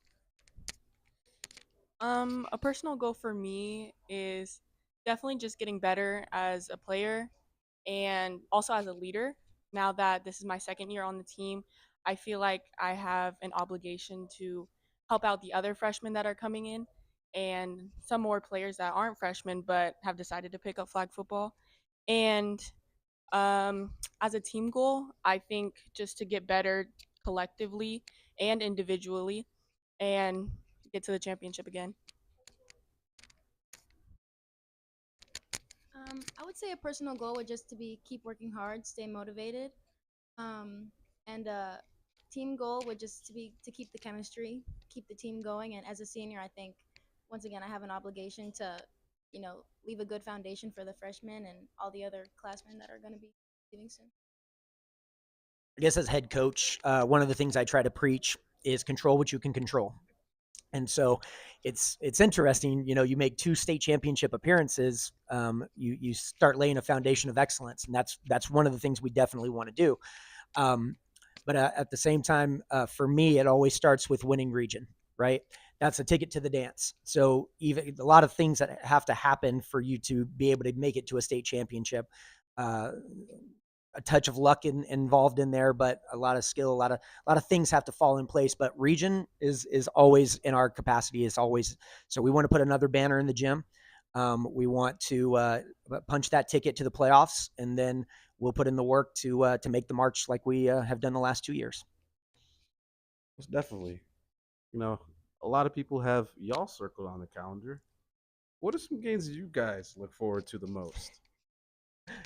The eyebrows went up. We'll see if the feeling's mutual. I mean, I know we have a couple good teams that we had circled last year, but I feel like there's not a team that we go against that I don't have the confidence in us to win. So there's not a team in particular that I think we should circle. I think we'll be fine any team we go against. Well, I would say the game I'm most excited for is the Hamilton game. I think we have to redeem ourselves from last season. I know Campo's not in our regular season schedule, but I think that's a great game too because they have a lot of new transfers. That'll be a good competition. I'm just excited for every game this season. I think our schedule is more competitive this season, so I'm excited. Yeah, we've got an interesting schedule if you've taken a look at it. We start our first 5 games at home, and it's some of the best in the state. And then we turn around and have 6 straight road games to end the season. So we're 5-6, 5 home games, 6 road games. And so it's unique. I've never heard or seen anything like that before. But in those first 5 games, we get to go up against one of my close friends, Whitney Warmus, who did not give me a shout out early. But she's a good friend of mine. She's a great coach. So we open our season against them. Coach Stone, another good friend of mine. And that's actually a televised Thursday night football game. And so we'll be hosting that at Canyon View. And we're looking forward to showing off what we can do and welcome them to the West Side because we went to the East Valley last year. And then I love the region games. I love playing Desert Edge. I love playing VERRADO. We've been very successful against our region. And so we want to continue that legacy and put our stamp on it and draw the line in the sand and say, if you want the region, you're going to have to come through Canyon View to get it. So I think VERRADO definitely acknowledged that Agua Fria runs through Canyon View. So looking forward to seeing what you guys do this season. I hope Coach Warmus is watching that. She definitely should have given you all that shout out. I didn't know you guys were on their schedule. So yeah, first game of the season. Yeah, that should be a fun one. She's great. We Love were her to talking death. with Coach Warmus earlier about how, with those television games, the Fiesta Bowl games, it's a lot more East Valley games than West Valley. Even the time you guys were That's a featured, soapbox you don't want me to get on.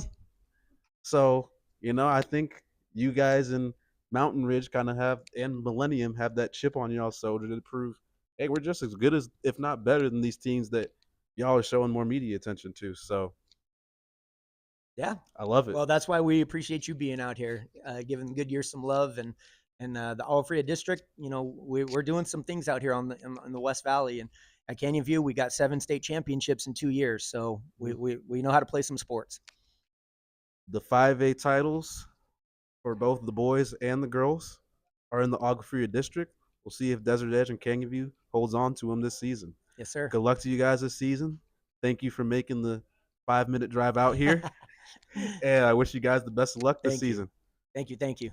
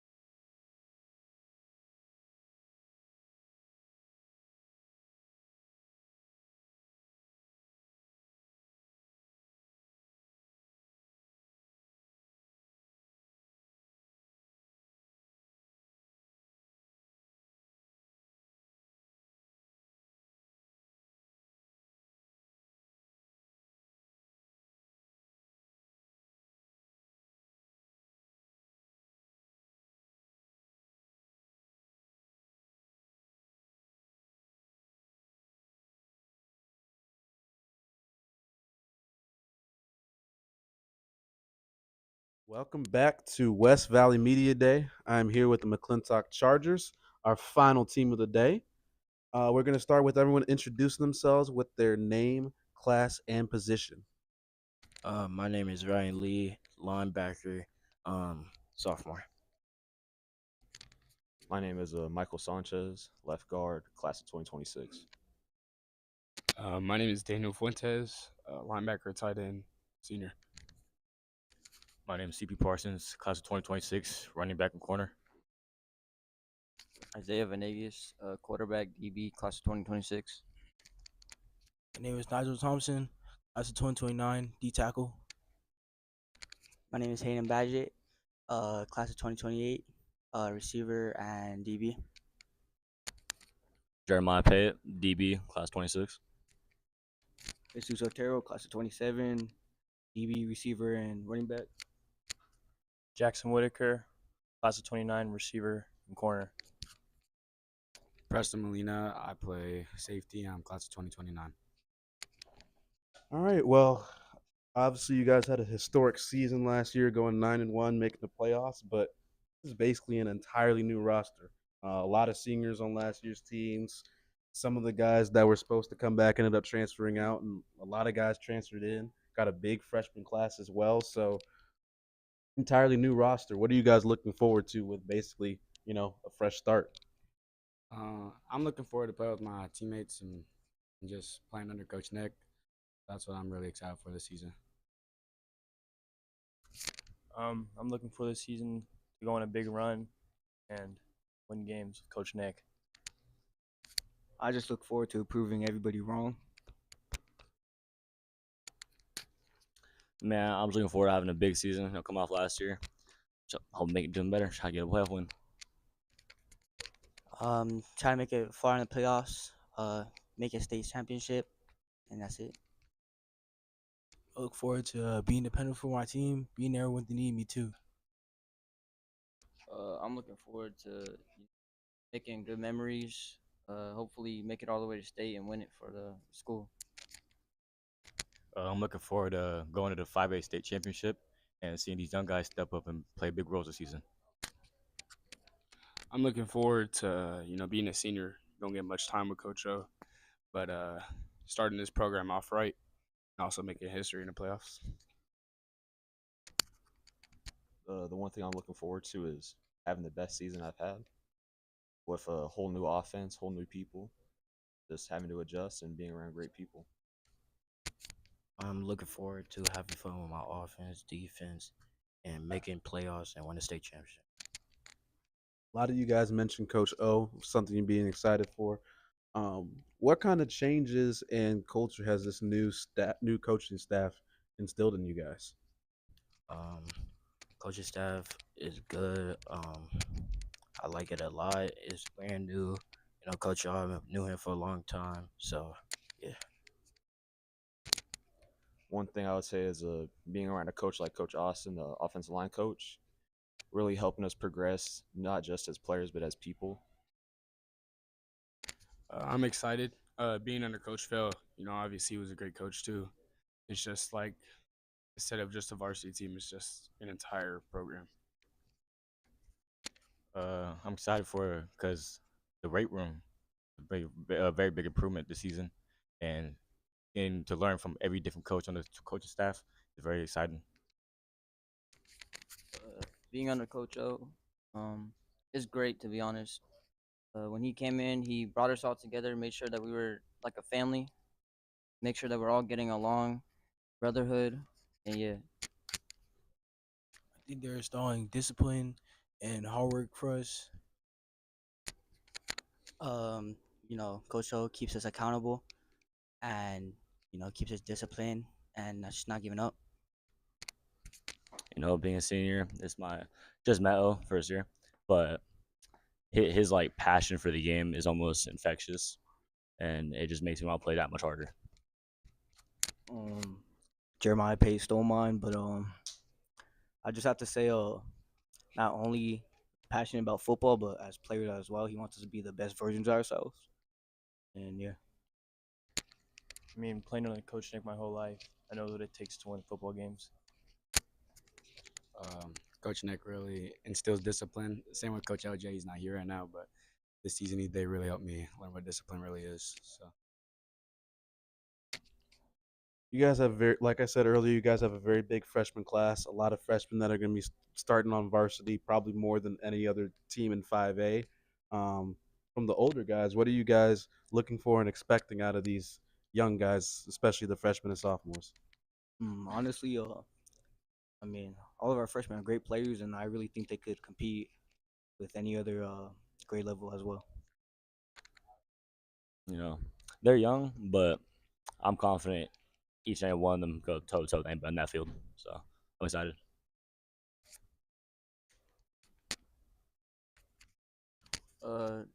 They're all young. They're all very talented, and coming into the season, I think they'll be a really good help to the team. You know, I don't expect nothing but the best for them. You know, we've been working with these guys all summer, and as we go on, they keep building trust. So I'm excited. I mean, I'm not really looking at it as class. If they could ball, they could ball. They can help the team. They got what it takes. I'll be looking forward to seeing if they can keep up with the same speed and be able to really stay in shape and being around not just older kids but at the high school level. Let's talk about recruiting a little bit. Where are some of you guys at in your recruiting process? Where you have offers from? Where you getting interest from? And what are you looking to prove to college coaches this season? Looking to prove to college coaches that I'm more than just a smaller left guard. I'm able to hold my ground and be able to really do what I want on the field and control the game at the front line. I mean, I don't got any offers right now. Got a lot of interest, but hopefully some coaches, they'll open their eyes, come look at us. Because with this whole new program, Coach O is definitely going to bring some eyes in too, and all the talent around me especially will help out. I've been talking to a couple of D3 and D2 colleges, but I want to prove that I'm one of the best athletes in the state. I have 0 offers right now. Some interest, but I'm really looking to prove that any small quarterback can do what you want if you put your mind to it and you really work hard. I got no offers right now, but one thing I'm trying to prove this season is small receivers like me and some of the players on the team. It doesn't really matter, heart over height. Just gotta keep working. Yeah, my recruiting hasn't been going as much as what I like. I don't really got much going on, but my senior year, I'm hoping to make some noise and change that, prove myself. 0 offers, 0 interest, but I would like to just prove to the college coaches, I'm one of the smaller guys on the team, but I could ball and I really have a great work ethic. I'm just trying to prove to the college coaches that I'm able to compete at the next level. I don't have any offers or any interests, but this season I'm hoping to prove that I am one of these players that can get D1 offers. So. All right, what are some of y'all's personal goals and then goals for this team this upcoming season? One of my personal goals is just to show people I can play. I feel like I am one of these freshmen that can have some of these offers. And for my team goals, I want to make a run for the state championship because we haven't won in 36 years. So that's what I'm looking forward to. Personal goal I have is to start on varsity as a freshman, and team goal, hope we go to the 5A state championship and win it. Personal goal is to take every game one step at a time, just doing what I could do each week and possibly getting interest and offers from colleges. And team goal is to just have a really great team, a really bonded team to where we could go to the playoffs and possibly state. So my personal goal, I want to be one of the best DBs in the state. I'm trying to be pick leader, PBU, all that. And as a team, last year I want that chip. One of my personal goals is being the best receiver in the state, and just getting my name out there to all the colleges. And one of my goals for the team is make a run to the state championship, and just have that bond going on for the rest of my years.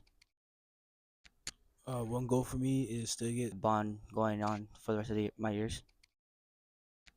One goal for me is to get stronger and faster and stay focused. My personal goal is to stay healthy and stay on my grades, and team goal is probably to make it to playoffs and win state. My personal goal is also to stay healthy, and for my team is be remembered as one of the best McClintock teams to touch a field. My personal goal probably be set my younger classmen up right for their 4 years. At the end of the day, that's what a team is. And then my team goal by senior year, I want to go win it all. I would say my personal goal is to repeat as all region first team and all city first team. And as a team, I would like to make it to the playoffs and win our first playoff game in a long time. One of my personal goals is keep my grades high and do better than my freshman year. One of the team goals is make it a 5A chase championship. All right, and final question. Obviously, everyone's excited for every game. What game is everyone most excited for?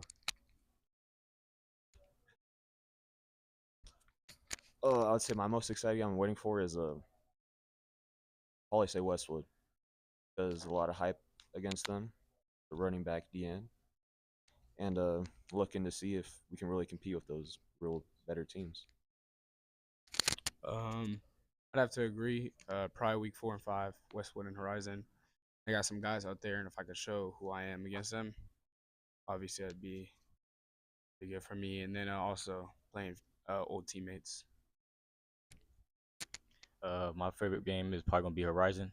Probably gonna be the best team we play this season. So gonna see how we really are. Mine is probably Westwood. They got the hype, but they have the size, and we might be small, but we all got that dog in us. I think my first game will be my most exciting game because it'll be my first game of high school. Probably week 1 against Camelback. Trying to set a statement out, set the tone for the season, and make sure we just kept that energy with us. I'm most excited for Horizon as well. Like one of the best teams on our schedule, but also Marcos. I want my bragging rights. I'd probably have to say Horizon because they're one of the. They made it to the Open last year, and I want to show everybody that we can compete with the best of the best. Probably say Horizon 2, being able to play them, the best 5A team in the state.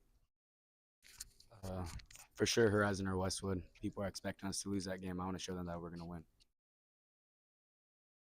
I want to thank you guys for making the trip out here to Ape Recovery in Goodyear. Wish you guys the best of luck this season, and I will be back in a couple of minutes with Ape Recovery owner. Thank you.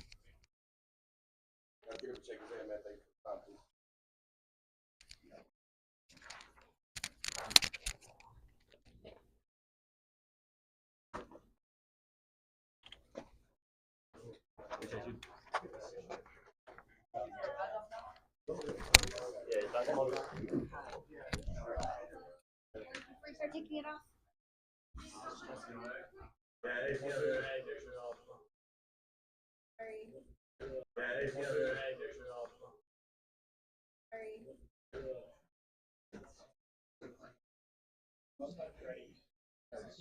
All right, cool. I'll wait for Connor to come back in. Yeah. I want to do this one in front of the camera.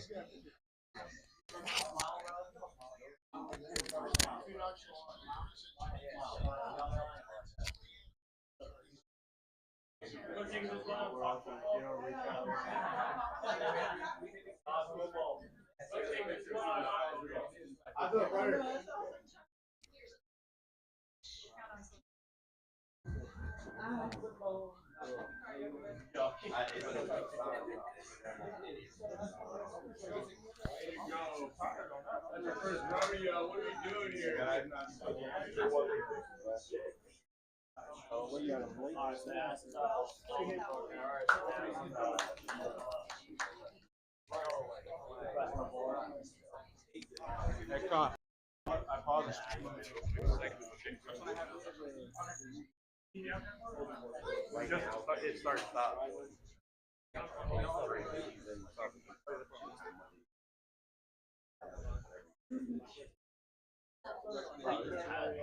did none of us say campus? What's going on? No pressure, but if you.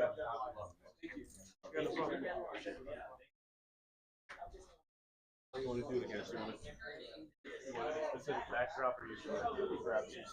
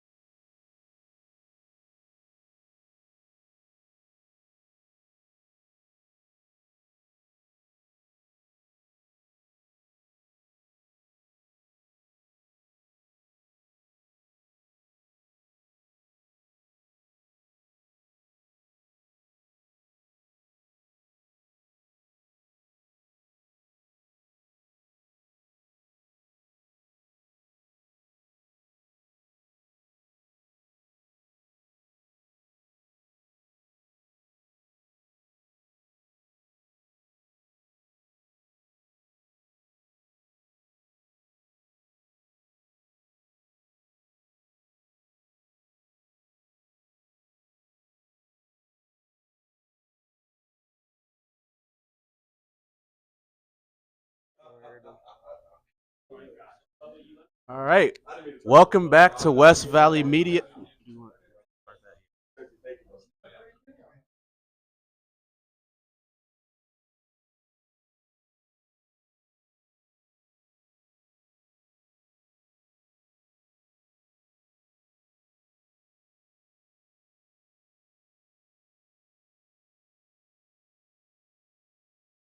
Welcome back to West Valley Media Day here at Ape Recovery. I'm here with the Ape Recovery owner. If you want to introduce yourself and talk a little about what we do here at Ape Recovery.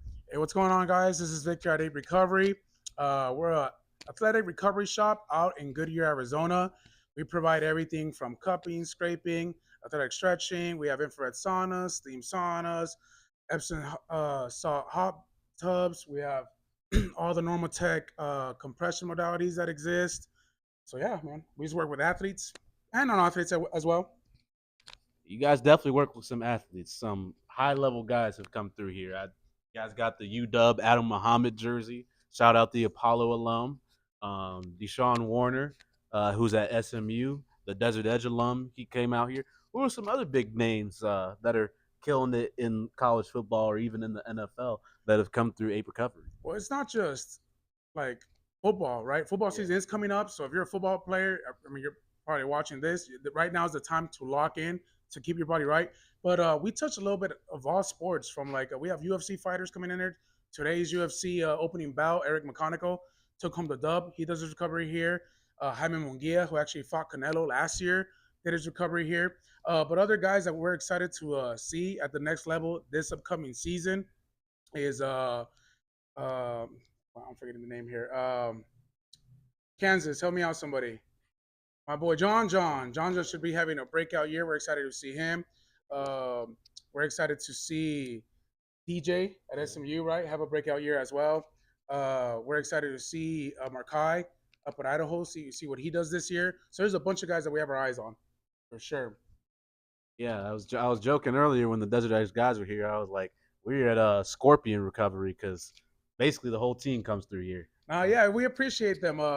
They're the first high school to lock in when the Carters were there, so we appreciate that, showing love to the Carters. Hoping they have a great season at Maryville. They were the first coaches to show us love. We started about 3 years ago, and we always show love to Desert Edge because of that. You don't forget the people that supported you when you're barely starting out. That's one thing you don't do, for sure. Most definitely. I remember my year one. I showed up to a Desert Edge game. First thing they did was introduce themselves. They said, if you ever need anything, call us. Share the same experience, man. Same experience. Shout out the Carter twins. Most definitely. Some of the realest in the game. 100%. Yeah, man. How do you think this whole media day thing went? Well, I'm just excited for a lot of players. Like, you were like the last team at McClintock. I don't know none of those kids. I've worked with a few McClintock kids, but none of the ones that were here. And you were asking about offers, and I don't think any of them had D1 offers. And there's a lot of young athletes out there that don't have D1 offers or any offers whatsoever. But I was very happy to hear them saying that, yeah, we hope to continue working hard. We hope to this year to prove something. And I had a conversation with parents early in the morning about one of the kiddos, and I said, hey, your son's been coming into the shop, and he's a great football player, got a D1 offer this year. Besides that, he's a great human being. So I was very excited to see that the football players that were in the shop today, flag football and football, they're all great people. And I think that's the best thing about this, right? Like football, high school football is great, college football is great. For those that are blessed and get the opportunity to play at the next level, that's awesome. But it ends at one point. So just the interactions here, everybody's polite, good kids coming in. Some of them were without their parents, some of them were with their parents, without their coach, with their coach. They're all good kids. And I think at the end of the day, that's what we need more in our communities, having like good people. Is it a plus if they play football? Heck yeah, man. Go out there, support them on Wednesdays, Thursdays, or Fridays. Is it a plus if they're high-level athletes? Awesome. Is it a plus if we get to see them on TV? Great. But at the end of the day, that they're forming into great young men and great young women through the sport is awesome, bro. I appreciate that. Yeah, and I think they take a lot of life lessons from the game. 100%. 100%. About collaboration, teamwork, media training, all that stuff. I think there's a lot of great things that come out of not just football, but any team sport. 100%. It teaches you a lot of life. Yeah, sports are great for kids, 100%. Like if you're a parent listening to this, put your kid in a sport, man. Put your kid in a sport. It's great for their development. Most definitely. Any final thoughts on West Valley Media Day here? I do. I want to say one last thing. How about you guys? Now I'm gonna turn it around, man. Yeah. How about you shout out some of the guys that were here? Like, hey, shout out to all the media guys out there. You guys don't really get love. If you're watching this right now and you're a guy that takes pictures, does videos, does edits for your school, you're starting out, keep on grinding, bro. Keep on grinding. I know you guys are behind the lens. Keep on doing your thing, man. Don't let anybody bring you down or say that you can't. Just go out and do your thing. Like, you want to give a shout out to all the media guys that were in here? There's a bunch of you guys, man. Absolutely, man. All the WSS guys that came throughout the day. I know this was a long 10-hour day, so they had split it up in shifts. Some of the young guys like Garrett Campbell, Sutton Druck. There was a lot of guys that came through today, and a lot of them coming all the way from Chandler and Gilbert and Chandler Heights and Queen Creek. So it's really good to see not just a lot of media, but a lot of young media. 100%. And it shows that we really have a bright future in this media space in Arizona high school football. Yeah. I will say this. I love working with athletes from all over Arizona. I'll end with this. I love working with athletes from all over Arizona. We have guys from the East Valley that come down. But, yo, West Valley, man, they said that three-peat again, man. West Valley, that's where my heart's at, you know what I mean? I'm an alumni from Agua Fria. So my heart's out here in the West Valley, man. All love for all the West Valley schools, for sure, man. I'm an East Valley resident, but at heart, West Valley. I'm down with the West Valley culture, man. I love man. DE. I love Liberty. I love Centennial. I just love the community and how tight-knit this whole entire side of the valley is, and how much pride they take in being from West Goodyear, is the best, man. Buckeye, There you go. I'm going to say it right Avondale, there, man. whatever it may be. So from the west side, 4 fingers up. we are twist it up the signing middle. off. Let's go. Have a good one, folks.